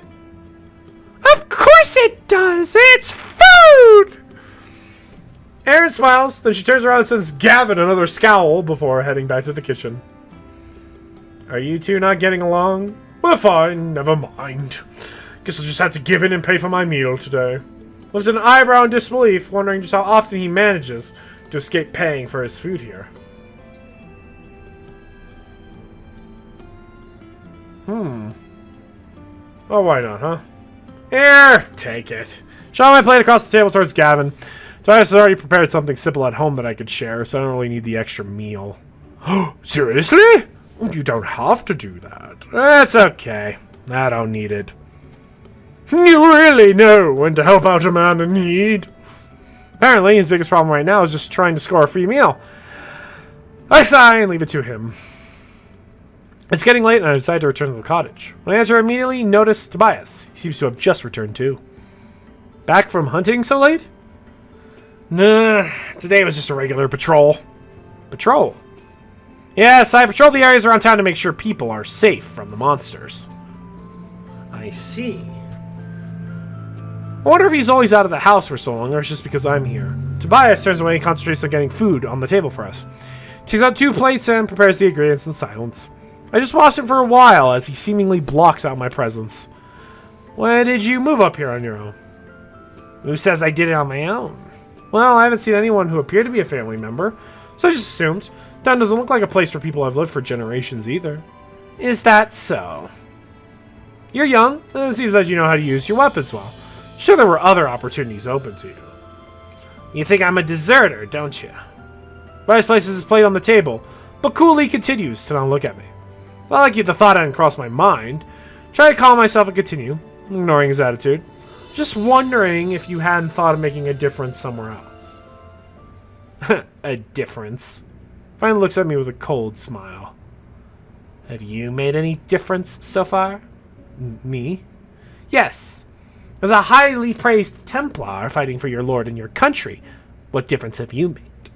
Surprised as the conversation has suddenly turned against me, his taunt makes me frown. I haven't been in service that long. So far my missions have not been among the most important or groundbreaking, but I've made a difference. I still do. Oh.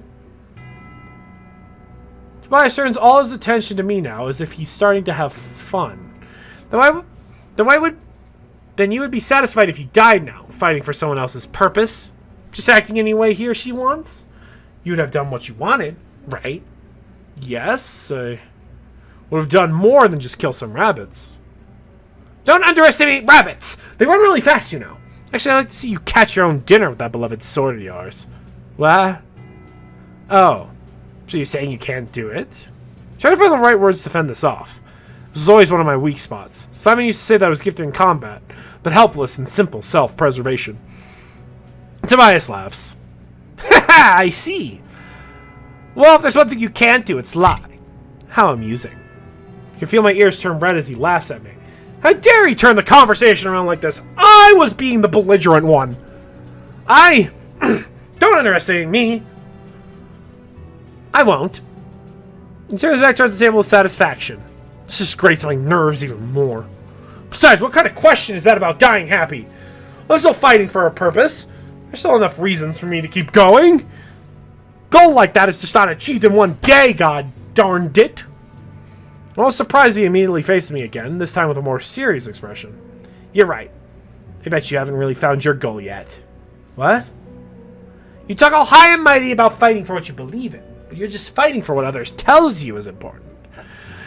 Reality, I'm sure you never even stopped to think whether you agree or not. That's not true. You're not even being honest with yourself. You tell others what they should believe in. That's why I dislike pretentious people like you Templars. No matter how amazing you seem, you're still just puppets. Don't you dare say such a thing!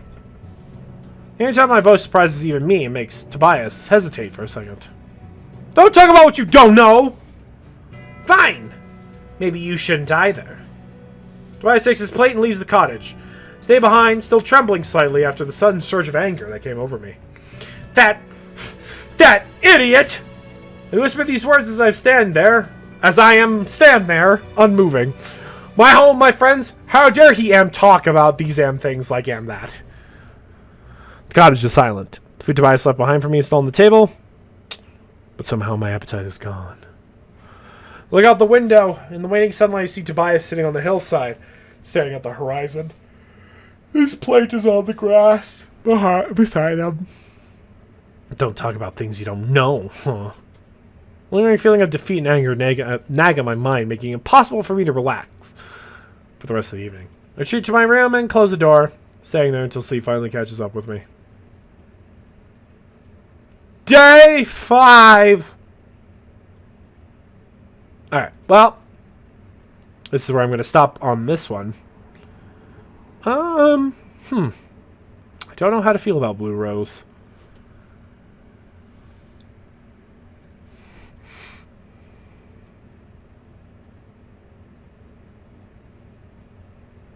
I mean, it seems pretty good. I don't know if I feel like I will come back to Blue Rose or not. That's what I mean. Maybe I will, maybe I won't. But it seems pretty good, and I enjoy it. So maybe I will come back to Blue Rose. There's a couple of other visual novels that are definitely in the queue. Arcade Spirits and the post-apocalyptic one that sadly I cannot remember the name of currently. I apologize. So, you know, maybe I will come back to Blue Rose, because it has that little interactability there, and sometimes that's all, like, just a little twist on the formula is all I need. So, but for now, that'll do for Blue Rose. Pretty good. Good job, WhiteCat. And of course, if you all like it, go pick it up on itch.io, as with all the other games I've done so far. We have our last game now, which I will queue up here. Retina by Jennifer Raye. So let me grab that bad boy. Yes, I want to quit. Thank you kindly.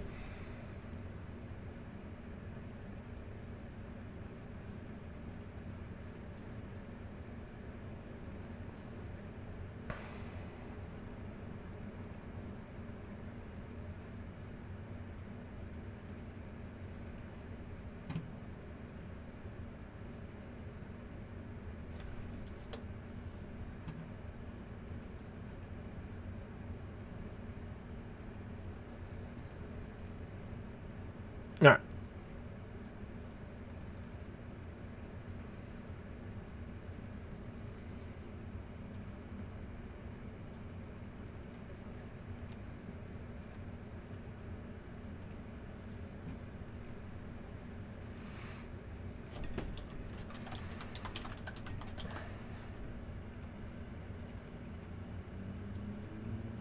All right. Here we go.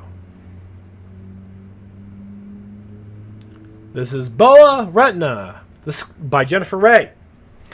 Disclaimer: this game contains strong themes of transphobia and emotional physical abuse. Discretion is advised. All right, so this is a bit of a serious game with serious topics.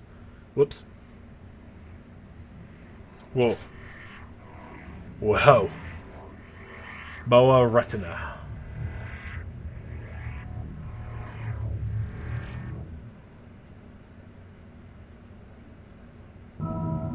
Oh! Hi. Welcome home.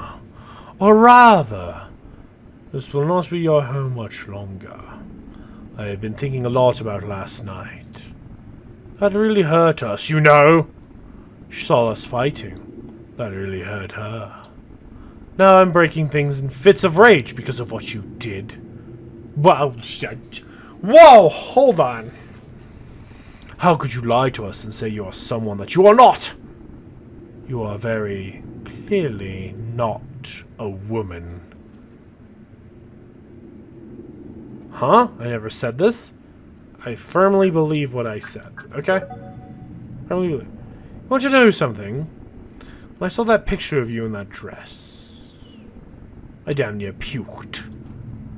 You in a dress was so disgusting, sickening. This whole trans thing has come out of nowhere. Keep finding excuses for your problems. You've always done this, trying to fill some hole in your life. You really should just do what I tell you to do, and you will be successful. I know how this world works. Regardless, if you had told us about this sooner, maybe things would be different. Instead, this feels like a cry for help. But I'll give you an opportunity to prove yourself, because I love you. Of course! I shall leave you to your devices. Should you do research on this? From trusted sources, of course. I want you to come back when you have an answer, on whether you are a woman or not. But I will tell you right now, you're not what you say you are. Now go away before I get even more angry at you. You should seriously be more considerate of us. Fuck you, dude. What the? Oh. Whoa. Whoa. Remember first time you tried on that dress?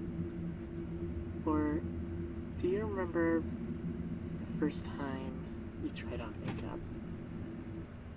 Well, hold on, let me turn it up for you guys. Turn it up a little bit more so it works out there. Do you even remember time you did that. It was so nice when you did that. You really enjoyed it, didn't you? Duh. A little bit too much. What? Do you remember? Keep enjoying it, but you don't. I don't know. I don't get it.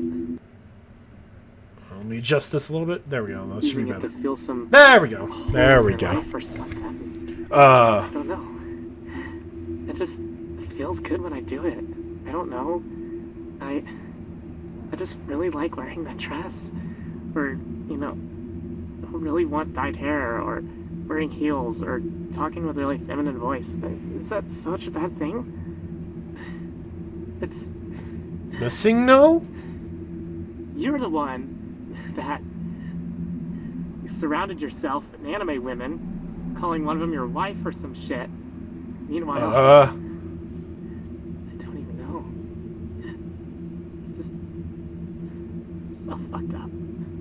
Don't know why. I just can't. Is it so wrong to enjoy this? No. Does it have to be? Can't I just be a fucking girl or something? You can, you should. I hate myself. I don't know why. Nobody will understand me.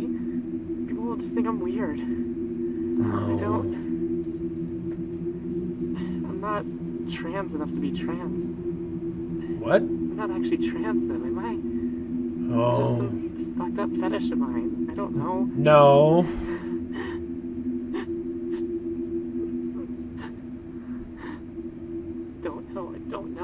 I don't know.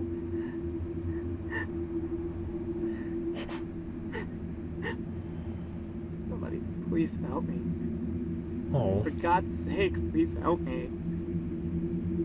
I can't repress this either. I've been trying so hard to, hide this secret of mine. But it won't go away. I've been trying everything.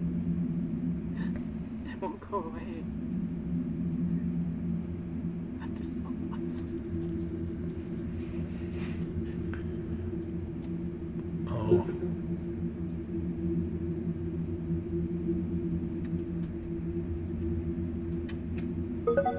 What? Oh?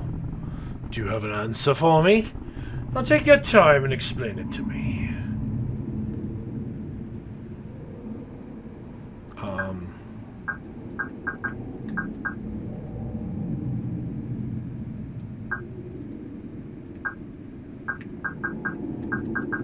Okay, I'm happy dressed as a girl. Oh yes, I'm literally out dressing up in girly clothes. Disgust me? Look like a freak in those online pictures. Going to embarrass all of us. What if employers search your name and find those? They're not going to see a girl. They're going to see someone who doesn't have their head on straight. I feel more comfortable presenting like this. Well, guess what? No one cares. You're not someone special. You have to remain professional looking. I ain't seeing you with long hair. What are others going to think of you? Do you want to know something? All your life we've been lying to you. Told you could do or be anything you wanted to be. We encouraged you to do your best. Always been a smart kid. When you apply yourself, you can outdo everyone else. But in reality, that's not how the world works. You have to do everything you can to be successful and get a job. That's how you survive in this world. When you do something like dyeing your hair pink or wearing girly clothes, it leaves a bad impression on others. When two equally good candidates for a job have interviews, who's the employer going to pick? Going to pick the weird guy with the pink hair who likes to wear skirts. I'm just trying to get your head out of your ass and look at the world around you.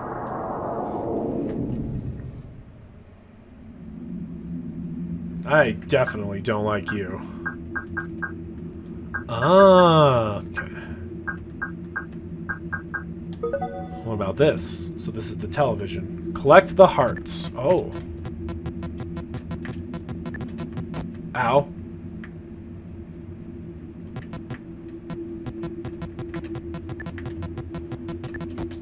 Ow, ow, ow, ow, ow, ow.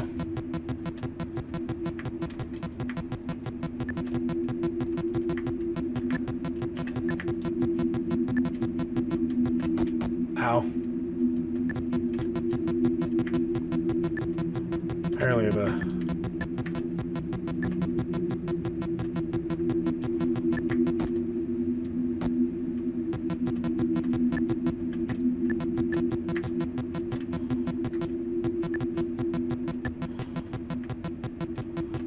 Ow.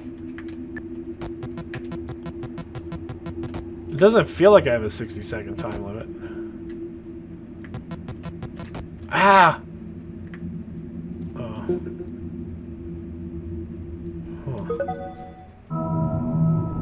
Oh? Do you have an answer for me? Now take your time and explain it to me. I really like this one game. Wait a minute. You're telling me that you think you're a girl because of some fictional character. That's the most absurd thing to come out of this whole ordeal. I feel more connected to this than boy stuff. Look at your bedroom. This is very clearly a boy's room.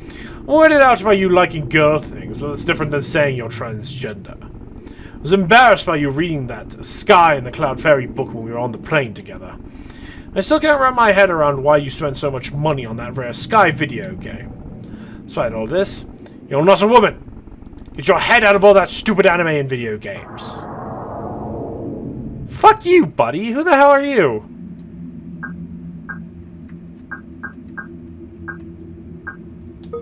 Okay. What? Oh.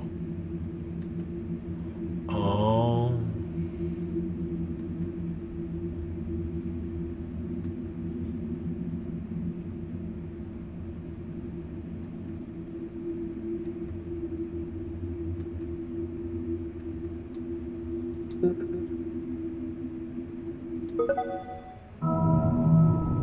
Oh? Do you have an answer for me? Now take your time and explain it to me. I want to be like her. So you say you want to be like her? Oh! The one you were talking about the other day. Tell me something. What is it that you see in her? She's so confident in her gender expression. Well, she is so open about her sexual interests. Very immature! Who posts about that on social media? Your employer could see that at any time. She'll probably grow up and regret her decision later on in life. Well, it's time to have someone like her at our house. You should really stop posting about that stuff yourself. Really try to remain professional at all times. This trans thing is only going to make that harder for you. Can't have people seeing you with pink streaks in your hair, like some race car. Women don't look good with tattoos, anyway. You have a choice here with how you present yourself.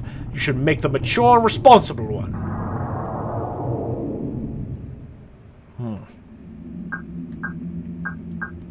I wonder, what do you represent that inner self-doubt? Perhaps I'm very clearly cis.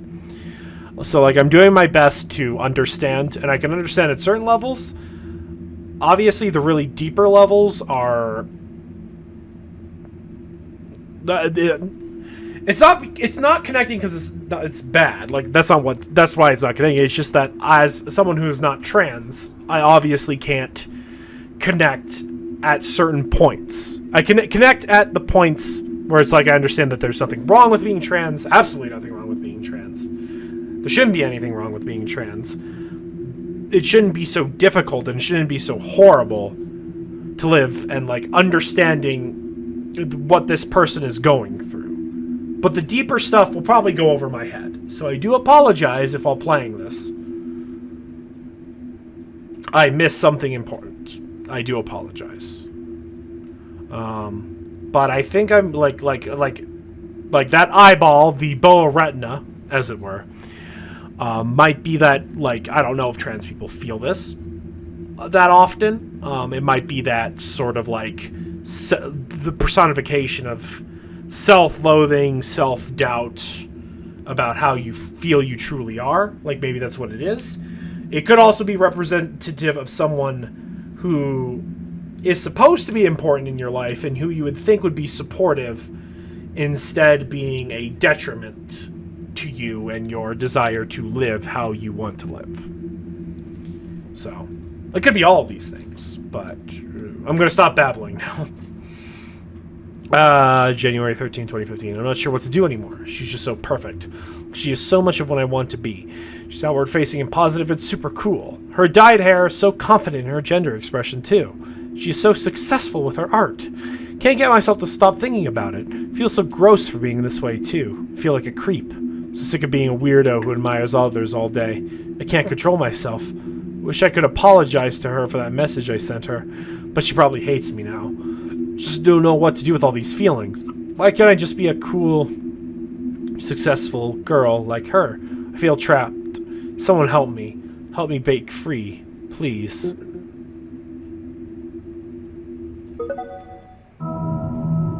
Oh, do you have an answer for me? Now take your time and explain it to me. These thoughts are haunting me. Well, we tried taking you to a therapist, but she turned out to be a lesbian, so I wish she shared her own agenda and biased worldview. Oh, shut your fucking eye hole. So we took you to another therapist and asked him if he could stop thinking like this. But clearly, that didn't work. This may sound uncomfortable, but... What on earth? This is honestly what I expected. This is just a fetish to you. Pretending to be a girl just turns you on, and you're letting that go too far. Disgusting.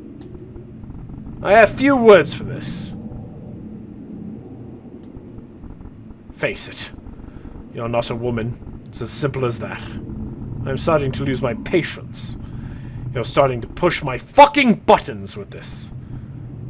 The fuck you, buddy. You've been pushing my buttons.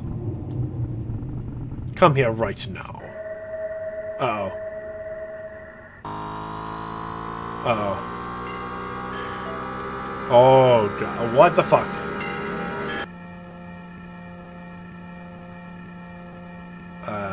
No.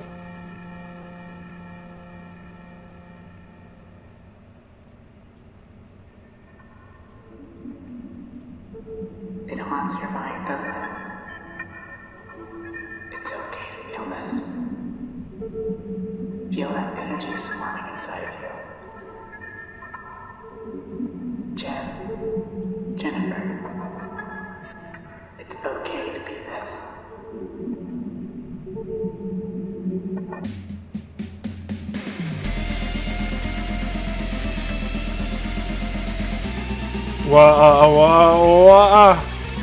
Oh.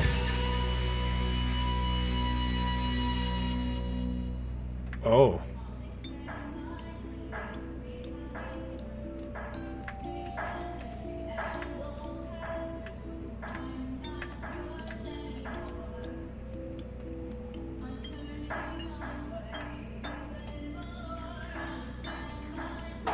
Ow. Ow! Damn it. Okay. Okay. Okay.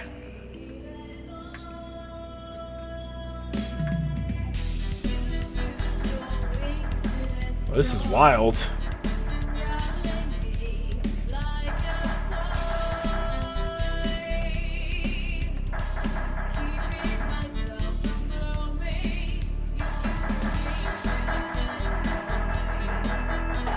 Ow! Ow! The spawn to be right on that bullet.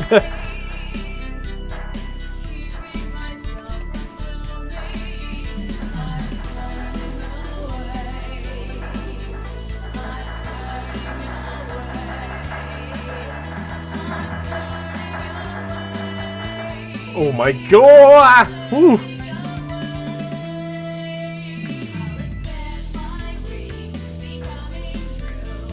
Whoa.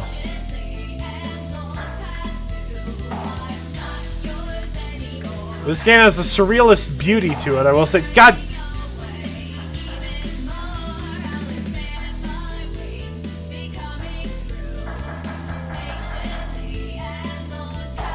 Ow.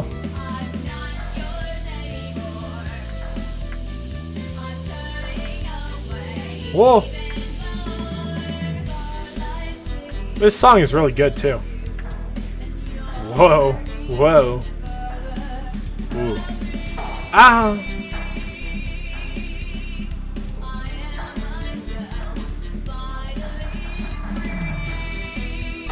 Ah. This is a... Oh, jeez. Oops. Goodbye, loser. Was that too many deaths at that point?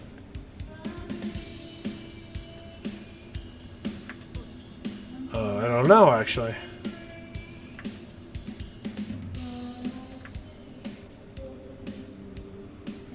Oh!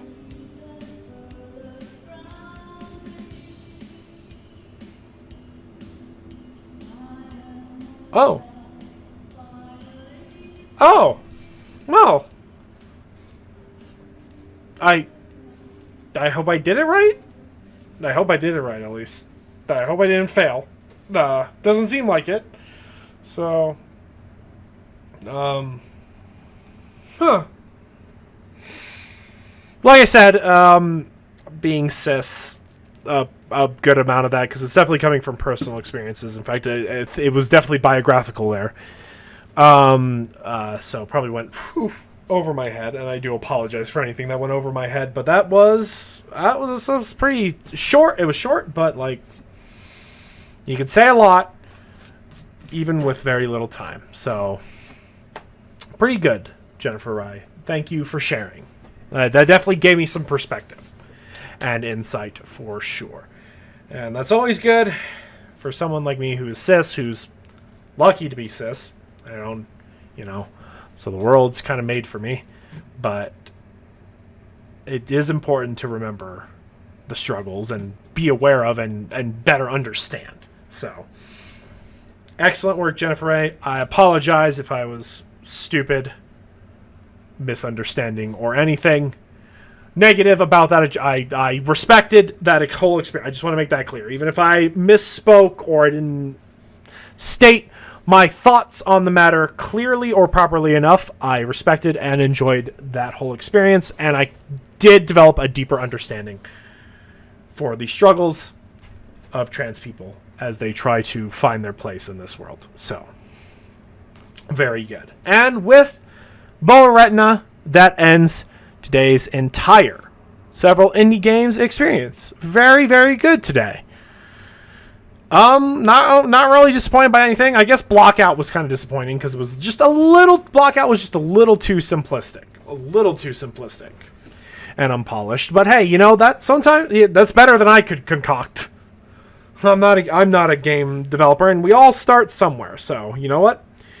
And I still had fun with it, Maddykun, even if it was only for a short amount of time. But everything else, pretty good. I will definitely be coming back to Blitzbreaker for sure. Blockara was so cute that I might come back to it just to do every character. And Blue Rose is up in the air as being a visual novel that I would come back to. But if you like visual novels, I do recommend both Blue Rose and Blind Men for your entertainment. So, with all that being said, thank you so much, my apprentices, for coming out to the workshop to help me work on this project. For the rest of this week, we have